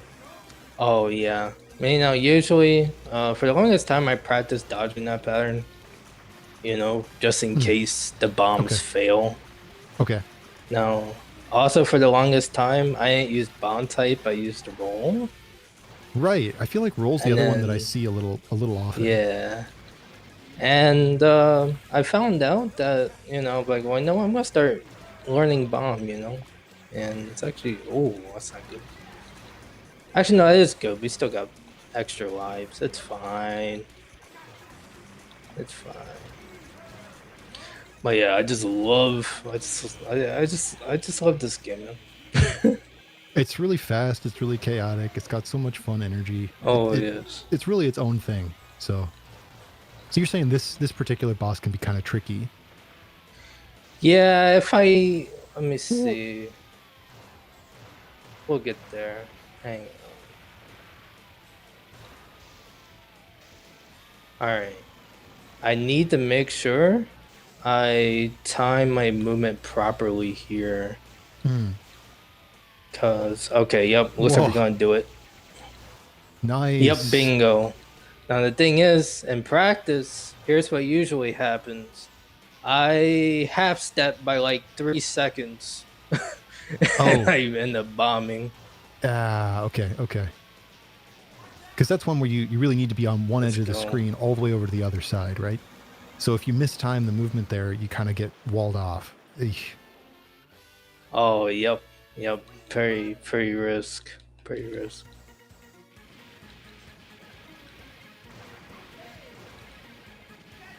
I'm kind of playing like a maniac right now. It's a little all over the place, but I think it fits the energy of this game very well. Oh. No, we don't need it. There'll be more opportunities. But yeah, stage. Oh, here we go. Yeah, give me that.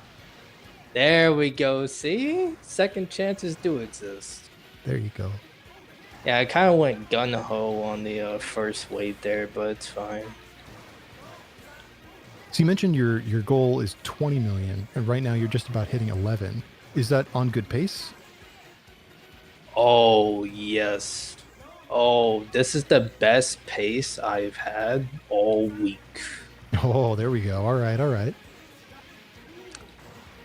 Like, I was so nervous just thinking about it, but no. I don't know. But we're on. Oh, big part of stage 4, lining up the bombs when the waves come from behind. Oh, right. Yeah. Oh my goodness. That's a hit or miss for me, but today we're gonna truly find out. It's a big way to avoid most of those bullets as long as you place the bombs. Well, we're all here. What is this? Feeling the fever in our soul. Oh yeah, you got this. I'm feeling it, yo. Like, I guess at 103, it might be quite. I'm not. It might be that sideboard count, yo.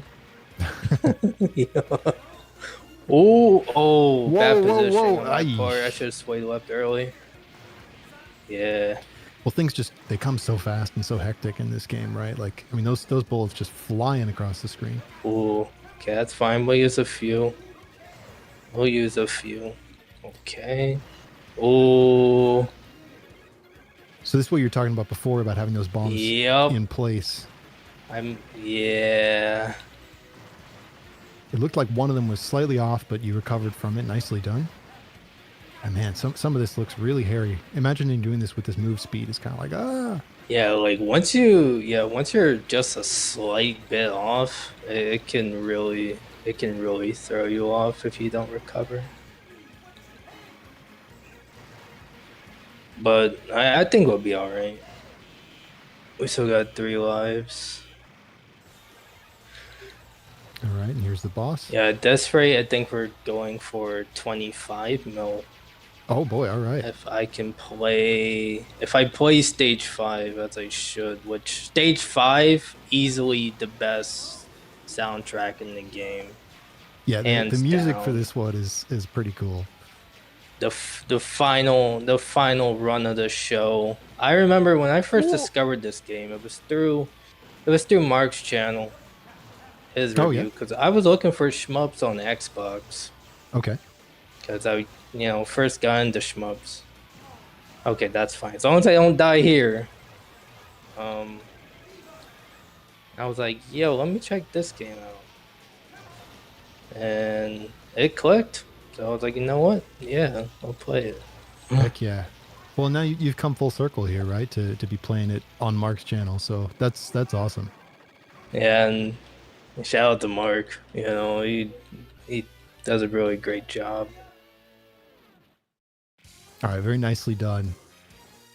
All right, time to groove. I'm gonna set up these bombs here for the side waves, unless I'm miscalculating. No, I was right. Woohoo! I was right the first time, yo. Reminder to trust your gut sometimes. Absolutely. Go ahead and collect that bomb. Well do. Alright. Let me see. Can I collect these? I can, and I will. All right. Ooh. So now, Well, one other that's thing not with good.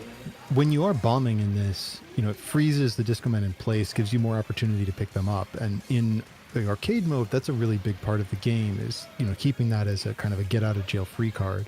Absolutely. You can. In the arrange mode, is it I'm as pretty sure important for that? fever. Yeah, fever. I believe increases the iframes too. Oh, really? Okay. From what I remember, unless I'm thinking of a different game, but yeah, since I don't have bombs, we might as well just play for the kills, which is fine. Whoa! Man, these bullets are just flying. Yeah, like I love this so much. Like, yo, this music kicks butt, yo. This, yo, everything, man. This game's so This stylish. stage gives you the beat. It's so much its own thing. I love it. Oh, So yeah. this is coming up on the final boss now, right? Oh, yep. And for Fear mode, you automatically face the TLB. All right. And now, oh, there is a glitch on the Right, final boss, or second to final boss, where an eye will not open, and that boss can remain invincible for the whole entire time. Uh-oh. It happened to me in practice like 2 weeks ago. Oh boy. Okay. I was like, don't get me wrong, it was a okay run. So like, you know what? That's fine. I was like, Well, let's fingers go crossed ahead. that does not happen here. Yeah, so again, placing these bombs early so they take out these big tanks right away. oh Oof. yeah. Get ahead of the game, you know. Gonna be, might as well just finish it out strong. Okay, maybe not too headstrong now. Uh-oh. Yeah, we should be good. I think there's 2 more bombs that drop at the end. I could be wrong though.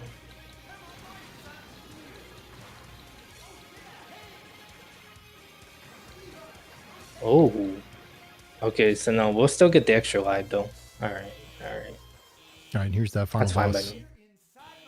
Oh, I should have prepped these so much earlier, but I was look at how great the boss looks. It is pretty cool looking. That's fine. Oh yeah. Okay, make sure I get that eye, please. All right, no curse. Heck yeah. I'll take it. Oof, man. Some of these patterns, like the pattern Oh yeah, itself when isn't. It doesn't look like it would be that hard, but it's moving so fast, and you're moving so fast. Like keeping it together when things are flying around like this. Let me fun story. So this is like the second shmup I played in like years. You know, so because you know I rediscovered shmups, Mhm. and when I finally got to that pattern, I did not know what to do to save my life. Yeah. It's like, yo. It's like, all right, that's Whoa. fine. We got, Yeah, you got some resources left. yeah. Oh boy. I was really hoping for a no miss because I've been doing pretty good on that pattern for a bit, but that's fine. It's fine. All right. Is that Yeah, it? this game Heck yeah. pretty neat. We'll PB with 22 mil. PB, heck PB yeah. on every single stage. Heck I'll yeah. take it, yo. I'm all right. I think your commentary helped a lot. Yeah, I'm glad to hear that. I'm glad to hear I wasn't distracted. I'm glad we didn't crash and burn. Kept you safe as co-pilot. Yeah, I appreciate that very much. Thank you for protecting the heaven here in my soul. So, yeah, that was a lot of fun. Thank you very much. Oh yeah, pretty good. Yeah, yeah, that was good. Wow. What are your thoughts on arcade mode? Have you given that much of a go? Arcade mode? Arcade mode is definitely like probably the hardest I've ever. I haven't cleared it with a decent score ever. Oh, it's a very hard game. Like it's a very deceptively hard game, I think. And you only get that one extent. Right. So it's a very different vibe. You know, I can see why people don't prefer it when it comes to like clearing. You know, I can see why you would prefer something like DDP and whatnot. Which Donpachi's dope, you know. Yeah. But yeah. But yeah, I mean, I think it's awesome to showcase, you know, ranges and different ways of playing these games, right? So it's so cool to see Feveron in a mode where it's just like as over the top and bombastic and explosive as the game kind of feels like it should be. So thank you so much for bringing this out and having me on for comms. Really, really appreciate it. Oh yeah, I'm glad to have you again, man. You said your availability. I was like, you know what? Let's get this man. All right. Yep. Well, thank you very much. Absolute pleasure to be here. And congrats on a very, very solid run. And congrats on a PB. So yeah. That's awesome. Oh, yeah. Awesome run in commentary. Never happens in practice, but you know what? It's the run that counts. Exactly. Alrighty. Well, I think we're ready to swap over to the next run, which will be Bonanza Bros. So. Oh yeah, and I'm on commentary with Katus. Yeah. Yep. Oh. Yep. Yeah, I played some of that. Nice. Alrighty, well, great job on commentary, Soft Drink, and great playing, Postal. That was awesome. Yeah, thank you. Yes. Yeah, well played, Postal. Happy to be here. Thanks for having me, Mark. And no problem.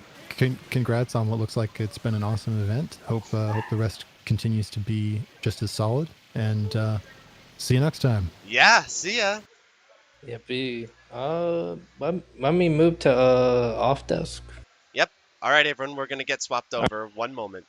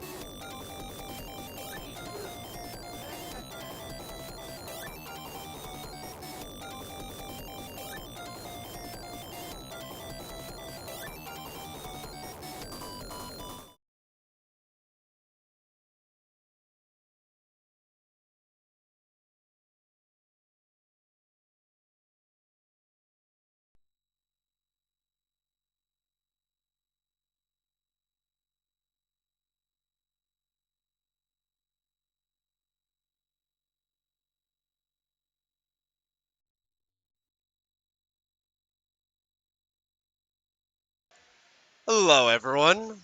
It's time for a little Bonanza Bros. And the player we have today is Jay. How do I pronounce it? Help me pronounce it before I get it wrong on stream.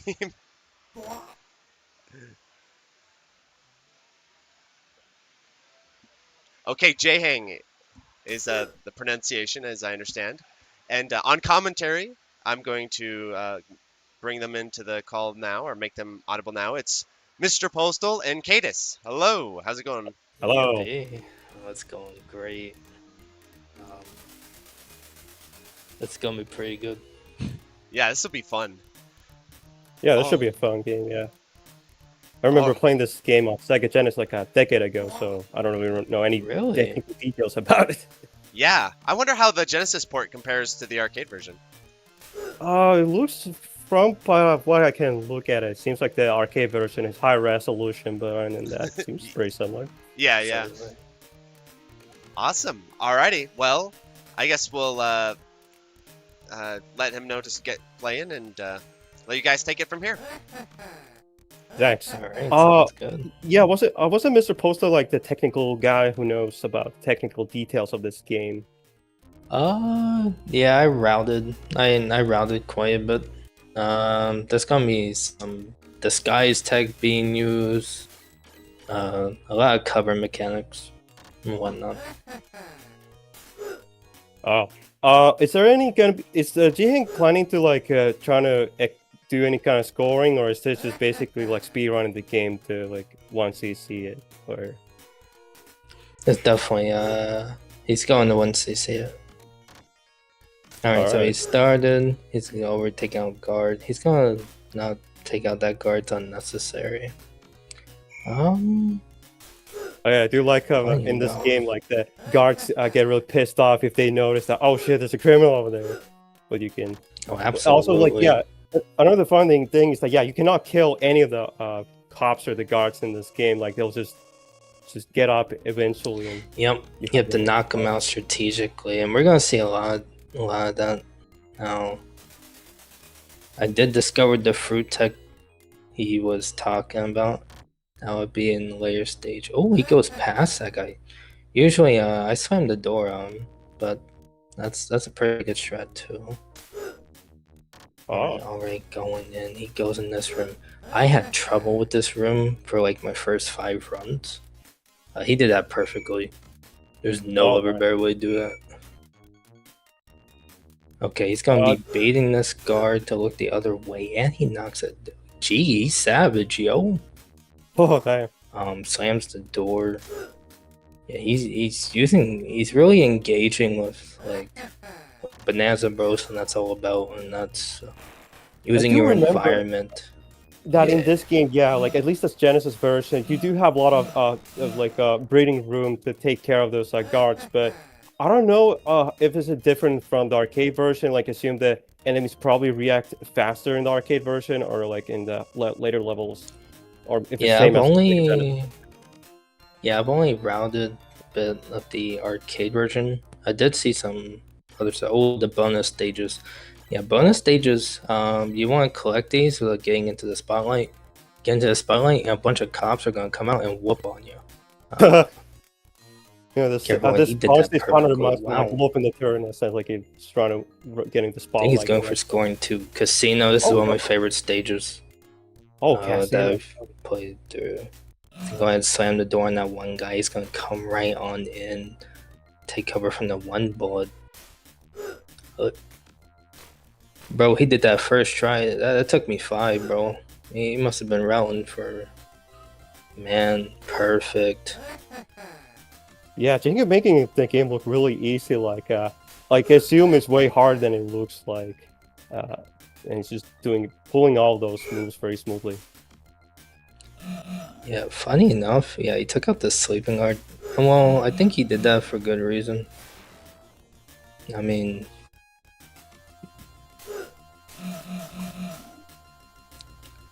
wow, what a good speed kill right there. Oh wait, do you have to kill this guy? Like, I thought he was gonna. Oh no, he comes back out. I keep saying kill, but it's knockout. Ooh. Good bounce. Okay, he's gonna come up on this. He prevents the guy from throwing bombs. He's also the smart. He's not gonna get that second guy down, but he's gonna be able to get the skip. It's a lot better if you get the skip to avoid unnecessary potential damage. That could have been like disastrous. I failed that skip like too many times. Now this is Mint, and he's gonna be looking to grab something pretty cool. Now you can use these traps to slam down enemies, and that's gonna be used quite a bit later on. Yeah, Jang's just making this look so incredible. What I like about Bonanza Bros though is, you know, how engaging like mechanics are and whatnot. You can, there's a lot of player expression here without, you know. I do wonder what's the difference between blue SWAT cops and the black color ones, like are the blue ones like the faster ones? I do not know. I do know these guys, but what's so? Oh yeah, I love that detail they have. Like if you wait for too long. Jesus, that does alert the other enemies. Now that's right there. That's a very smart move. You know, you bait the other guy, but letting the guy get the whistle off, and you shoot the other guy before the other guy comes around. That's very good technique. Oh wait, there are dogs in this game. I forgot about that. Oh, he's going to that. Go up the stairs. Yeah, he's looking the department store. Oh, that was what it was. I was going to ask. This is the stage I died on. So, I did see routes for it. Oh, he had more than Oh man, he's gonna be coming right on. Now the Fruit Master, he's gonna be mastering the disguise of fruit. My fruit ninja out here. Look at this, man. Very clutch right there. Actually so astonishing. That was beautiful. I don't think if you get a fruit play like that in Bonanza Bros, you're playing the game like a superstar. Oh yeah. I just love how, like, he even avoiding that downstairs, you know, that's the thing, you know. Just take out what you need is necessary. Fantasyland, yo, that's like a Fantasy Zone reference, right? Oh yeah, and funny thing about the enemy leashing and whatnot, once you go into the next room, they kind of just leave you alone. Oh damn, they got pizza cats right next side scrolling. Oh, they got Dangun. He's gonna be waiting his turn. This is gonna be a rough spot. This is a rough spot. Oh yeah, this will take out the guy first. I wonder if they're He's being really patient here. He does have a minute 35 on the clock. This timer, he's just wiping the floor with these maps. Damn, look at that! He just dodged them all. Underground gold bars. Underground gold bars. Saw a few runs of this. It's actually really funny. So come on in. You know, oh shit! It's like Donkey Kong Country. Oh yeah, he's just zooming right on through. Make sure that guard's down. Now, usually, you know, as stages go on, guards get up faster and faster. So you're probably gonna see Jenge really hone in on, you know, keeping these guards at bay. And he's just been, dude. Yeah, it's just going really smoothly. Yeah. Like I remember last time I played the Genesis version, I would usually die at around maybe second or third level, and then lose all the continues at maybe fourth level. If I recall it right, I don't remember if the game Genesis version ever had continues or not. That's a good theory. I might see if it does after this. Yeah. Also, oh my goodness.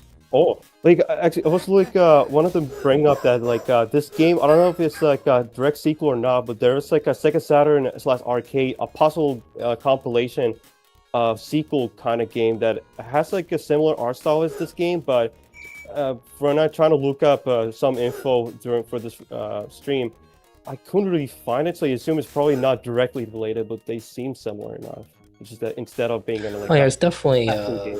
you know, similar games like, you know, yeah, Rolling Thunder, and whatnot.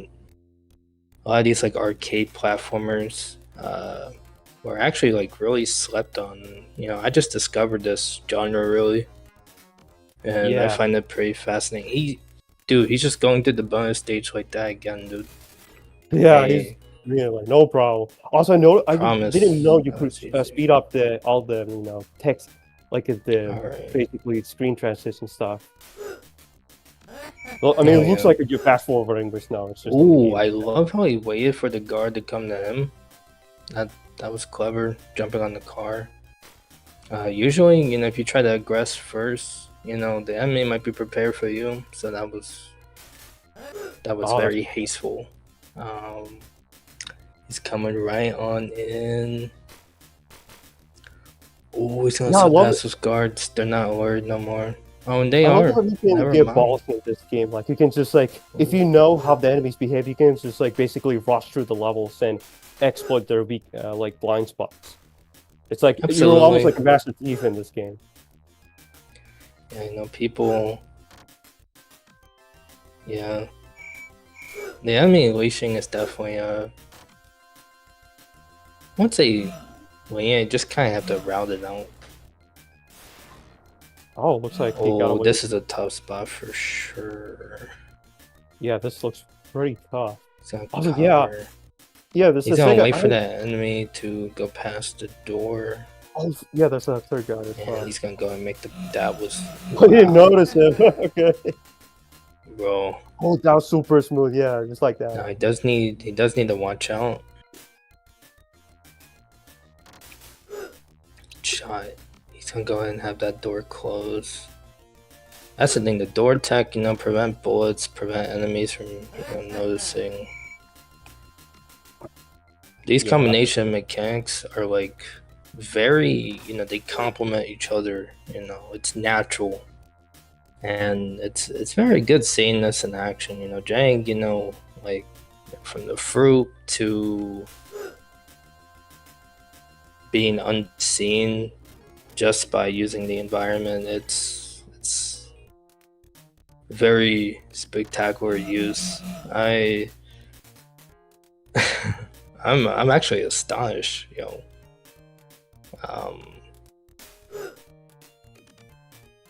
Oh yeah, I do wonder how many levels are in this game actually. Like, is it like 10 levels? 12. Okay. Yeah, there's 12 stages. Secret. I don't know if I could direct seek or anything. No, he is gonna wait. Nice, grab that. Gonna go right back out. Nice. To make the play there. You know, no fuss, no muss. He's gonna alert those other guards, but should be fine. Yeah, it looks like he's gonna be covering going up those stairs anyway. So. Oh, that was close. That was so close. They're unleashed anyway. He's gonna go ahead and shoot. Yeah, dude. I'm just going with the flow on this commentary. This is like, now I've seen like, you know, a speedrun or two, but this is just stylish.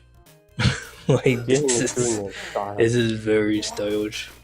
That's not the way a Master Thief will play this game. They'll just go do all the crime and thievery in style. Oh, good. Get down oh my god, he blocked that bullet with the door.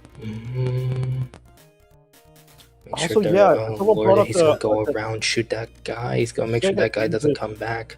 Good play here, man. Ooh, good that's a good grief. The Sega Aegis 2500 release, I do wonder if the Sega Aegis PS2 release is gonna have like arranged music, which I think was a pretty common on those PS2 Sega Aegis releases. Oh yeah. Oh, there's a beach level. Okay. He's gonna go ahead and grab. Oh yeah, this level. This level definitely. I mean, she can be tricky. but like, yo, he's just making it look. He's gonna go and jump there. He's gonna rush before the other guards wake up. That's actually, that's a really big part about playing Bonanza Bros. You need to be able to calculate on the move. Like, hey, when is this guy gonna wake up? He didn't wake up. And boils down to those, basic fundamentals. And this guy, I mean, that was close. This guy might, dude. This guy might need to put this on his resume for repossession, because dude's just going in. Yeah.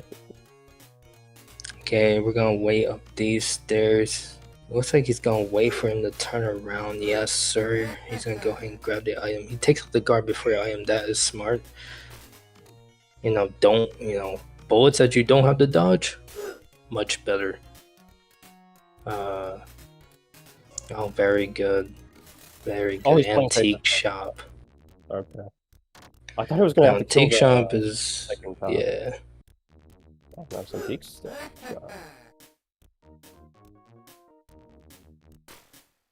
I'll say there were many different. Pretty sure this game was also on the PC engine. I do have some hazy memory that it was on PC engine. Yeah, Maybe PC I didn't watch on Mac. engine, Genesis, Arcade, you name it. It's gonna wait for that guard. Yep, unnecessary interaction. He sees that guard. Picking his nose. Like, you know what? I'm just gonna go pass. Wow, that car was a fast food. He's been really good with these speed kills on the bomb guys. They are waking up quick though. He's playing really patient. Wow. Okay. Go ahead and lord that guard. Oh no, not the shield guy. Oh damn, look at that. He just dodges it like no problem. He's stuck in there. That is the beauty of this game. The guard turned around so he could not see. That is positioning at its finest. Turning when the guard looks away immediately. Wow, he completely ignores it. That is go ahead and man. Let me go ahead and see. Oh no. Looks like he's gonna wait for that guard too. He does clock him. He's gonna clock this other guard. These two guards, he's gonna probably look to shoot one and go up the stairs. Yep. That will be. Dude, he made that stage looked a lot easier than it actually is. Does the game have any extents? Not that I know of. I guess someone brought a rolling time. I never got to extend in this game.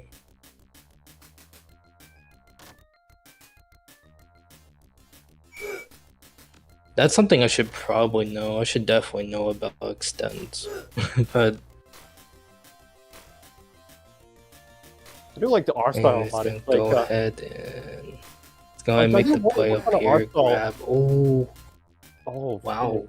Good timing on that dodge. He's gonna roll in. Get more cover. Guard's gonna come in. He's gonna wait for the guard to enter the spot, then knock that out. After he gets unloaded, he's gonna walk past every dude because he's not looking at him. Because these dudes masterful. This man, Bonanza Bros is really shining right now. Absolutely, yeah. Specialty's gonna wait for the one. He's gonna wake up though. He's gonna wait for the guard to come on in, and he eliminates the other guy who is looking away. Perfect timing. What I would have done there, I would have blundered that, and I would have accidentally tried to take out both at once. But wait, did he flip on purpose? It looked like he did it. Oh, it's gonna knock out. Oh. Oh. Yep. Okay. Thanks for looking. Well, they do say two dummies are meant for each other, so why not knock them out in the same spot, right? I know, right? Hey, man. No. I'm definitely going to 1cc this game eventually.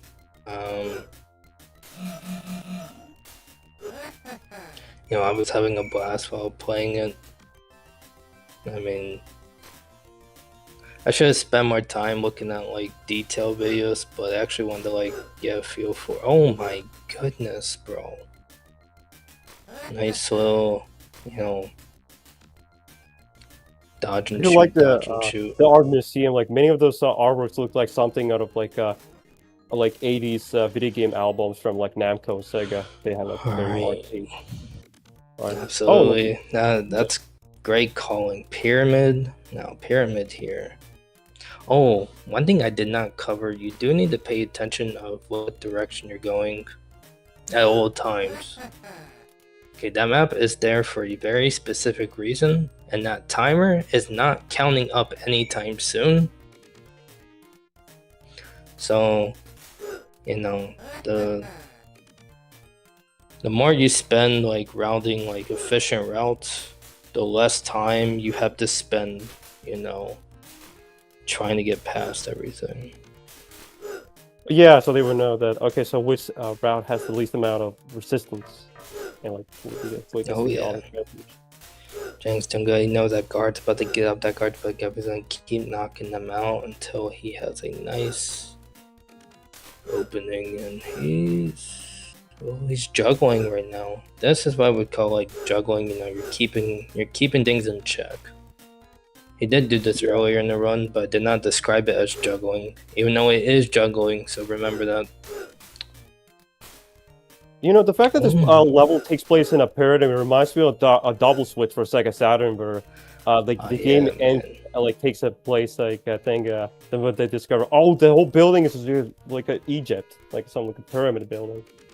Absolutely, like I love the level design. This game, you know, at first glance it might be goofy. Nice little juggle there. He's gonna go ahead and speed kill big guy, grab treasure, nice. He's gonna wake up though. Oh, nice. Oh, speed kill. Screw what we're talking about. Yo, he's really socking it to him, man. Like, good grief. You know, if Jang Hae broke in my property, man, I'd be scared for my life, yo. This man looks like a professional robber right now, dude. He will be a professional robber based on his skills in this game. Oh man, no mistakes. We can go ahead and clock in, but yeah, this game, definitely, you know, these arcade platformers, Rolling Thunder. I'm on to look into more as well. You know. Yeah. I haven't played Rolling Thunder 1, but I do remember Rolling Thunder 2 was like super difficult game. I don't think I ever got There's past a the second one too? There's 3 of them. I think there's Rolling Thunder 2 and 3 on Sega Genesis. Oh, wow. That is some fun trivia. Yeah. Oh, wow, he's going to go in the cover spaces. He knows that other guard's going to be looking too and walking away, so he's kind of scot-free with juggling these two. Excellent. Now, he's not out of the woods yet. But he's going to go ahead and let the stairs take care of the work. Unleash the enemies real quick. Wait until that guard lets his guard down. You shouldn't be a guard anymore. You're fired, bro. Yeah. Walking up the stairs. But there's gonna be things level you could design. also call this level like what's that Sega's puzzle game, that started with C. No, I forgot. Let me look it up. I can't remember it. Oh good. I mean, to be fair, you know, these games, you know, what I like about arcade games, you know, they take, you know, inspiration from each other and oh, columns. Yeah, I was gonna say that. Yeah, this you could call this like the columns level of this game. Because you know, also takes place.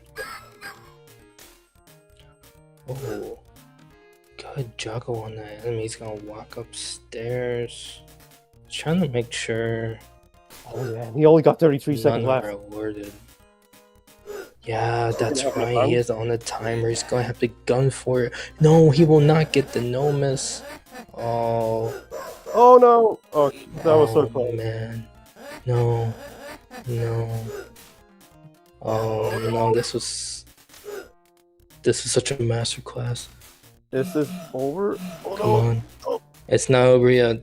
It's not over yet. He's gonna go and collect that. He's gonna get that speed kill. He has 15 seconds left. It is done. He well cleared this. He is a professional robber. Too bad he didn't get the no miss, but I'll tell you what.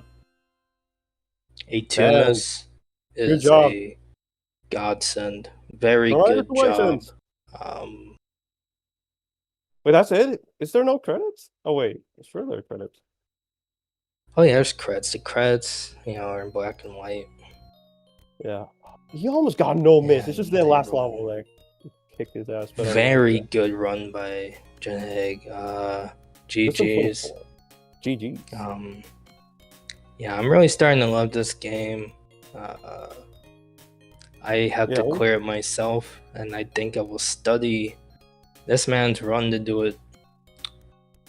Get past that stage 5. I should try give up the Sega Genesis and arcade version now. I haven't played it forever. Now, yeah, if there's any real note I want to make here is that the fruit is peak. The fruit made this run peak. Alright? Yeah. Also the fly. Let's see, huge GG's. GG's. I think my commentary is a bit all over the place. Sorry for the loss of the volume, but I wanted to say some things after the run. It was extremely insane, and ironically. That run was. I was just, I didn't know how to word it, man. Yeah. I was just, dude. No, the game is really hard. It looks easy when you don't know, you don't know it. But well, aside from that, this is the origin of all modern style games, as you can see. That's the reason I wanted to fucking record it and slam. Yeah. One thing before anything. Here's the thing I wanted to say. Everyone talks about their stealth games, Metal Gear Solid, Splinter Cell, Hitman, no? Well, we have, what can we really call them? What's its Metal Gear Solid? Well, it's Rainfall. I guess you could call them sneak 'em ups.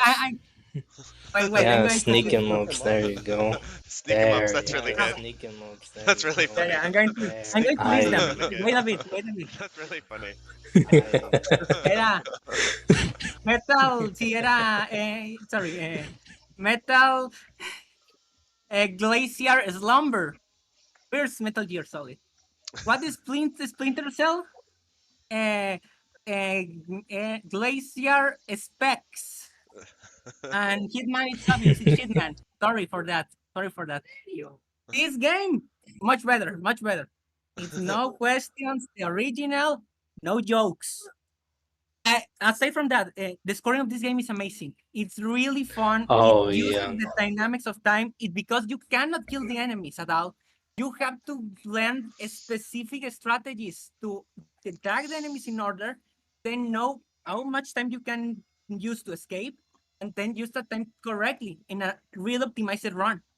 It's and incredible. you should put that on your resume if you want to ever work for a repossession service. Yeah. Or you could become a master thief. No, we were stealing. Remember, we were there fighting the bad guys who stole in the first place. We needed information. Right. Exactly. We needed. Yeah. I think the bad guys lost. We did it. We got with our huge congrats. And we are happy about it. What do you want me to respond to? Ask me anything. Yeah, and the best thing about it is winners don't use drugs. Yes, a very important message every arcade game of this era. Exactly. The arcade did it first. It's no question. And You will not be a master also, player like Jiheng if you use drugs, so remember that. yep, and don't forget to use the fruit. All right, Yes. that fruit. Yeah, and the last thing, remember to always use the walls to hide, and remember that all the combos, all the special shots, that shit that you can see, it started here. Oh yeah, good to know. This is a really cool game, though. All right. For real, though, it is really cool. Yeah, Yeah, Sega was definitely. really ahead of its time. I, Always incredible know, game. Maybe next time we could have a co-op once you see. Without Sega, Oh. you ironically think that we would have lost video games as an art form. We will have had a lot of times where it will have commercialized sooner, thanks to its arcade output. Yeah. Yeah, the Sega arcade games are really incredible, and it Incredible. sucks that we don't get them anymore. That's for sure. Yeah, Yeah. you're one of a kind. And the last thing, this game doesn't require auto fire because it has a reasonable shot limit. Nice. Yeah. That's cool. That is true. Yeah. And the legendary duck final. That will be remembered forever. Well, great playing, and the commentary was really fun as well, you guys. Yeah. Thank you. Yeah, I'm that's actually really really glad. I had fun doing that. Score it, play it on MAME. I don't care if you have to credit feed it. Play with friends. You can play simultaneously. That's really amazing part of this game. I routed all the way to stage 5. It took me many tries, but it's really hard. I'm gonna try to get that one credit clear. It might take me a month or two, but you know what? Yeah. I saw you mention this game, and I was Yeah. like, yo, let me search it up. Yeah. At first I thought it was kind of goofy, and I looked at my gameplay. I'm like, yo, I want to be on this man's run. Yeah. Oh yeah, if this game is available on like something like 5K, it'd be cool. Also, technically play it online through like a netplay co-op if that's an option. Yeah, that would be cool. Yeah, so anyone who The, uses 5K, the sniper this shots. would be an option. That shit, it's seamless game design in all manners. Yeah. Yeah. Yes. Yeah, that was very good run, man. Yeah. Yeah. Oh yeah. Actually, that's super impressive how you managed to like basically like dash through enemies and you like ignore some of the guards sleeping and stuff. Like really impressive tech play because last time I remember playing this game, I would eventually like die to like a bullet I didn't notice or there was too much pressure and but you had to like really smoothly like basically you only done in the very last level. Yeah, the game in arcade is much harder. You cannot jump the enemies. You cannot really distract them as easily. You have to consciously know how to or attack them in special ways or to circumvent them completely by letting them obviously turn their back and kill them. Well, not stun them. Yeah. Oh, that's good to know because I was wondering if there what are the differences between the arcade and the Genesis version. So, one last thing. The chat wants to one question answered or something.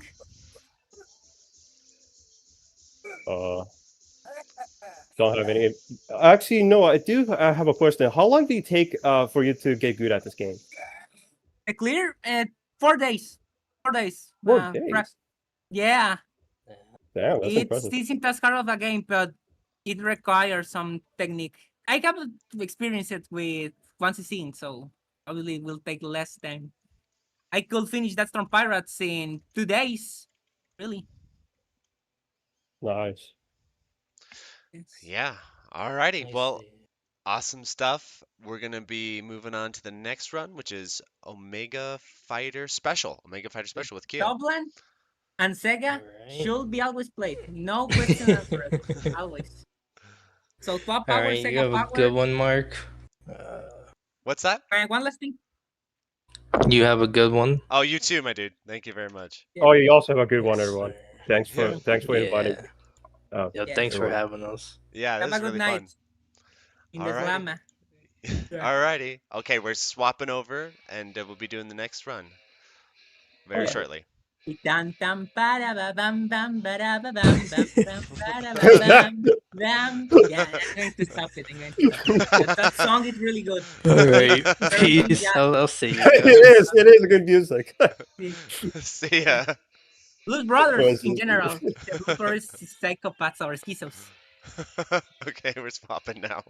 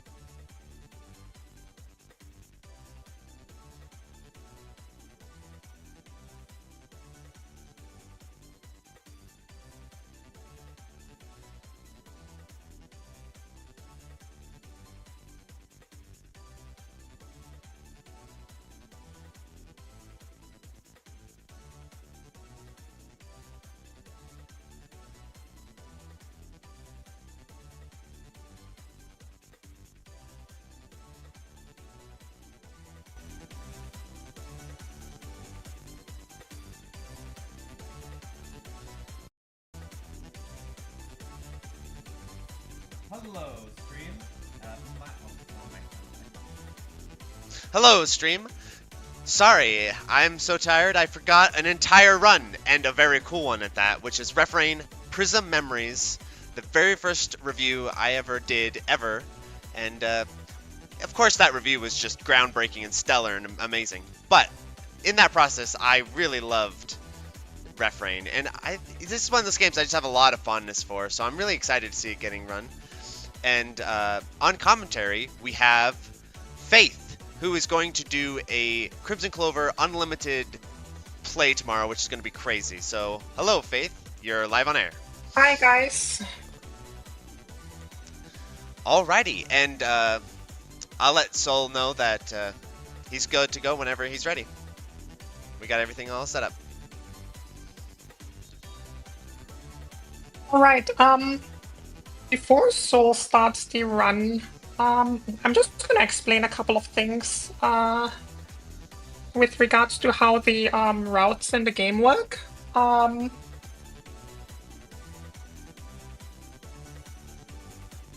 You can, Sol, you can go to the difficulty select.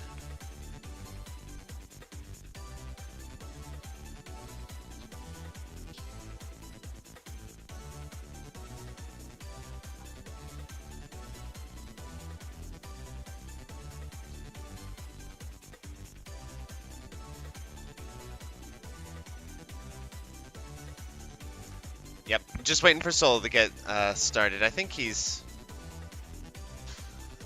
should be able to hear us. You're good to go whenever you're ready, Sol. Hear me correct?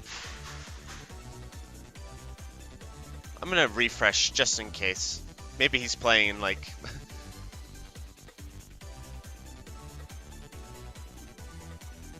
Let me refresh this real quick. Maybe that's going on. Can hear me, right? Yes, I can hear you.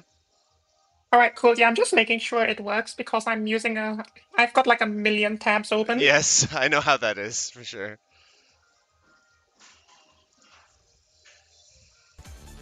Yeah. Yep.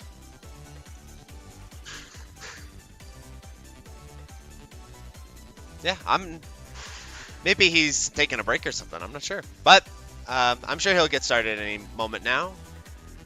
Yeah, I just pinged him in private message. Yeah. Oh, yeah, maybe he's getting his setup all done on his end.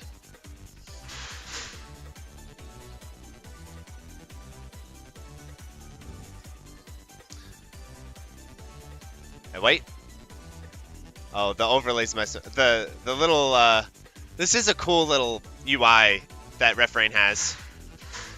It has like this false sort of computer UI, like it's a computer system within a game, and yeah, I don't know exactly what the theme of the game is, but I really dig its vibe and its style. It's sort of like Cyberpunk. If you actually pay attention to the gutter area of Refrain, so basically where you see the extents and the score, the text there is actually not random. Basically what happens is it kind of reacts to what you're doing in the game. So for example, your options will actually talk to you. I believe that should happen on the left side, and then on the right side, that's cool. at the top so on the right side you can basically see stuff like when you pick up the item or kill enemies, I believe. And then on the left side, occasionally you'll see your options sort of like sending you little messages. It's actually really cute, and that has gotten me killed many times during a live run because it's like I'm looking at the gutter area to say, hey, look. What awesome little, tidbits are my options, trying to relay to me, and then I'll probably crash into a bullet. Let's see here.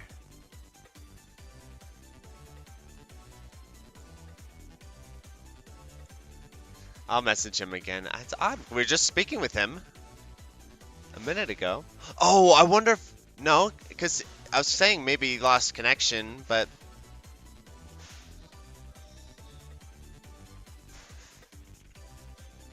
But maybe, I don't know. I can't explain it. We were just speaking with him a second ago.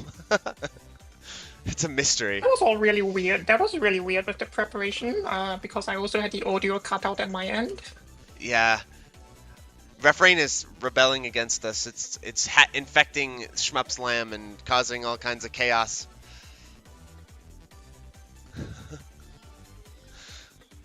I wonder where he is.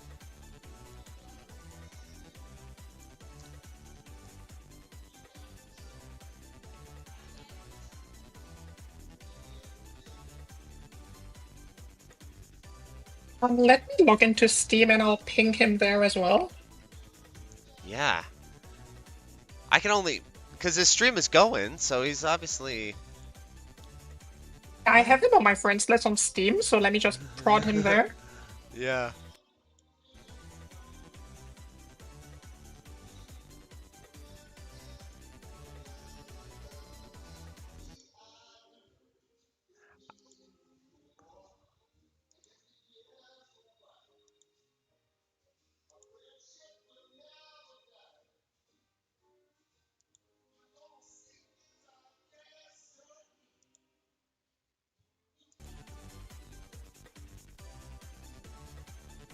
Yeah, I have no idea.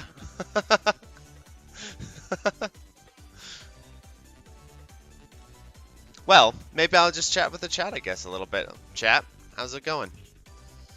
Until we figure out what's up. What's up? Oh, thanks so much. I'm getting caught up here. Missed out on a donation, I think. How's it going, chat?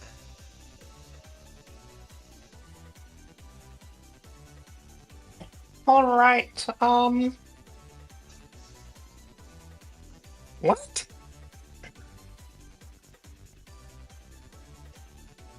Whoa, I haven't checked the chat in like 5 hours and it's like exploding on my computer. I've been checking it on my phone. So I check it on my computer and it's like processing the entire day's worth of chat at once. It's crazy. I've never seen this before. Mark, I'm having something a little weird going on. So I just opened up the stream from your stream on YouTube, and it's showing me something completely different from what I'm seeing on the on Soul's actual. Is he on? I have his YouTube link, but he's on live on YouTube. Yeah, he's live on YouTube. Yeah. But for a minute, I was seeing something completely different on the on your channel. Oh. So I'm not sure if there's some like colossal lag going on here. Maybe. Right now, are you seeing just the screen with the little dancing bear in the windows? Yeah, so on your side, I'm seeing the dancing bear, but when I'm on Soul's direct stream, I'm still on the attract mode. What? Whoa. I'm on the dancing... Oh, try refreshing his stream. Because I've refreshed his stream like 5 times. Yeah. Yeah, because if you go back in it... What is happening? This is crazy. Yeah, sorry guys for the slight technical glitch. I've got no idea why there was a massive desync between the two displays I'm looking at. Okay, so... Yeah, just give me 30 seconds to recalibrate myself here. This is really weird. Yeah.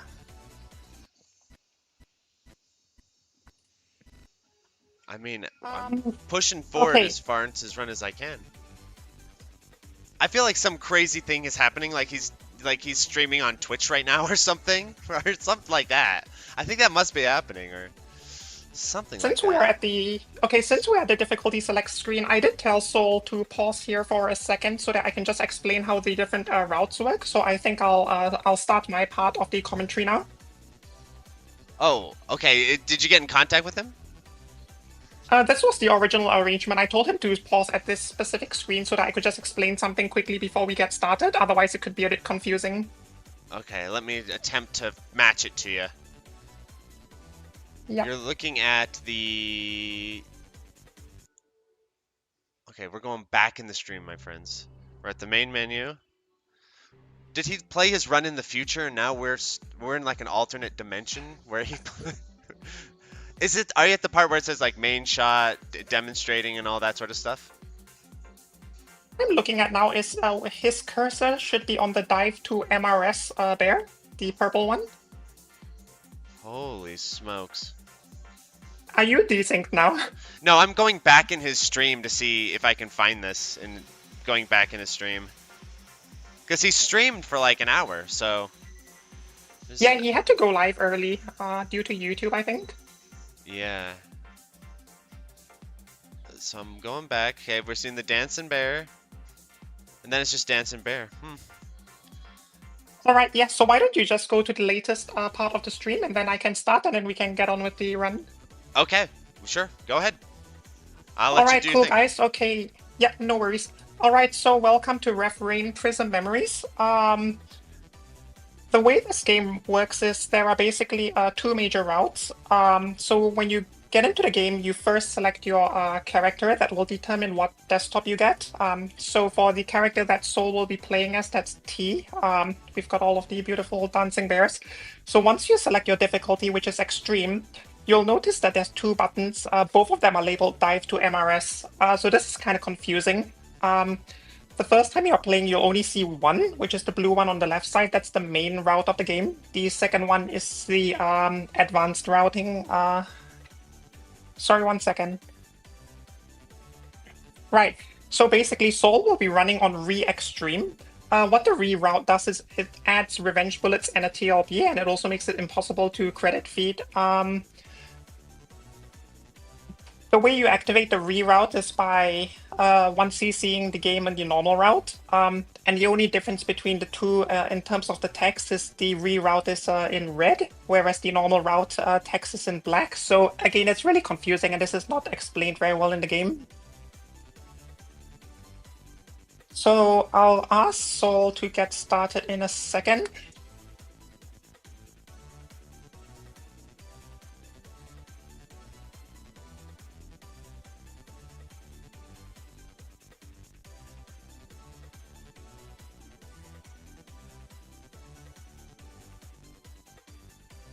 Okay, Soul, you can go ahead with your run, please.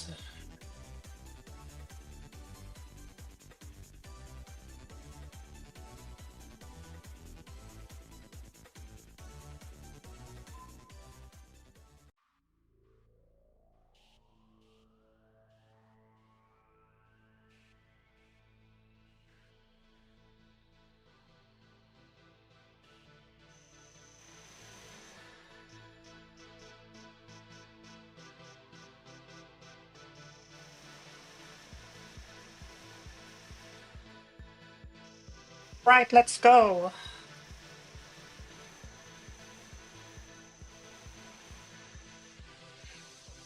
Okay, so in Refrain we've got 4 shot types for the most part. You've got the main shot, which is a very, very narrow laser beam. This is selectively used as it recharges your concept reactor. Now the concept reactor is sort of like it's the closest thing you have to a bomb in Refrain, which I'll get to later. At the same time, you'll also have a secondary special weapon called the MIFA 2. That's a bit of a mouthful. It stands for Mood, Emotion, Feeling, Effect, Attack. Yeah, don't ask. So the MIFA 2 is basically a special where you can charge up to 6 levels, and you can fire up to 4 at the same time. The MIFA 2 is able to cancel bullets, irrespective of which level you use. If you use a higher level MIFA 2, then obviously you'll get a stronger cancel. So you will notice that occasionally when Soul activates the MIFA 2, some enemies, usually medium-sized enemies and larger ones, they will have a blue circle that will appear around them, and that's to indicate that the enemy has been knocked back. You can only do this on a level 3 or level 4 MIFA, and what that does is it briefly stuns the enemy, which basically prevents them from attacking you. We'll get more into that mechanic later on.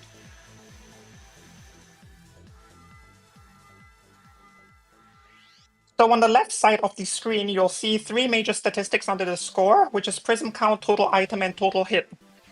Now, all of these values are critical for scoring in the game. The Prism count basically goes up whenever you kill, staff, attack enemies, and so on and so forth. The total item, that's from items you collect, which I'll get into more detail later. I'll focus on the boss for the time being because Alright, so that's where you'll see the knockback now.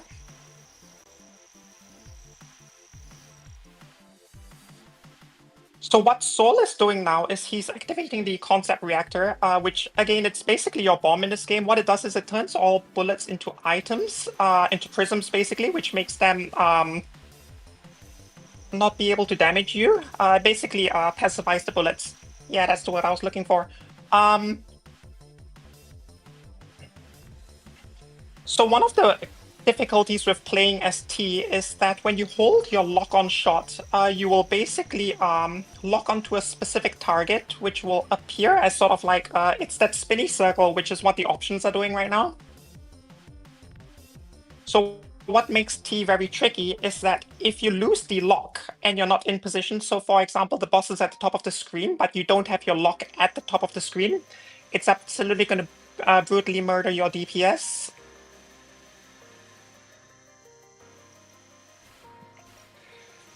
Sorry if I'm a bit stuttery, there is a lot to go through in this game.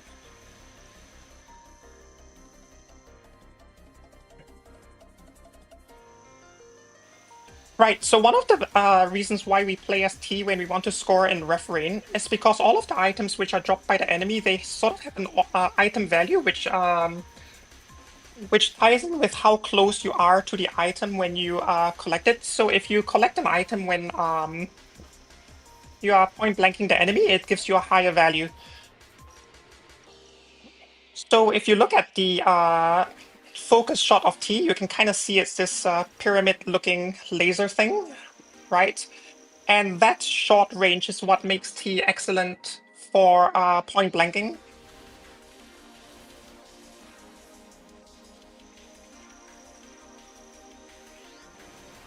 So here Sol wants to do a double knockback on the boss. So you can see he knocked back the boss originally with a Mifa level 4 attack.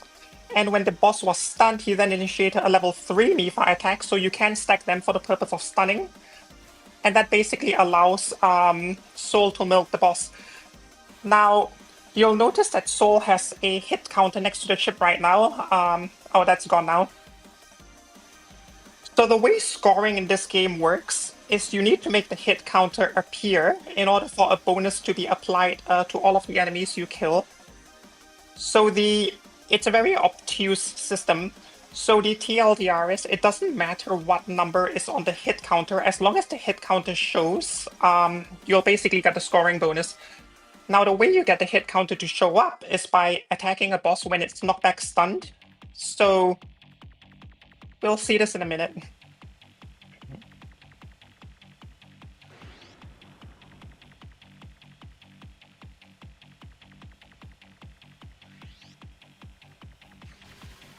Right, so you can hear, so here you can see Sol placing a lock on at the top middle of the screen in advance. If he loses that lock anytime in this fight, the fight is basically over.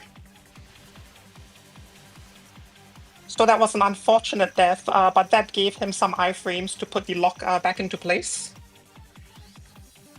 Right, so this boss fight is actually really brutal. Alright, so what basically happened was, when Sol did the knockback stun by the Mifa 2 special attack, he timed it a bit incorrectly. And you can kind of see that now, where the options of the boss are not stunned because they were outside of the screen when he did the attack.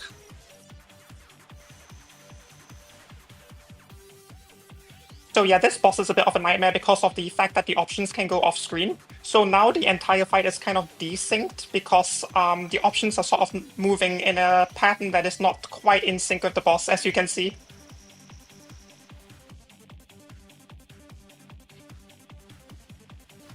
Right, I'm going to talk a little bit more about the scoring. Right, so like I said, your scoring is based on 3 parameters on the left side of the screen, which is the Prism count, total item, and total hit. Now, Prism count is the easy part of the scoring. Basically, the higher it is, the higher you'll score. I'm not sure if anybody actually knows what the exact maths is behind this, but yeah, like I said, simple version is higher Prism count, higher score. That's the easy part. Next up, we have the total hit. Now, the total hit is the part that most people don't understand, right? So the reason why we have to milk all of the bosses is because every time you hit an enemy that is knockback stunned, your total hit will be increased. That total hit is then applied to a scoring multiplier whenever you have the multiplier bonus activated, which I'll explain more once that next happens.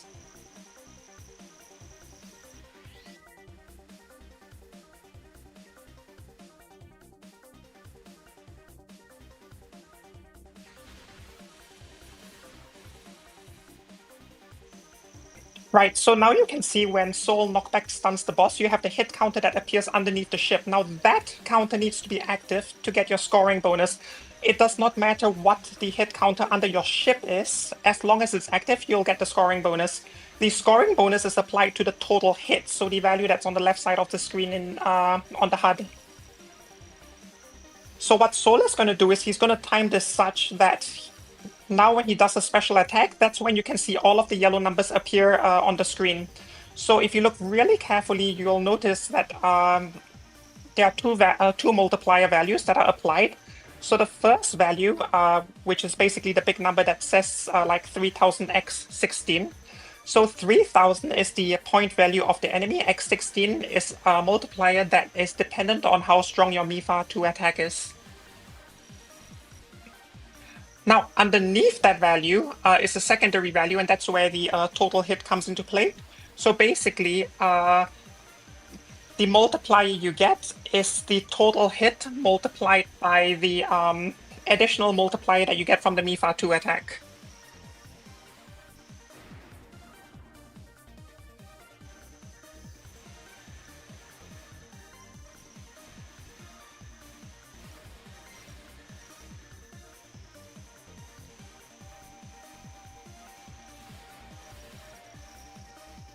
Thing that I forgot to mention in Refrain is that you do get a shield. The shield is automatically applied on your new ship, so the first time you get hit, that's when your shield will be deployed and your ship turns red. Now it's really not obvious at all, because if you are playing T and your ship is red, you won't really see the red colored loss of shield indicator that's applied on top of the ship. But basically, you can take one hit before you lose your life. For the purpose of no miss, losing the shield is considered a miss in Refrain. So if you're going for the no miss achievement, as I have, you cannot lose your shield even once. It is considered a mistake.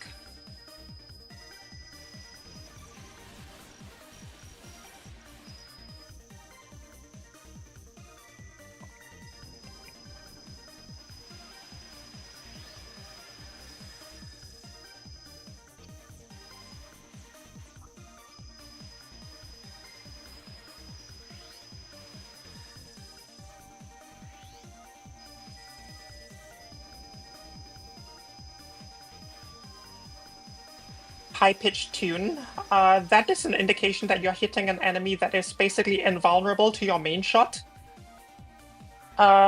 Such enemies can basically only be killed by your special Mifa 2 attack.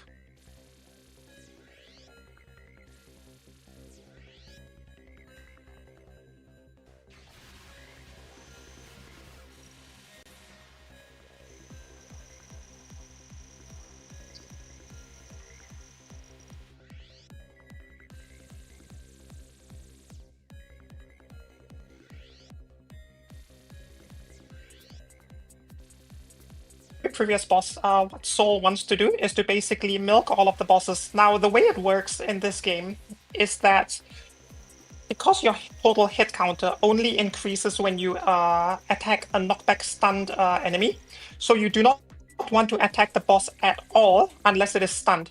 Now, the reason you do not want to chain stun the boss is because there is actually a timer, hidden timer in the game, where if you keep stunning a boss, what basically happens is subsequent stuns will be less effective and the duration will be much shorter.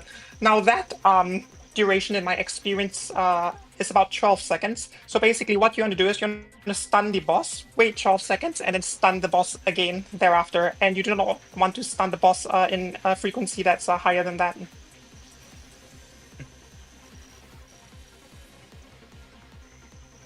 So the basic gameplay loop for Refrain. So we'll get to the concept reactor now. I almost forgot about that. Sorry, crowd. So what the concept reactor does is, like I said, it basically turns enemy bullets into prisms. And prisms that are killed by special attack will actually accelerate the gain on of your MIFA gauge. So you want to be in this really specific loop, right? Where you basically charge up the MIFA 2 and your concept reactor. The concept reactor is mostly charged up by collecting items, which again, depending on the item value, that will affect how fast your concept reactor charges. So point blanking enemies will rapidly charge your concept reactor. What you then do is you activate the concept reactor to turn enemy bullets into prisms via MIFA, which destroys the prisms, recharging MIFA 2, and point blacken as much as possible to recharge your concept reactor.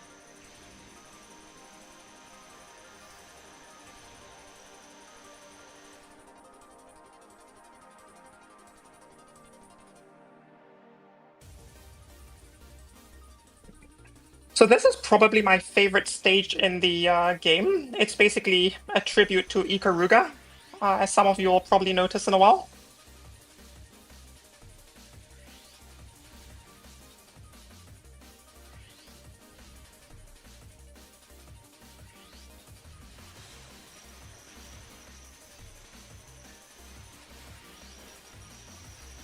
So what Soul actually wants to do, he wants to position himself in a very specific spot so that when the laser enemies spawn, he will then initiate a MIFA 2 attack to basically hit the enemies so that the hit counter appears, and then he will do a subsequent MIFA 2 attack to basically get the scoring bonus while the hit counter is active. Now, the hit counter will only be active for 3 seconds after the last hit to an enemy.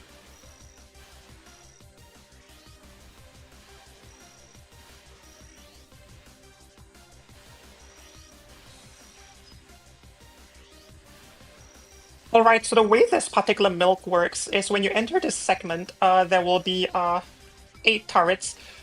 What Soul did was he basically set up his special attack in such a way that most of the turrets were destroyed, which allows him to come up to this little section above the moving walls, I guess. And that basically allows him to camp here, because this section is on timer, as you can see by the timer on the top right. And he intentionally leaves the final turret alive so that he can milk all of the Zarko that spawn in that section. So kind of the same thing here again.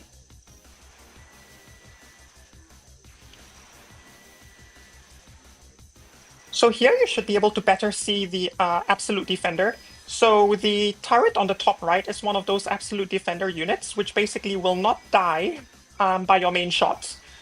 If you attempt to hit it with your main shot, that is when you'll hear the high-pitched tune. So because the turret won't die from your main shot, it's actually pretty easy to keep the turret alive, and to just focus on all of the Zarko. So the main point of milking this part, it's both a scoring thing, but it's also to get your MIFA 2 gauge and your concept reactor max in preparation for the boss.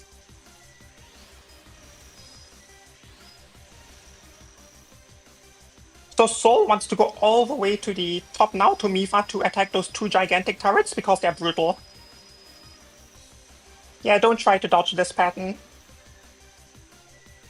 Alright, so this is basically the pre-boss. This is one of the trickiest spots in the game to score. I think Soul is actually going to skip scoring this section. Right, yeah, he's not going to score it. So what you actually want to do is you want to put your lock at the... Okay, so he is kind of going to score it. That was a failed attempt, pity. So what you actually want to do here is you want to minimize any damage on the core, which is that blue-green blob in the middle of the boss at the top. But what you want to do is you want to knock back stun it, just a tiny bit like how he's doing now.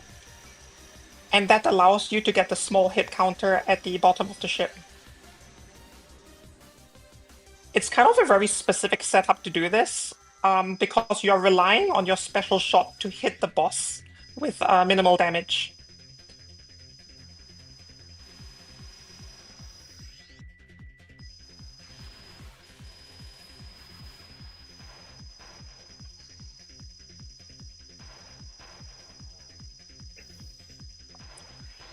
Alright, so this boss fight is hilarious. So the bosses have the absolute defend attack, which basically means you cannot damage the boss with your main shots. But we actually take advantage of that to basically score the crap out of them. So as you can see, Soul is basically hitting the boss now. It's not taking any damage.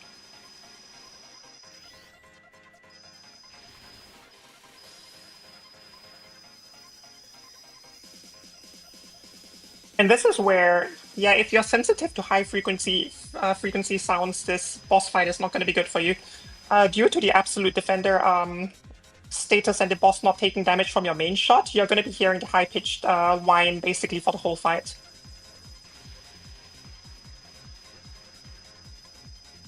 So you do actually see it on the absolute defender tag if you pay attention. If Soul tries to attack the boss, the white circle will appear and it'll basically say absolute defender Mifa 2 only. Basically telling you that you can only damage the boss with Mifa 2 special attack.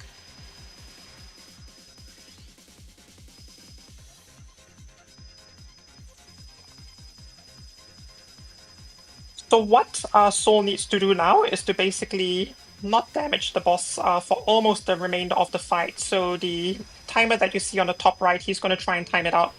The reason for that is in order to prevent the game from being soft locked, because don't forget, you can't attack this boss with your normal shot. So in order to prevent a situation where you do not have any Mifa, what actually happens is the boss spams items at you now.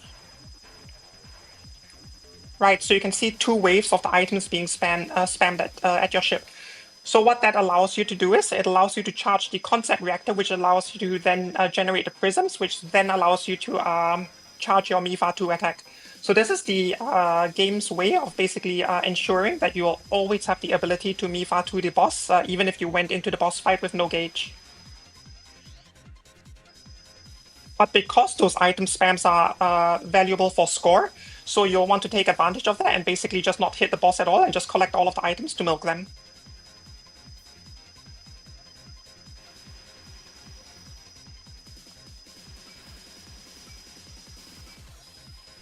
So Soul's lock-on position is not ideal. So you can kind of see that his options are spinning around at the bottom half of the screen when you really want them to be at the top part of the screen. This is what I mean by T being extremely sensitive to player position, where if you lose your lock position, you can end up in a very undesirable scenario.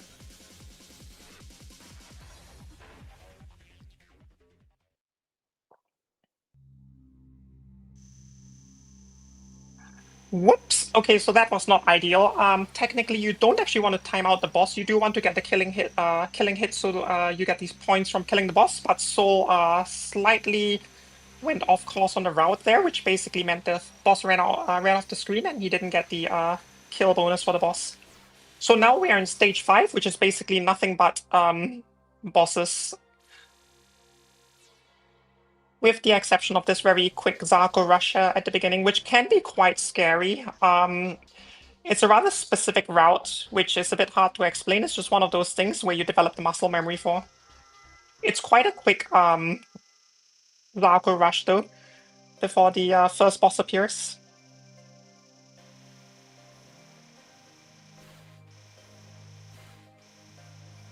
Yeah, so the concept reactor only grants 1 second of invulnerability, so it has a very short iframe window.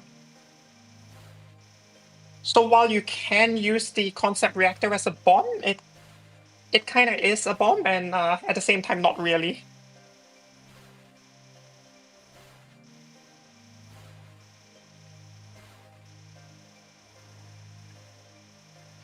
So the way this boss works is you need to charge the boss up with your attack.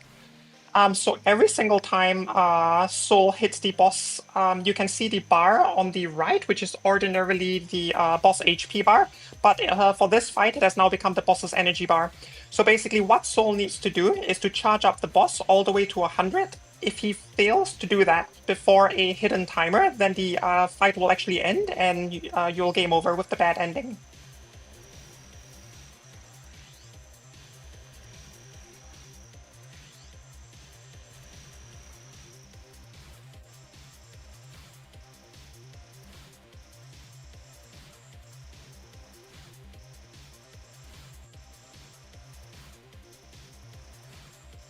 The filling of the boss health bar is not something that's immediately clear. I have definitely seen a lot of players game over because they failed to get the boss health up to 100% before the next phase. So right now what Soul is doing is kind of a... this is one of the clearest examples on how the bullet cancelling of the Mifa 2 special attack works. So even a level 1 Mifa, you can basically see when used at the right time, is still extremely potent at bullet cancelling.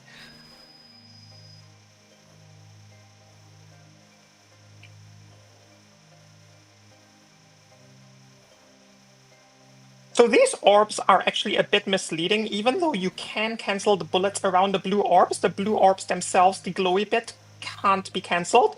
So it's quite common for players to basically faceplant into the glowing orbs, not realizing that they actually are still a hitbox.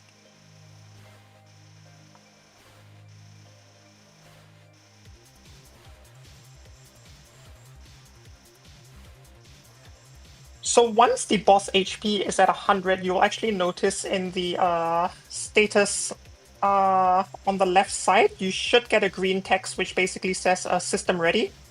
I can't remember if it's on the left or the right side, I forgot.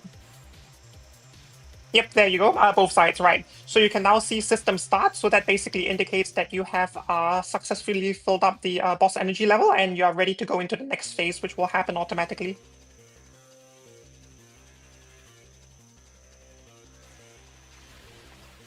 So Soul is currently sitting on 7 lives, which is... it's healthy. The extent cap for this game is, I think you can have 9 lives in stock max.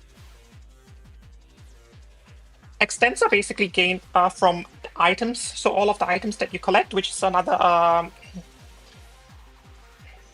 property of the total item count. The first extent you get is at 500 items, and that keeps increasing to 1,000 items, 3,000 items, and eventually, once your item count is as high as it is now, then you'll basically get an extent after each 10,000 items.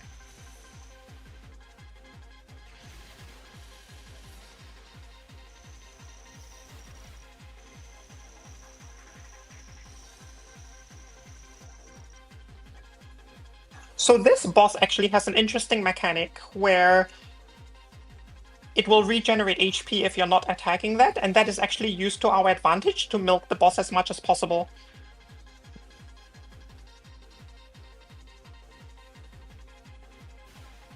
So from this phase onwards, ideally Soul will want to do minimal amount of damage to the boss to basically let it regenerate its HP. So this whole phase is basically just to time out the boss and let it regain its health. So if you look at the boss health bar on the right, you'll actually see it slowly inching upwards. So the reason for this is there is a very lucrative milking phase later on in the fight. And what we want to do is we want to extend that phase as much as possible. Now that phase actually does involve damaging the boss, so the more HP the boss has, the longer you are able to milk it.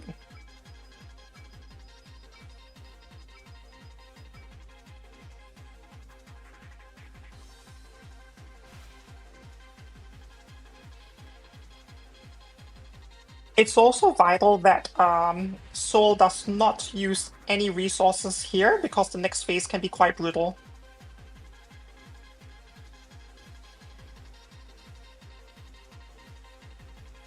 Look at that one evil bullet.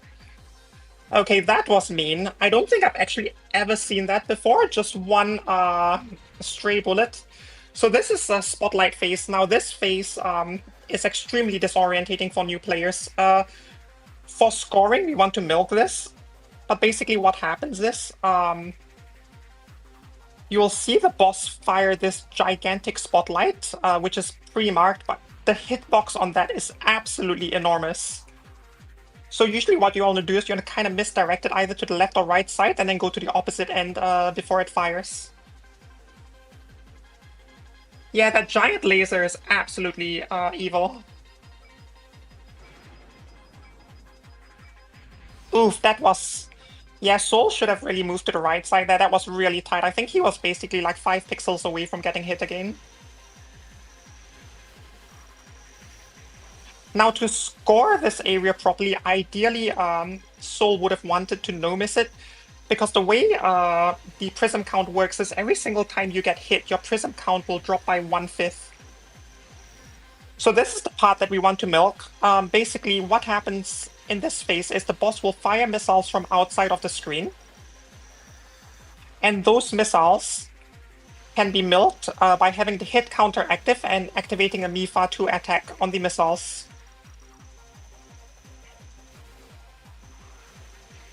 So the hit counter stays active as long as you hit an enemy. If you do not hit anything within a 3-second window, that's when the hit counter will disappear.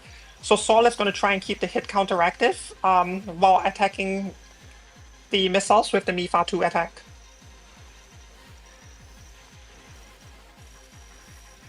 The route for this is kind of specific though, and it involves a lot of muscle memory, and it's one of those things where once you go off route, it can be extremely disorientating to get back into the rhythm. Because like I said, you need to be in a very specific rhythm with regards to recharging both your concept reactor and your MIFA 2 attack.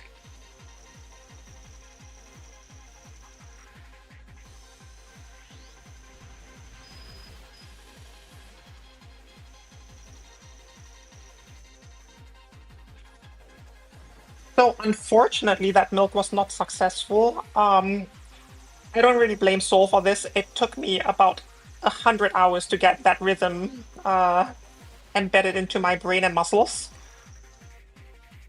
But basically, Soul will be missing the scoring target because of that, but he should still be able to clear the game. Having said that though, there are actually not that many players who hit 5 billion. 5 billion is actually the sort of the magic number in Refrain, because that is the value for the scoring achievement. I can't remember what it's called. But yeah, the highest scoring Steam achievement for Refrain is basically 5 billion.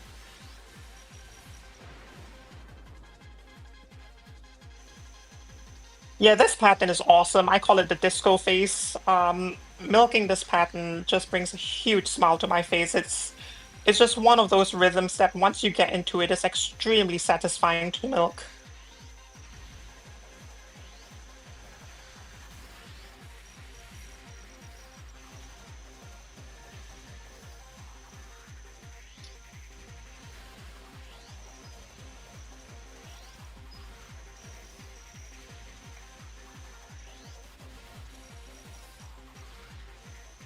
Music is absolutely awesome.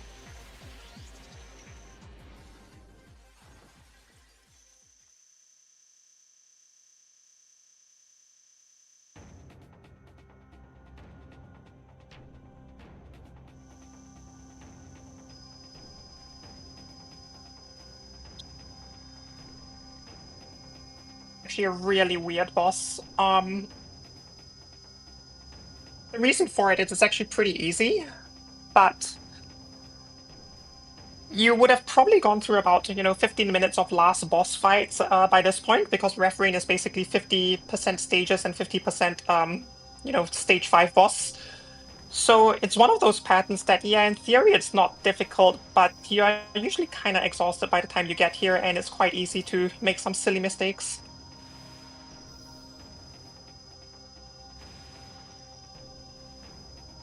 Now this boss is basically invincible. You can't damage it, it's a timeout fight.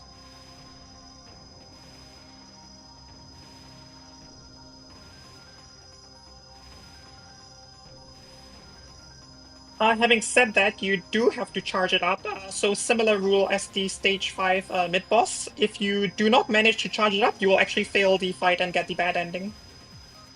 So even though the TLB is on a timer, you still have to damage it to get it to maximum energy levels. I think the lore is that you're basically overloading the, you're overloading the simulation.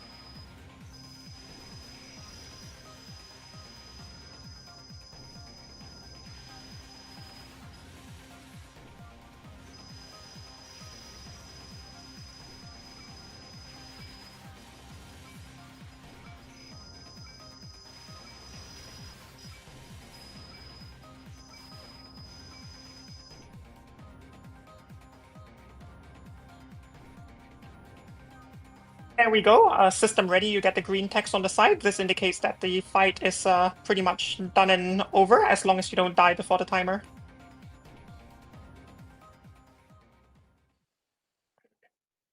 And it's clear. Congrats.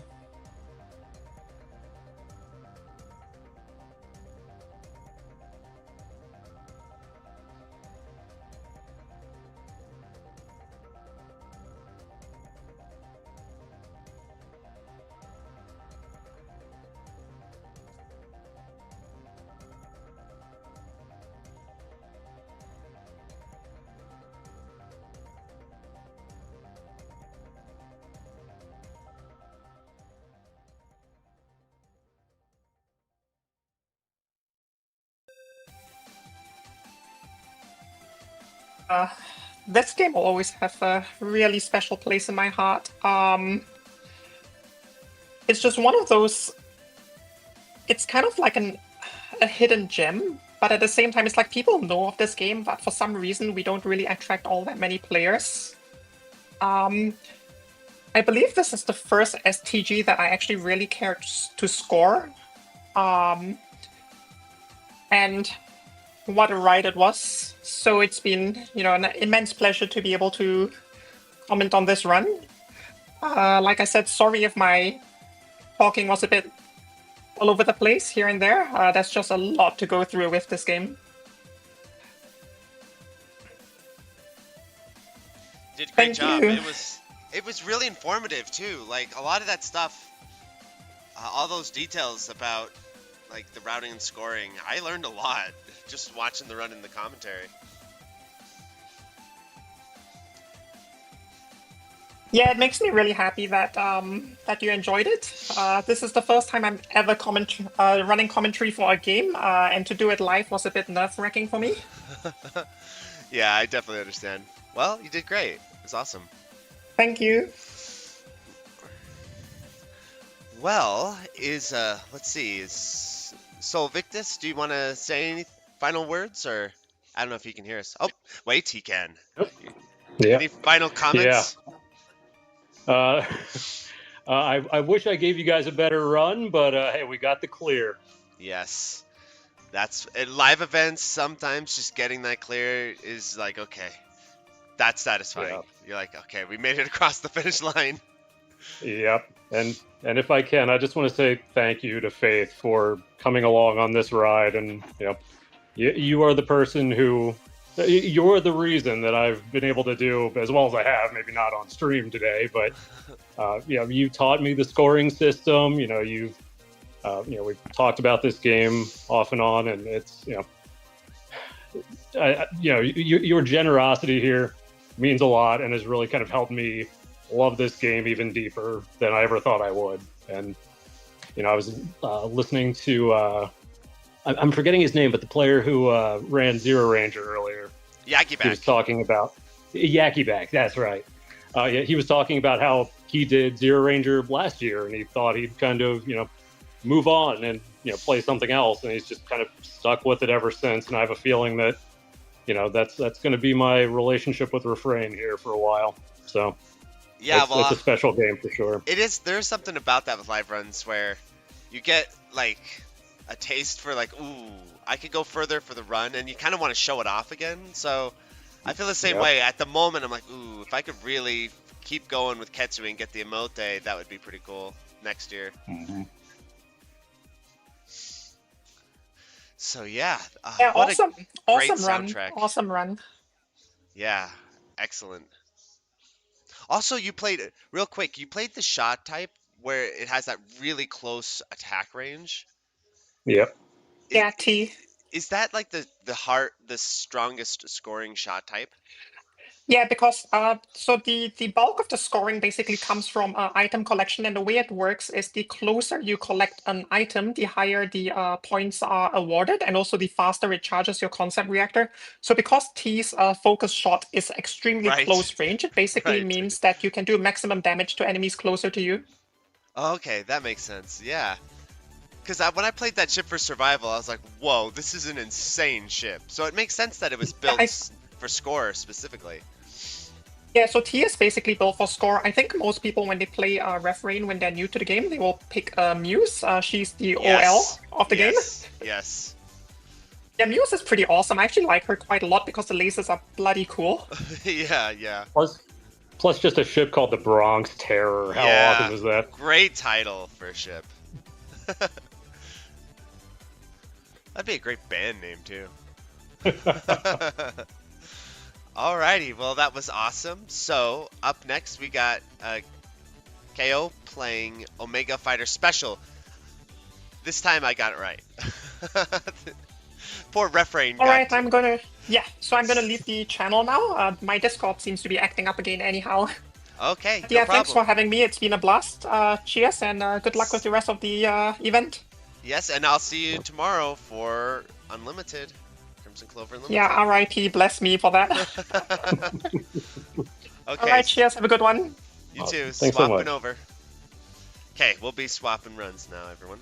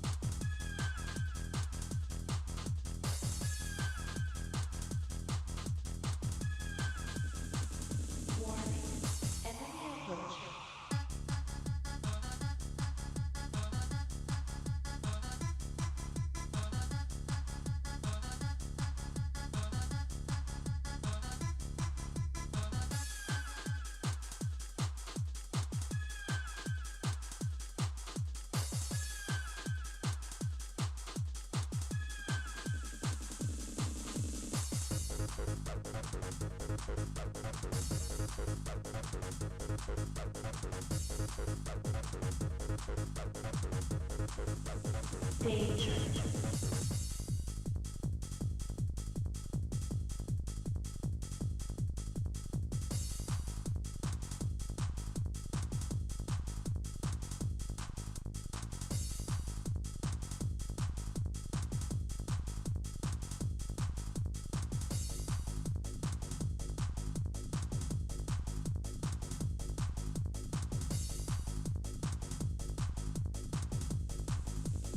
Warning.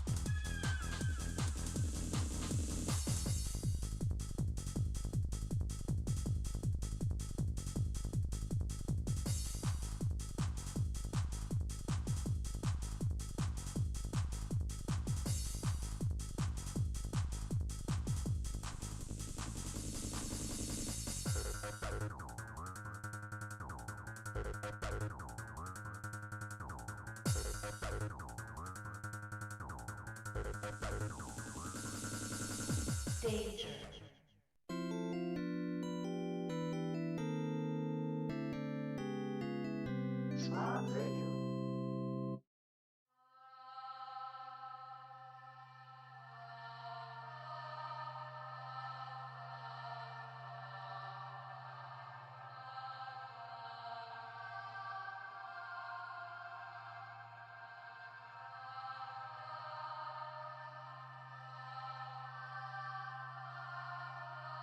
Hang up now, give me the ping in there, and I'll start talking.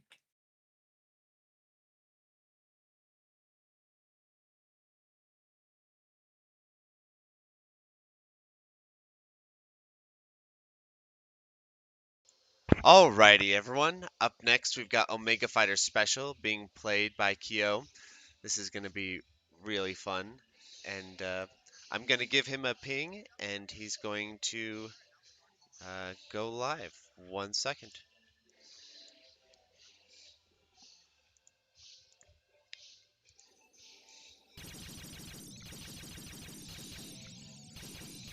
Hope I see myself. He fell asleep, right as he was setting up. Wonderful. So if you were all wondering how he managed to stay awake all night long, it was me. I screamed in his ear constantly, and now I'm going to scream in your ears. Because the Earth is gonna die. There's a giant starship right above you, if you peek out your window right now, and it's gonna blow you all up, but I'm gonna save all your asses. Let's switch over to special. I was audio testing this. If there is one shmup that I say represents the genre better than anything else, it would be Omega Fighter Special. I get the volume adjustment out of the way. Go ahead and start the ship up. Now let's get this shit rolling, shall we? I thoroughly enjoyed the Ketsui run earlier. You might know Ketsui for its simple but elegant get close to enemies to get more points for killing them. Everyone at Cave borrowed it from this. So if it weren't for this, you'd have no Ketsui. UPL were one of the coolest and weirdest game developers out there, if you're not aware of them. And they decided to put every cool idea they had in mind into this in order to create one of the most strategic and rewarding shmups ever made. It's jankier than Ketsui is, the art isn't as pretty, but the presentation is top-notch, and I still have no idea how they made the multiple bomb types in this. I don't think well, that's whatever. I flew a little bit too close to the sun there. I can afford to die on stage 1. Anyway, you smooch everyone like a vicious France romantic or Pepe Le Pew, because everyone else in this game stinks aside from me. And the closer you are to smooching them, the more points you get out of it. And if you do that a lot, you get extra resources that make the rest of the game easier as well. Like nuclear bombs that clear the entire screen out and give you automatic X10s. The time-slowing matrix bombs. I don't think this is the first game to have a concept like that, but slowing down time and just matrixing everyone, like up close in the most stylish way possible, is never gonna get old. So as I mentioned about Cave staff playing this, I think I played everything back then. So did Yagawa. And that includes this. UPL did not have the budget of SNK, Sega, or Capcom, so they had to put really weird ideas in their video games. They made some of the weirdest games ever made, and this just so happens to be a case where all the ideas are good and made the game more strategic. I think it was more intentional than, say, something like Smash TV, because of the time-slowing bombs, but after this game came out, they realized they were onto something really good, and they updated it in order to give you more time slowers. The original version of the game stopped giving you resources by the time you reached stage 6. So this was updated to actually give you more fun and more ways to actually get close to the enemies. it wouldn't be the first time a game was updated in order to make it better afterwards. That would be 1943 Kai and Xevious Special. But this is just so a case where I think the genre was perfected. It's not absolutely flawless. UPL were also not the greatest coders in the world, and I'm gonna do safety strats on purpose that look weird, but that's to avoid getting killed by the jank in this game. Like, if you got the wide shot instead of the laser, and you're spamming it really fast, the bosses will just straight up not show up, and you get to automatically pass the level sometimes. M. Night is correct, by the way. This is personal to me at this point. I got killed by the score multiplier. If you're too close to a big enemy when the flashing times 10 appears, that counts as an enemy and it kills you.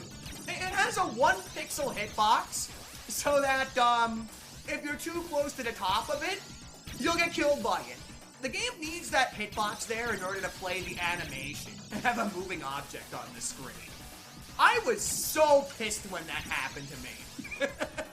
So here we are again. I just so happen to be like that with this game too. Like, if there was only one shmup I could play for the rest of my life, this would be it. And I'd even go as far as to get the special bonus too. So after stage 3, I'm going to be a little bit less talky. This is just so a case where I know the patterns so well, I can just blab through it subconsciously. A lot of what I'm doing might seem very risky, but it's calculated. All those turrets fire after 5 seconds apart. So as soon as they fire their Contra spread shot, you can just sneak in there and pop them for an easy times 10. It's not that hard to figure out the timing intervals for a lot of this stuff. Speaking of glitches, you actually get 10,000 points if you bring a nuclear bomb in here, because you can actually blow up the generator that causes those fireballs to shoot too. And so you could say this game ran so Ketsui could go into Mach speed. Ketsui, on the other hand, is more new school than this is, and I respect the hell out of it.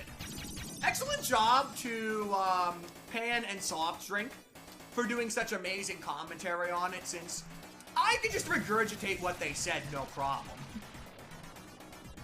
And that's why I like this game a little bit more than Ketsui. Ketsui doesn't just let you blow up the bosses just like that if you save your resources well enough.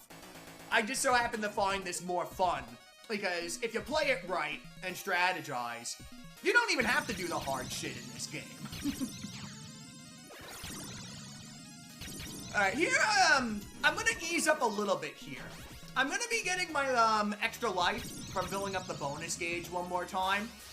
And then, I'm gonna keep my distance from this point forward so I have power-ups for the next 2 stages. The next extend is not gonna be till 5 million, and you typically don't get that until, the second loop. You just wave through these, it's about to wear off. There we go, I'll take it safe here. It's a predecessor to the bullet hell style, too. You don't have forgiving hitboxes in this. The whole ship is the hitbox, but the hitboxes on the bullets themselves, it's all really small and easy to actually navigate through them all. Like, they're all slow and possible to navigate through.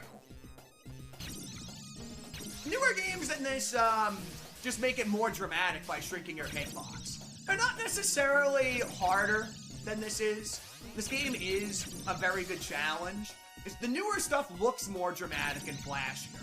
Or I just find something like this easier to read. There you go, let's kill Nintendo Lame Cube real quick.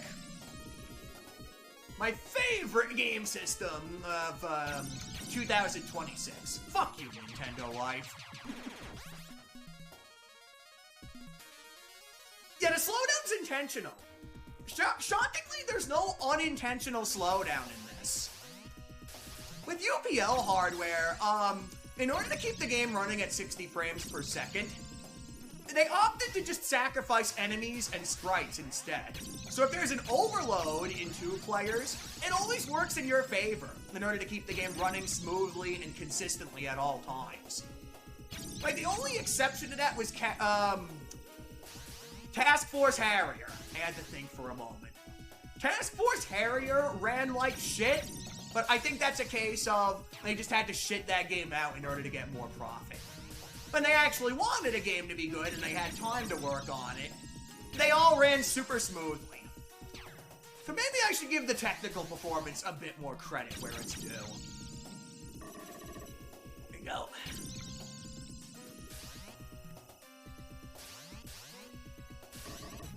I'm gonna save this for when the next set of turrets appear.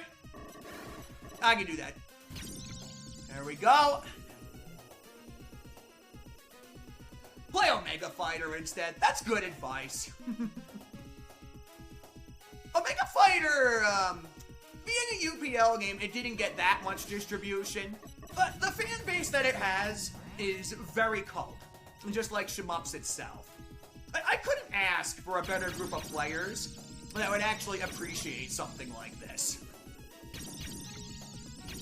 Hang on a minute. There's a few more enemies until the boss. I'll look at chat when I actually get a breather. You got a few more pancake smashers.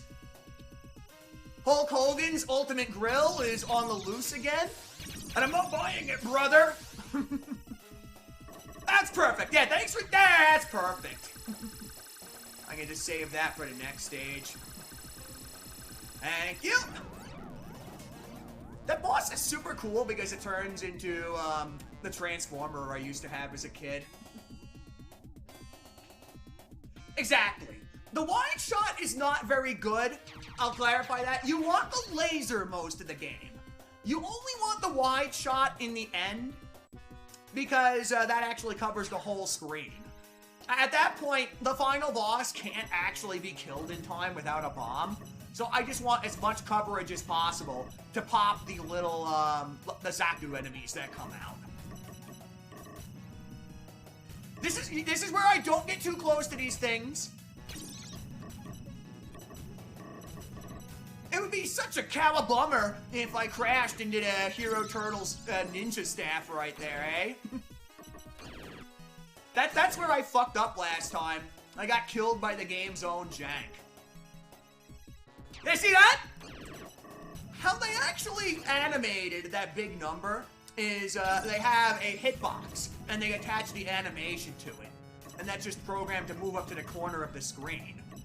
The ×9s are safe because only enemy sprites are allowed to be animated in this. The programming is very jank. I'm not gonna make that same mistake twice though. And now I have to shut up for stage 7, the hardest part of any run. This is actually a little bit harder than the beginning of Loop 2. You just want everything to die as soon as possible. Especially the big ships in the middle once the little guys fly by. And you want all the turrets to die as well so you have less crap to dodge. You lose your power-ups here, you're fucked. Just plain as simple. Get those two good. Should be fine if I stay back here since it's Loop 1. And good! That went exceedingly good. The timing of that bomb, thank you. We're not out of the woodworks yet, though. There's a few more turrets. Nice! Nice! Nice! I just have to remember where to stand. We got out of the worst part of the whole game. Like I said, you die there, and you're just gonna chain death because you barely get invulnerability when you respawn in this game. This part is not as bad. I was like, if one of these things crashes into me from the side, whatever, in that case. The boss usually glitches out and stands still anyway. Watch it. You can see some glitches right there, as a matter of fact, where the dude actually bounces off of the multipliers. Alright, that's good. Now, these laser turrets die as soon as possible. That would be really nice. That's fine. I couldn't do anything about that. That's fine. And that actually swapped me over to a power-up I want.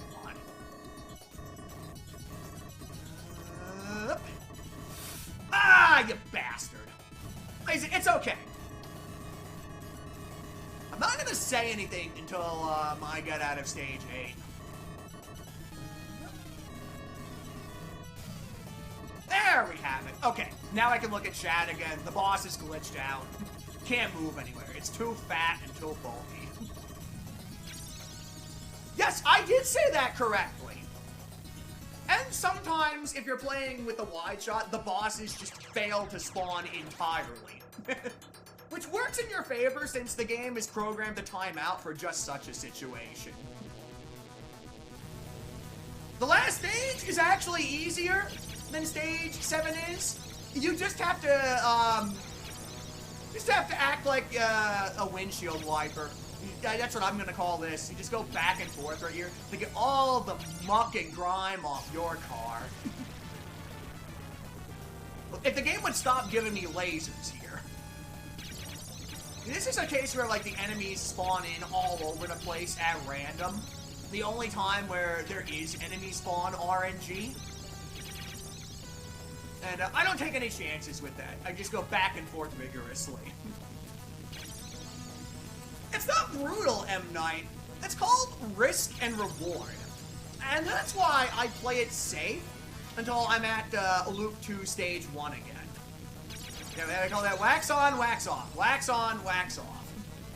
It's yellow, so it actually is wax. And now you know what we're shooting at the enemies.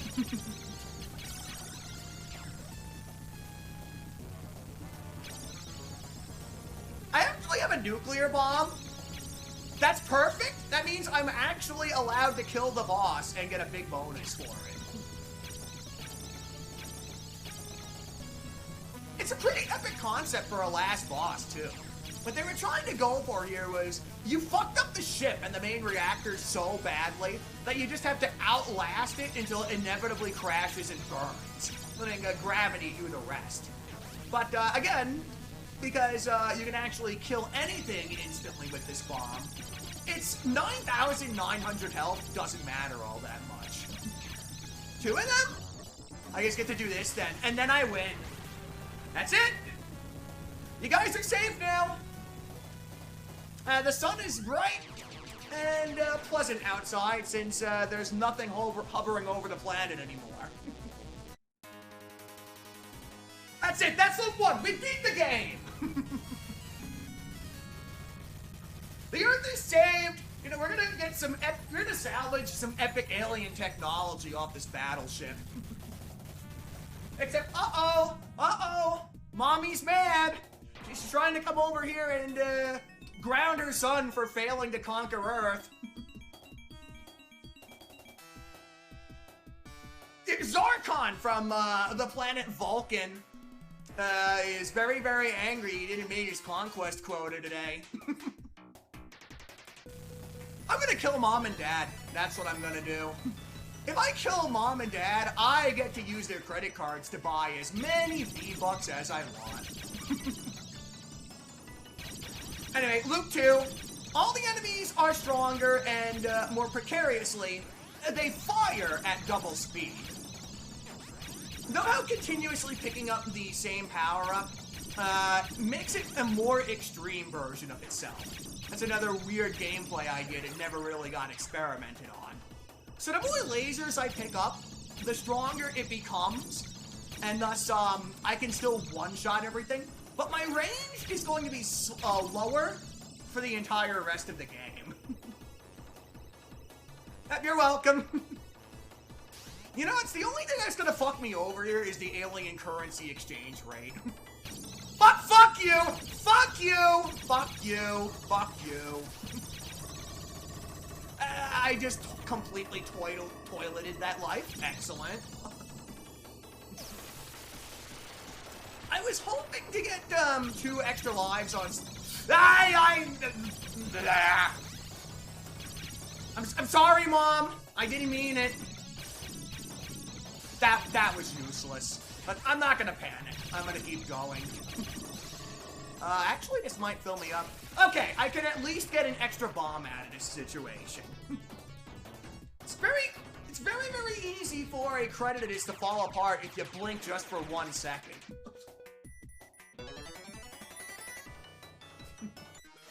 Alright, stage 2. I'll get the extra bomb off the first few enemies, and then I will play it safe afterwards. I'm just gonna stay away from the turrets because I do not trust them on my last life.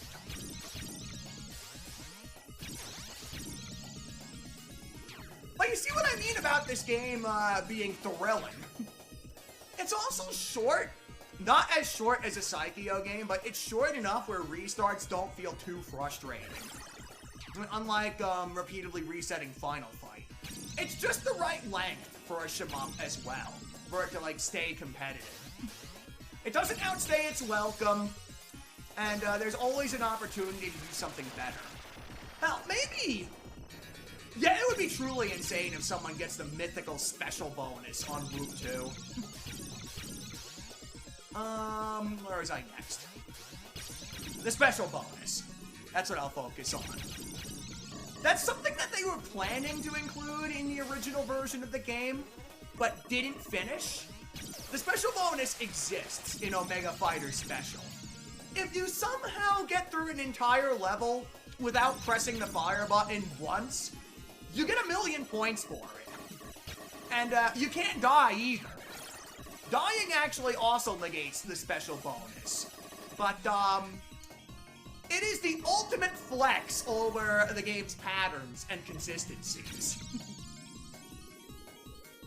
I've never managed to pull that off on live broadcast. And I will one of these days. If I'm actually invited back to do it again, I will get at least 1 special bonus since I've done it on stage 1 only. Here, this is where I stop fucking around. This is where the game means business with all these landmines here. The bullets fire in the same place every time, but again, I just want to contain the infection before it spreads. You pop all the pimples on Meatwad over here, making him look uglier than he already does. No, stupid, wrong goal. Like, throwing Family Guy jokes in your beat 'em up does not automatically make it good. Good. I might actually get a ×10 bonus here. Hang on a moment. Hang on a sec. So, 3 limes for Loop 2? That could be worse. I'd actually be okay with that. Yeah, 3 limes for Loop 2. That is actually decent again. Okay. Now we don't make any more stupid mistakes. I will check chat after the stage is over, since this game demands concentration.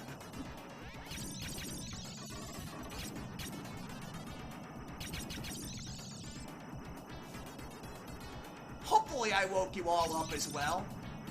You might have been falling asleep if you stayed up for the whole event, but now you pulled up an all-nighter and your sleep schedule will be fucked. Yay me! It's close enough. Ooh!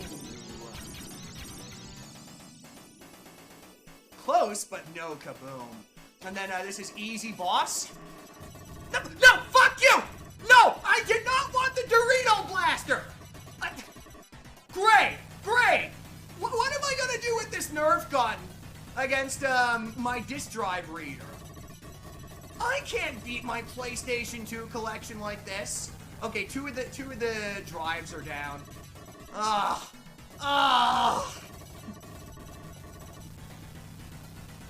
I'm glad that I killed those things when I did, though. That sucked. This is why you want the laser for most of the game. The Cheeto Blaster, or the Cheeto Trillion Pack, just ain't cutting it in this economy. Alright, we're back in business. The boss timed out right there. That was really stupid. But there's still a chance. Since, like I said, stage 7 might as well be a continue cutoff anyway. You do get to continue in this version of the game. I failed. Forgive me, everybody. I did my best, but Mommy is gonna ground all of you now. I'm so sorry. We've all been really bad boys around here. I kicked the arcade cabinet, and I short-circuited it to get, free credits. So I'll see you all in hell with me on this one. I'm gonna blame Cheetos for this. I'm never gonna eat that crap ever again. Let's finish it out. Let's finish it out. We have time for this. You get continue service in this game too.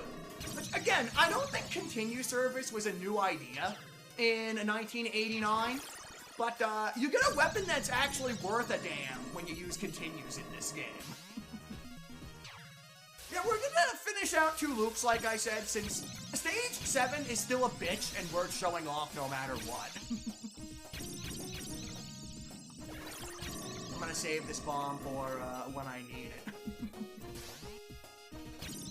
Now, the truth of the matter that the FBI doesn't want you to know is we've all been dead since 2012. That was the end of the Mayan calendar, right? Like I said, the Mayans counter stopped in their own calendar. They racked up such a high score that they just lost track of what day it was from that point forward. 90 minutes behind schedule? Do you want me to end it after this second credit, in that case? Mark is the boss, so he gets say on what goes on around here. I will kill it if time constraints necessary. After this stage or otherwise.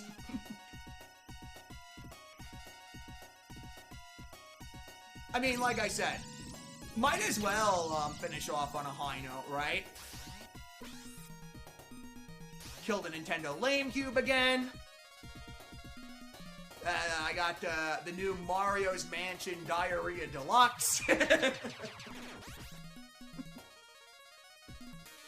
Or whatever crap Nintendo is releasing nowadays. Mission 5. Destroy the big core. This is also a bit of a bastard on Loop 2. Because of the double bullet speed. I think I'm swooping in fast enough to get these things before they shoot. Yeah. See, that's why that's dangerous to do, because they shoot faster and at lesser intervals. I will, don't worry, dude. I will. Besides, I'd like to showcase what you do for Stage 7 on Loop 2, since, again, the beginning stages of Loop 2 are actually not as hard as Stage 7 in this. I'm also making really stupid mistakes. Whatever, yeah, let's use a 3rd credit. A sip of water while the Earth is being blown up again. Not to mention, the overly dramatic game over screen is also great. They added to the cinematic flair of this game. Which, again, I think video games are just trying to experiment with it at this time. That's another thing that this game does great. Like, people give games like Sonic 3 a lot of credit for having seamless transitions. But, you know, rare games that they're, where you get, the witch turning into a sexy chick. That's all really fun. That's what I like to call that. But the overly focused game design nowadays, it's like, where's the fun and the stakes on the matter? You know, what's at stake if you lose right here? Alright, I'm done messing around. Gonna get to it and actually just get down there faster. Good that I actually have laser power-ups this time, too. Starting with a level 2 laser is really good on continue. But again, not enough for stage 7.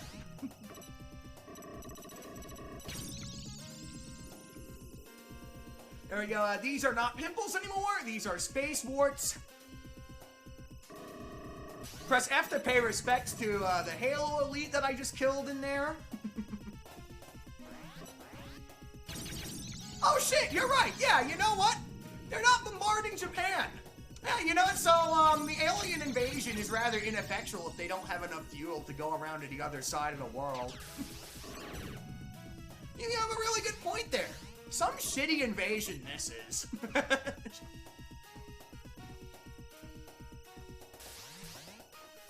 Now, what did UPL have against Europe? Was it Amiga Shmup design? Because I wouldn't fault them for that. Pick this up so I do enough damage. This thing is pretty tanky on Loop 2. There we go, I killed them before they could use their worst attacks. There, that's the trick to doing that.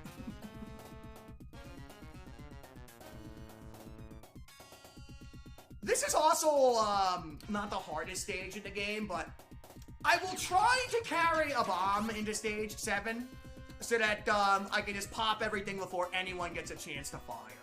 My plan is pop a bomb 5 seconds into stage 7, destroy all the turrets, and then I should be in a really good position to destroy the big ships afterwards.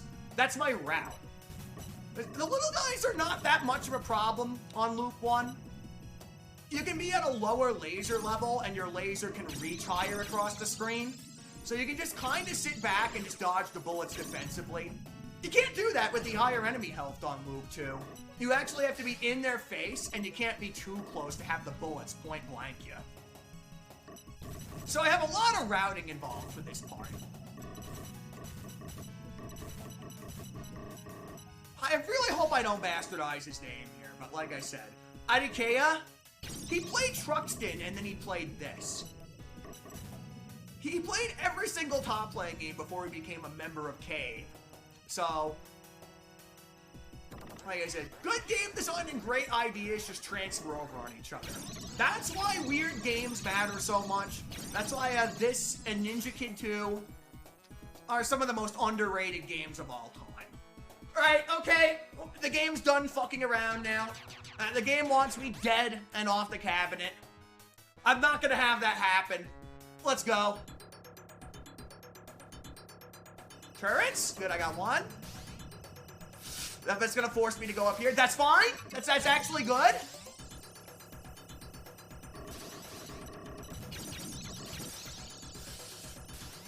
Nice. Oh! Oh! That's game. Oh, that was tight. Dude, if I made it past that wave of bullets, that would have been it. That's the run. Son of a bitch. Hey, it was the hardest stage in the whole game. You know what? I got halfway through that hell right there. And continuing does not save you in this instance. So that's the run. Hell of a way to end Shmup Slam, if you ask me. There was a lot riding on my shoulders being the closing act. And I hope this brought justice to the genre as a whole. Sign my name one more time. And then, you all can readjust your sleep schedule now. Hey, thank you very much for having me here, Mark. Hey, I see you goofing off now that I actually get to look at you. Yo, you all rock over there. I'm thanking you and everyone else for having me again. It's been a real blast showcasing this game for all 200 of you. And, I'm gonna go out for my exercise now. You all have a great night.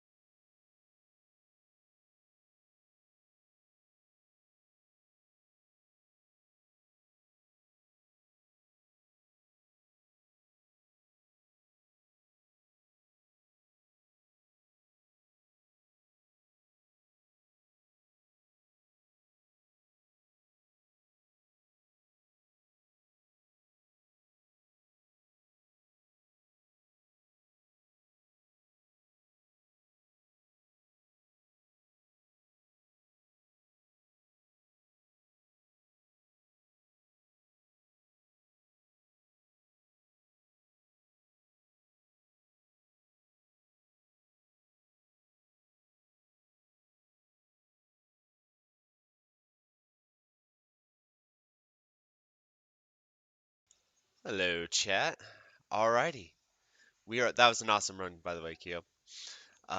We are on to our final run for the evening, which is going to be I just want to make sure I'm getting the name right here. Eden's Aegis. Yeah. I feel like that. Yeah, it's so similar to the other titles. I'm like, wait, isn't that? Didn't that already come out? I think this is the new one, though. Or maybe this is the old one. Samsonite can let us know. Samsonites can let us know. Alrighty, so we'll get swapped over to that.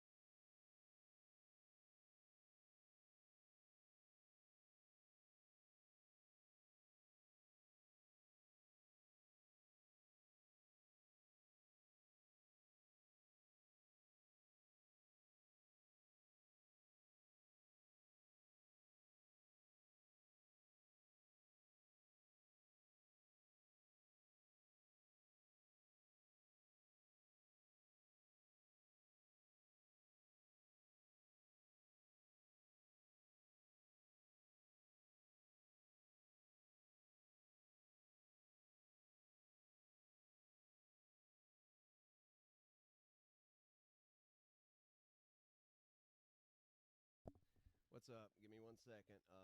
And then just ping me on Discord and I'll be ready to go.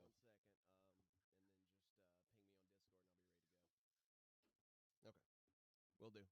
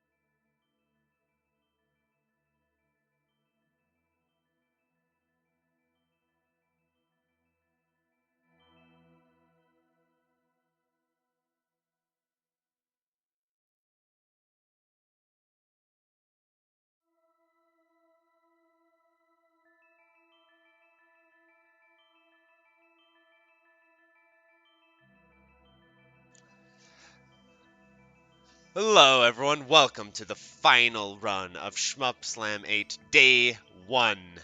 It is Samsonite STG, and he's playing some Eden's Aegis. Is that how you say this? Aegis? These titles.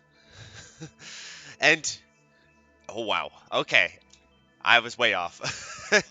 And running commentary is from his house, which is crazy because he's an IRL runner. That's how late this is. He had to go home. IRL player, I mean. It's Dirty Screech. You return. The late shift. After hours. And, yeah. Absolutely. Okay, we're ready to go. I'm telling him to go.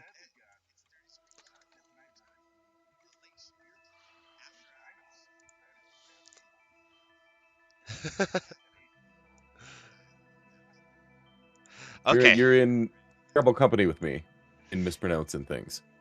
Yeah. Yeah, so we have a Dojin Shmup here. I think Samsonite can just go whenever, right?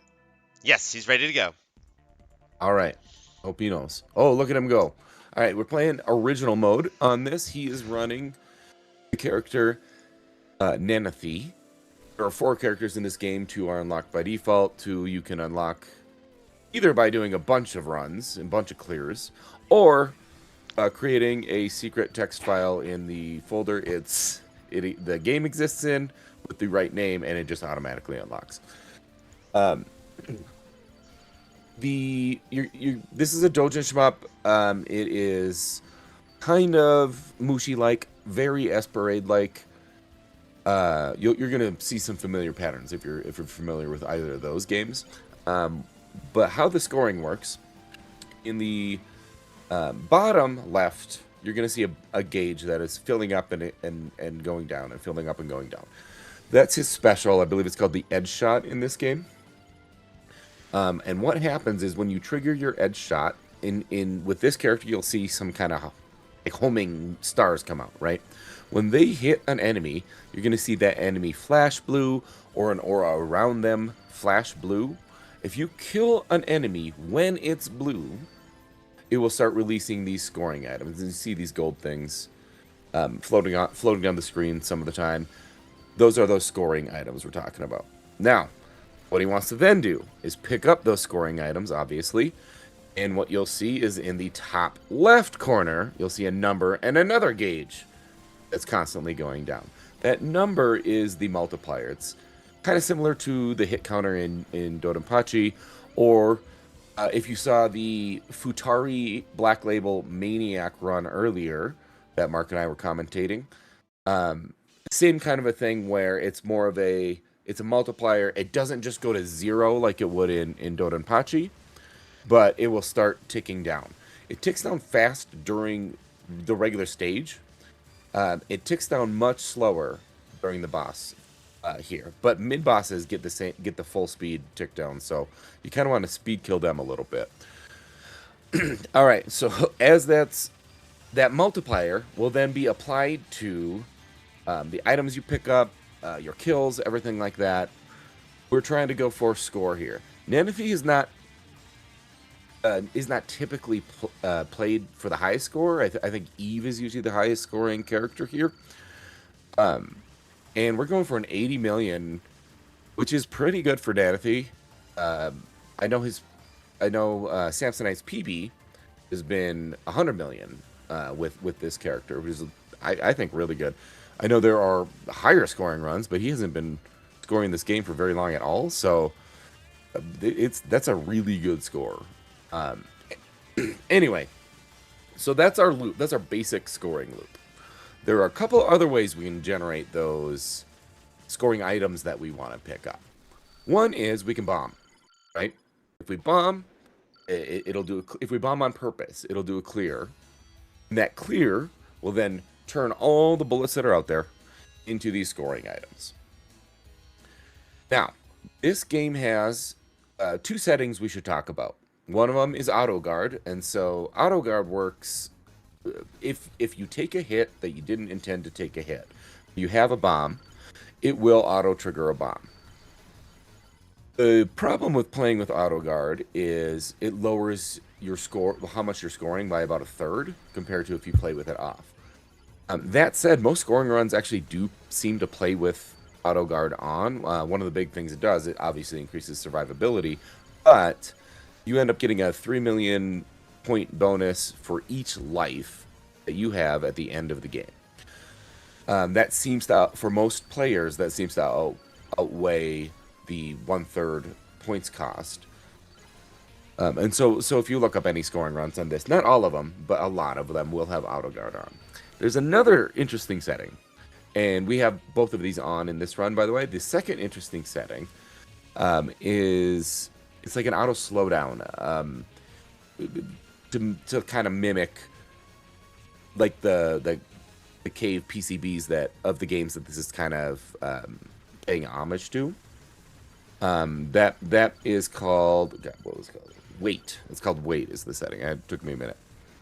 And so if you have Wait on, then there's an internal mechanism that's counting the number of bullets, and once the number of bullets hits or exceeds a certain threshold, it'll start artificially slowing the game down. Pretty much every scoring run I've seen on this, which isn't a lot, but I've seen enough, it seems to put weight on as well. It seems to really help just the runner in general with scoring. It doesn't increase your score per se, but slowdown just seems to help top runners here. I should also go over my qualifications for commentating this game. I have played Shmups before. I have played this Shmup before a bit, but not a lot. And this is a last-minute addition to the run, and we needed somebody to commentate, so that was me. So I am not a complete authority on this. If I say something wrong and you know it, I apologize, chat. But we're going to have some fun with this one. Okay, so we are doing really well here. That was a great cancel. Really good job filling up the screen with bullets, getting that special out there, and then killing off the enemy while it was blue, so that we could turn all of those bullets into point pickups, right? So here we are, stage 2 boss. You'll see the counter. Nice. It's a good number, and it's ticking down slowly. Like I said, that only happens in the bosses. As we move forward, every time you see those streams of stars come out as shots, that's his edge shot or a special shot, the thing that will turn the boss blue. So here we have, because we have weight on, you can see that slowdown in action. Oh yeah, so I think chat's asking about which Eden this is. This should be Eden 2 Electric Boogaloo. The first one, I believe, is Eden's Edge. The second one is Eden's Aegis. And then the newest one is Eden's Eclipse. And I believe the third one is Eden's Eclipse. I believe you can get that on Steam now. Also, all of them, I think, should be on itch.io. The developer here, XX Game Room, if you kind of in this space, you probably developed a few other games you might know of, like Blue Wish Desire, Blue Wish Resurrection. They're responsible for those as well as this Eden series. And gosh, they had something else like Green Wind or something a while back. A game like that. We're just saying colors and nouns at this point. Okay, yeah. So Eden's Eclipse came out really recently. That is 3. We're doing a real good job with our dodges here, staying alive. Lots of bullets on screen. You can see on like these bosses, kind of around the boss will be blue or not blue, yellow here. So we turn to blue, do nice cancel here. Beautiful. Love it. This is a great start. That should be the end of level 2. Stage 2, whatever. Alright, we got 4 bombs. 3 lives. Oh, yeah, so the first extend, there's 3 extends in this game. First extend, 2 of them are scoring extends. One is at 7 million. And the other one should be at 30 million, I believe. And then there's a hidden extend on stage 4. Hidden extend, it's during the mid-boss. It's going to be on the right side of the screen, I believe. And the key to unlock it is you have to attack it with your special shot. If you do all of that, you should see a hidden extend pop up. I have lost the stream. Okay, there we are. We're back. I don't know if that froze for anybody else. Might have just been me. But yeah, so we should be on 3 here. So next stage we'll see the other hidden extend, right? We've got, yep, great cancel there, really good. Yeah, I mean, Samsonite's just got things under control right now. We're doing awesome. We got our point counter, the multiplier. It's already up past 2,000. We love that. Yeah, we're doing a great job. Oh, the base scoring values I should probably go over for item pickups and whatnot. So if you kill any enemy on the stage, it's got a base value of 10. So like 10 times whatever the multiplier is up in the top left corner. Mid bosses, multiplier is 100. End boss of each stage is 200. And so like when you see these scores popping up, I don't know, you can do the quick math yourself or just trust me on that one. All right, we're doing a really good job generating these item pickups, getting them. He's really in control of his special. You'll notice that. Oh, so another thing for the 4 different characters, their special shots have different strengths and weaknesses. This character has that homing style star shot. It's kind of mid-strength compared to some of the other characters. One of the nice things about this character is that special bar recharges faster. One of the downsides is her range for her special is not as far as it is for some other characters on this. That range, like how far away you can be and still have your special shot kind of be effective here, is kind of a big reason why this character doesn't have as much score potential seemingly as Eve, the other kind of default character you get without unlocking anything. Eve has a much wider range effectiveness with the special here. So it's kind of what, pick your poison. I know we keep scores separately based on characters in this game. So whatever you feel comfortable with, it's all scoreable.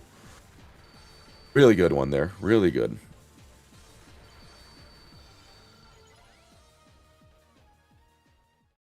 All right, going into the boss. Stage 3 boss.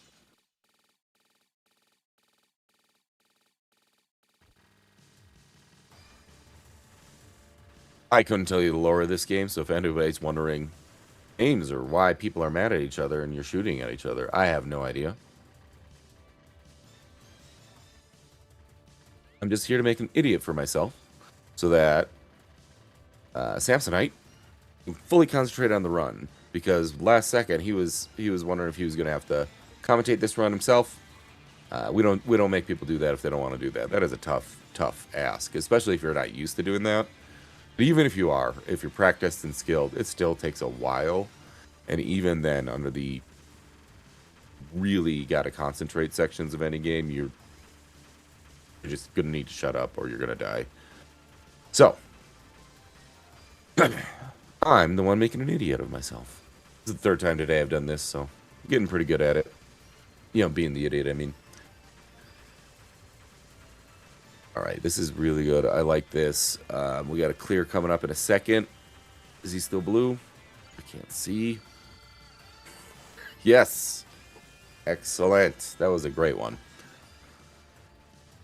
Multipliers high. Tons of item collects on that phase. That was a really good one.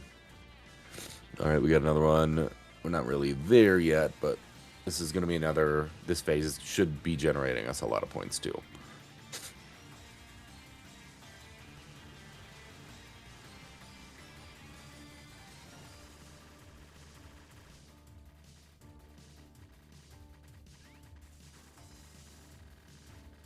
Good dodging. Not much to say here, really, until we're approaching, but we still got a little bit before we can clear it out. You can see him hit his special. He's hitting his special even when he's not going to clear it, just because it's extra damage for now. But as we're approaching the end of this phase, we really got to pay attention, make sure we have our special, can hit it, we hit it, and can kill this phase of the boss while it's blue. It's not blue right now. There it is. Good cancel. Good timing on that.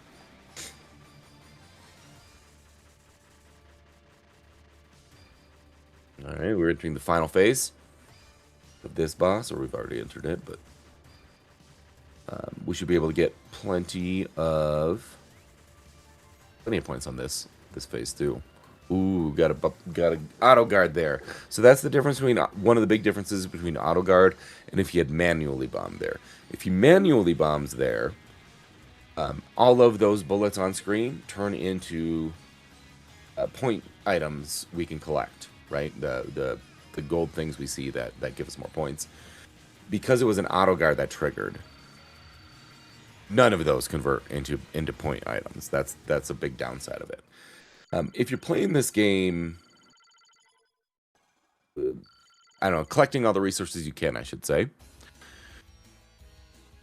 I believe you can end up with a total of 9 bombs throughout the playthrough.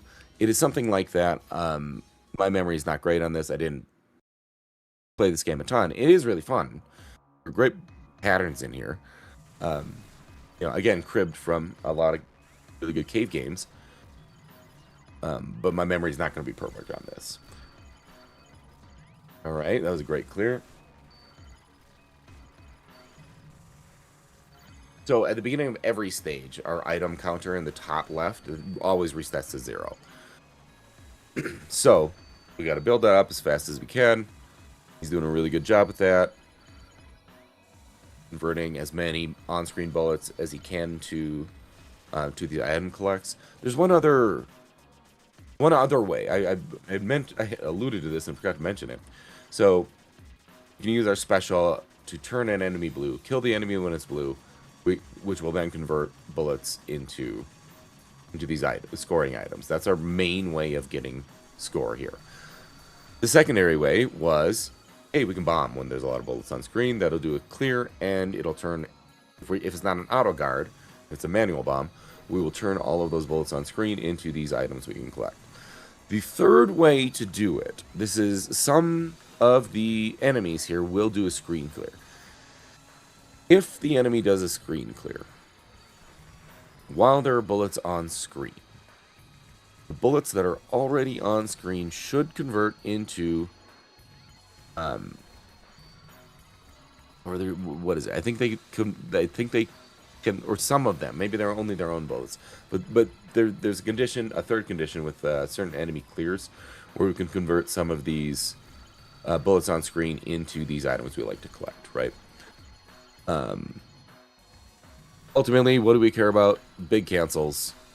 is the way to rack up score in this game. Don't die. Oh, in case I didn't mention it, I don't remember if I did or not. Each extend that you have at the end of the game is worth, yes, I think I did mention it, it's worth 3 million per life.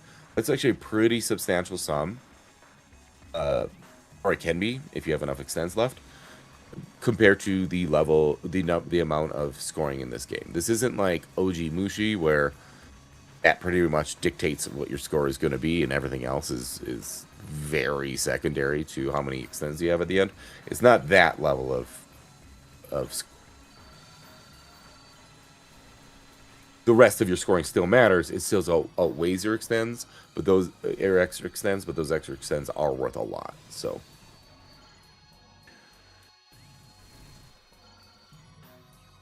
all right, we got a nice little clear there. It's a good way to keep that counter up. You'll see, if you're paying attention to what I was saying, you'll see like right now that when he's not collecting items, give it a second or two, and that a score counter in the top left, that multiplier, will start ticking down really fast. And like I was saying, this applies even to mid bosses. So even though they're tanky in the same kind of fashion that a boss is, you really want to kill them quick, or as quickly as you can. You don't really want to sit around on those guys, because your multiplier is going to be ticking down at full speed, not at the boss speed.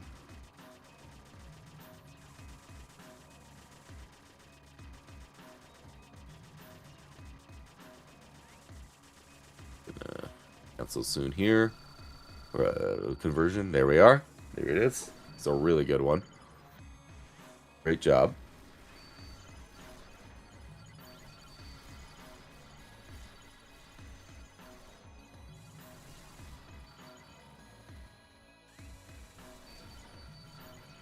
So we've gotten all our extends here. We got the 2 scores, we got the hidden extend. There's no more of those left to get.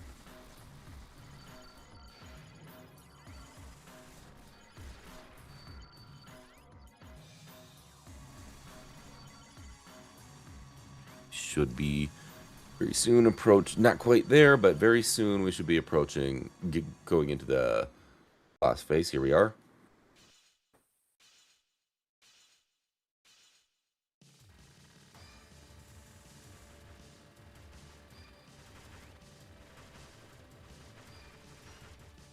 Now, we do want to get it. Oh, that's a tough clip. That's always tough. We do want to obviously generate as many of these scoring items as we can.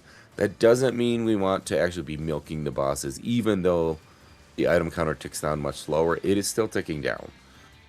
So we don't want to spend too much time on this. We still want to kill the bosses or end each phase relatively fast. But we want to make sure when we're willing to give up some time to make sure we have screens full of bullets. And that we've triggered our special right before we're going to kill them, so that we do get those points. And then, it's repeat. That is the loop of this game, right? Special. Fill the screen with bullets. Hit your special right before you're about to kill the enemy. Kill the enemy. Pick up all those points. Repeat.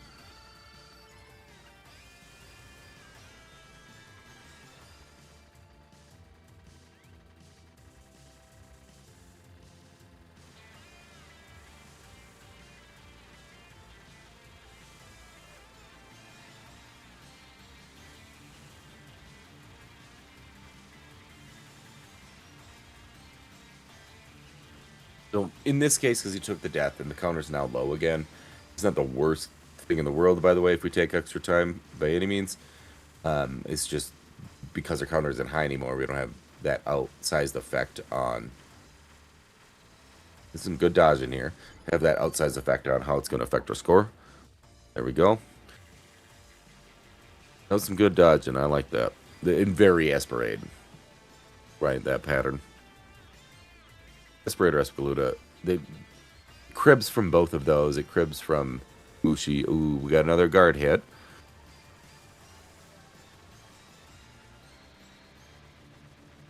Alright, we're sitting on 2 bombs. Or 2 guards if they need to be.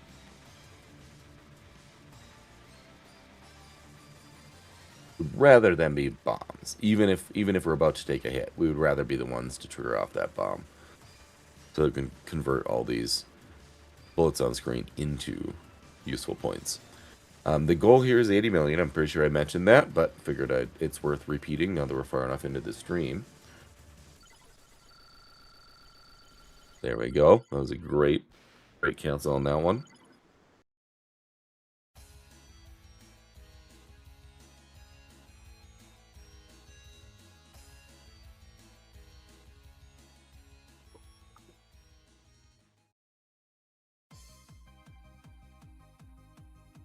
Here we go, stage 5.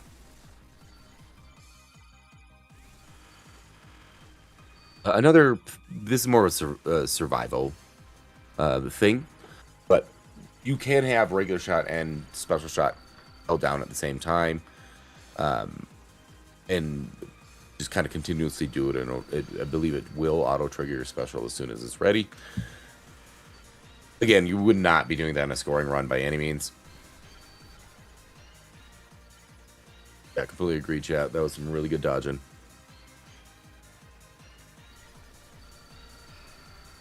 Some more good dodging. Really good conversion.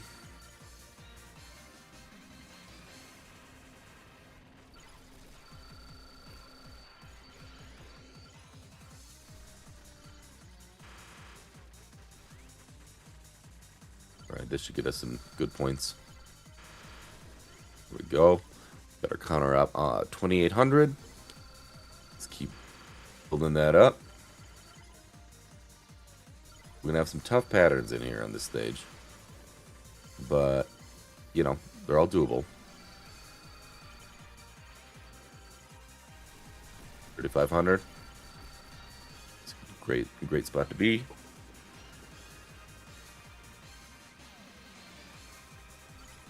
Down.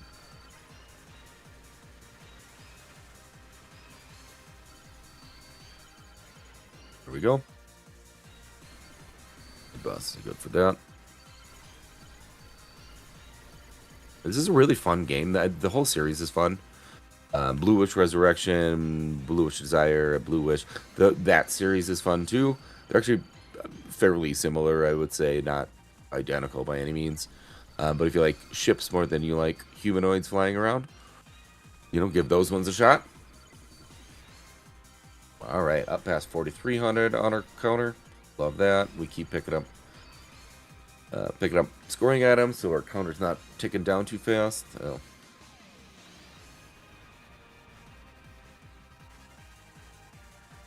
Good dodging.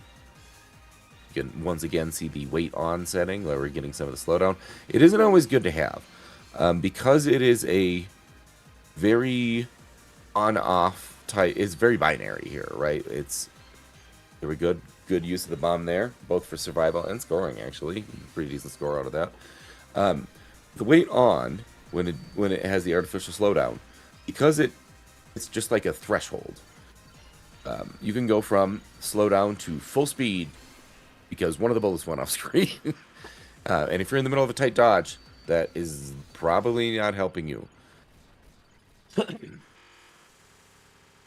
He's doing awesome. We really got a multiplier going here. 5,500. Some good cancels. Good point collection pickup. So you'll see another right here. And up to 6,100.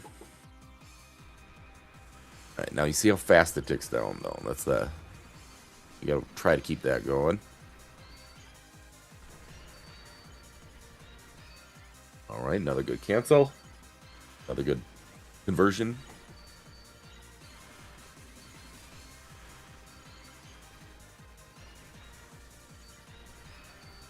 So I guess contrasting this to, say, like Futari, where you get all these cancels, but the way you control them is you control when you kill the enemies, or you know, sometimes structures on the environment that cause the cancel. In this game, you get to control it because you pick when you want to trigger your special and when to kill that enemy. So you can make kind of all the enemies in some sense be cancelable enemies.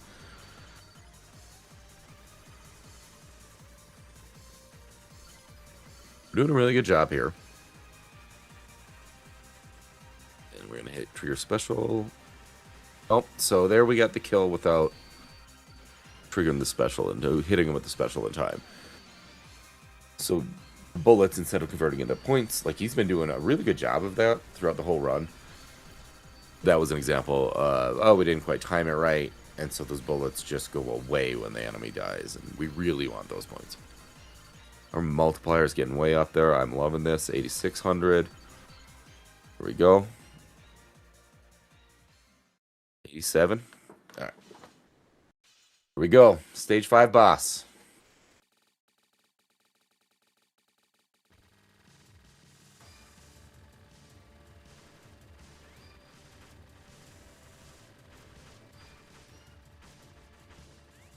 Good dodge in here. This pattern is very cave.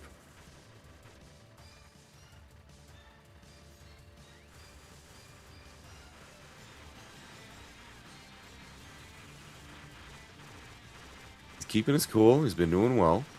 We did take some hits. We didn't spiral. We didn't let it get out of control. Immediately buckled down, got his stuff back together, didn't let it shake him. He's doing a great job here.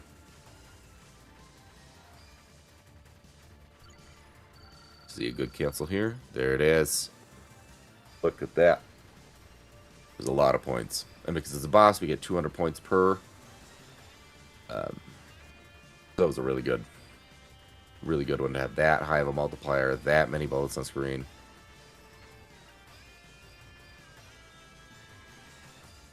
Go. Good dodge. Way to squeeze through him.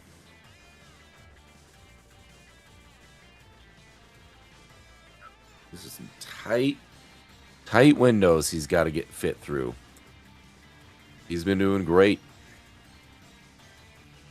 All right, cancel. Oh, we forgot to... We didn't time it quite right, so our special didn't have him blue for that last phase. All right, here we go. A few more chances. But his goal of 80 has definitely been reached. We're at 92 right now. His PB is at 100 million. I'm not too familiar with how much scoring he could get done on this final phase, but I would guess it's in reach. Not that it would be easy. Oh, he's nodding yes. He says yes. All right, let's see this. Good dodges.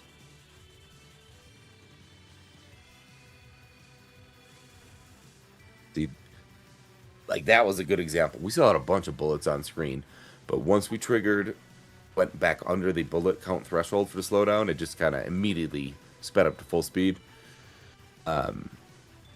That kind of rubber banding back and forth, depending on where you're at, it can cause some issues.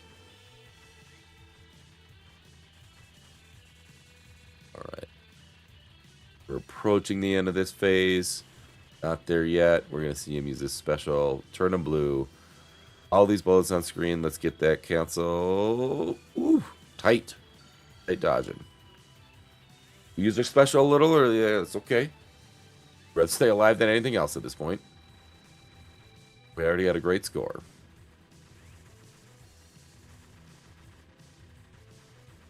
The dodging.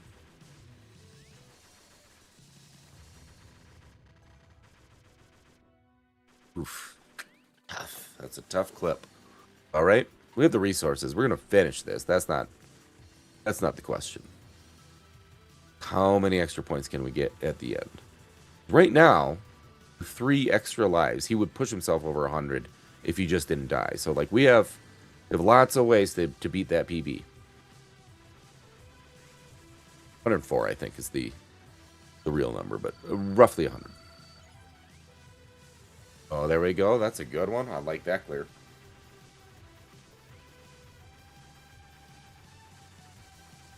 You know, our multiplyer's down after that taking that hit, but doesn't mean we can't score. still can score. It's a tough one.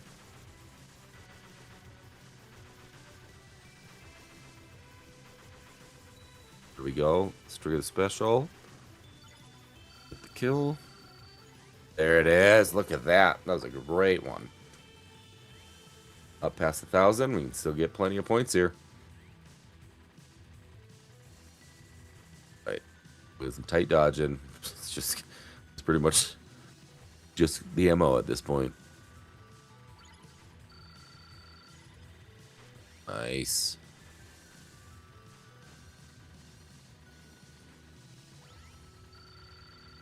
Alright, triggers. There we go. Look at that. Nice job. Let's go. Alright, so we are at just about 95. We've got some extra lives. We got more clear bonuses here. Oh, I didn't even go over those. Look at that. 103, 106, new PB. Baby, PB. Hell yeah. Nice run, Samsonite. All right, how are you feeling? Or is he on the screen? Can you guys hear him? I could hear him. Nice run, bud. GG's.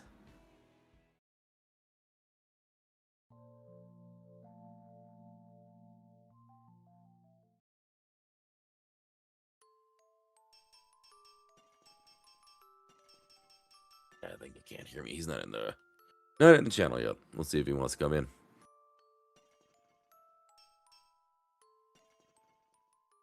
Very nice. Yep. Nicely done. That was awesome. Always fun getting a PB on stream.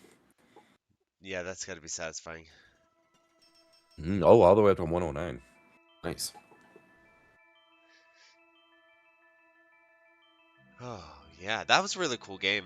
Yeah, I thought this was the earlier one, the middle one, as you explained, because the newer one, yeah, it's like, isn't the newer one a different title? Yeah, okay. It is. Eclipse is the newest one. That's it, Eclipse. Eden's Eclipse. Eden's Edge is the first one. That's right. That's a cool title. Yeah. Eclipse is a cool title, too. Oh, they all have an alliteration of E. Okay. Yep. I'm picking up Edge on is like it the now. least. Yeah. Yep.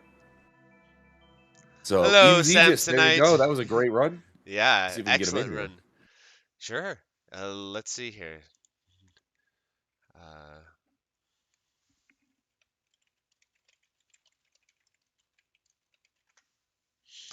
Messaging. Well, I didn't actually add him. I just typed it somewhere. I just typed into the universe. I'm like, Samson, see it. you better I see read it. this. You better read this. I Right. typed it somewhere. Typed it into He a ended his stream. a notepad document. Right. I swear, like when I first joined this channel, it was like, oh, invite to channel, and then that thing went away. Invite to voice. Let's see. I got you. Sent. There you go. Hopefully he accepts. Or maybe he goes back to sleep. I don't know. Or he goes back to sleep, which is understandable. Yeah, right. Very understandable at this point. Yeah. Thanks for staying up and helping, by the way. Yeah, for sure. Thanks to I'm surprised at how many people are watching still this late. I guess not everybody's, in this the time time zone. If you're in zone. Europe, it's probably a more manageable time if you're over in Europe. Yeah. Yeah, definitely. Well, I don't know that he's joining or not. Oh, there he is. There's the man of the hour. PB on stream. How's it feel? It feels great. Can you guys hear me well? I can hear perfectly. Yeah. I remember when I first started playing this game, I was getting like 10, 20 million. That wasn't even that long ago. And I went on Restart Syndrome and I saw Pearl and Jamer's scores. It was like 110, 113. And I was like, I can do that after my last one. And I was not expecting to get a PB here. I made a lot of mistakes that, but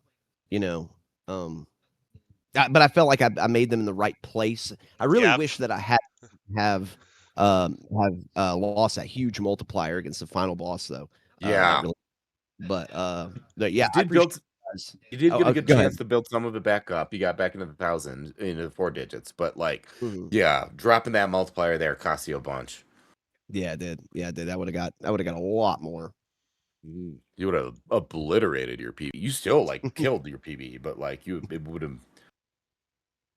It's like you would have been playing a different game. It's that much of a score difference. No, that was awesome, bud. It was real fun. I'm sure I did a terrible commentary, but you did an awesome run. That's what matters. I thought you did good. Oh, okay. It's also I nice had everything. that you stayed up and like helped out too. Yeah, dude, for real, because I really appreciate that because I'm super new to streaming. Like videos are my thing. Super new to streaming, and so I don't have like the pan. I can talk and do insane shit at the same time. So yeah, that's not like a thing normal people can do. Yeah, Pan always makes Yeah. it seem easier than it is. That's for sure. It really does. Yeah, he does. He's He's got the humble schmupper thing going on of I'm so unassuming. Well, he's like actually like a beast. So quiet monster. Yeah. That is funny. Absolutely. That is like a personality type. It's like a super player personality type. Yeah, it seems to be. There's a lot like Yeah. that. Not everybody, but a lot. Mm.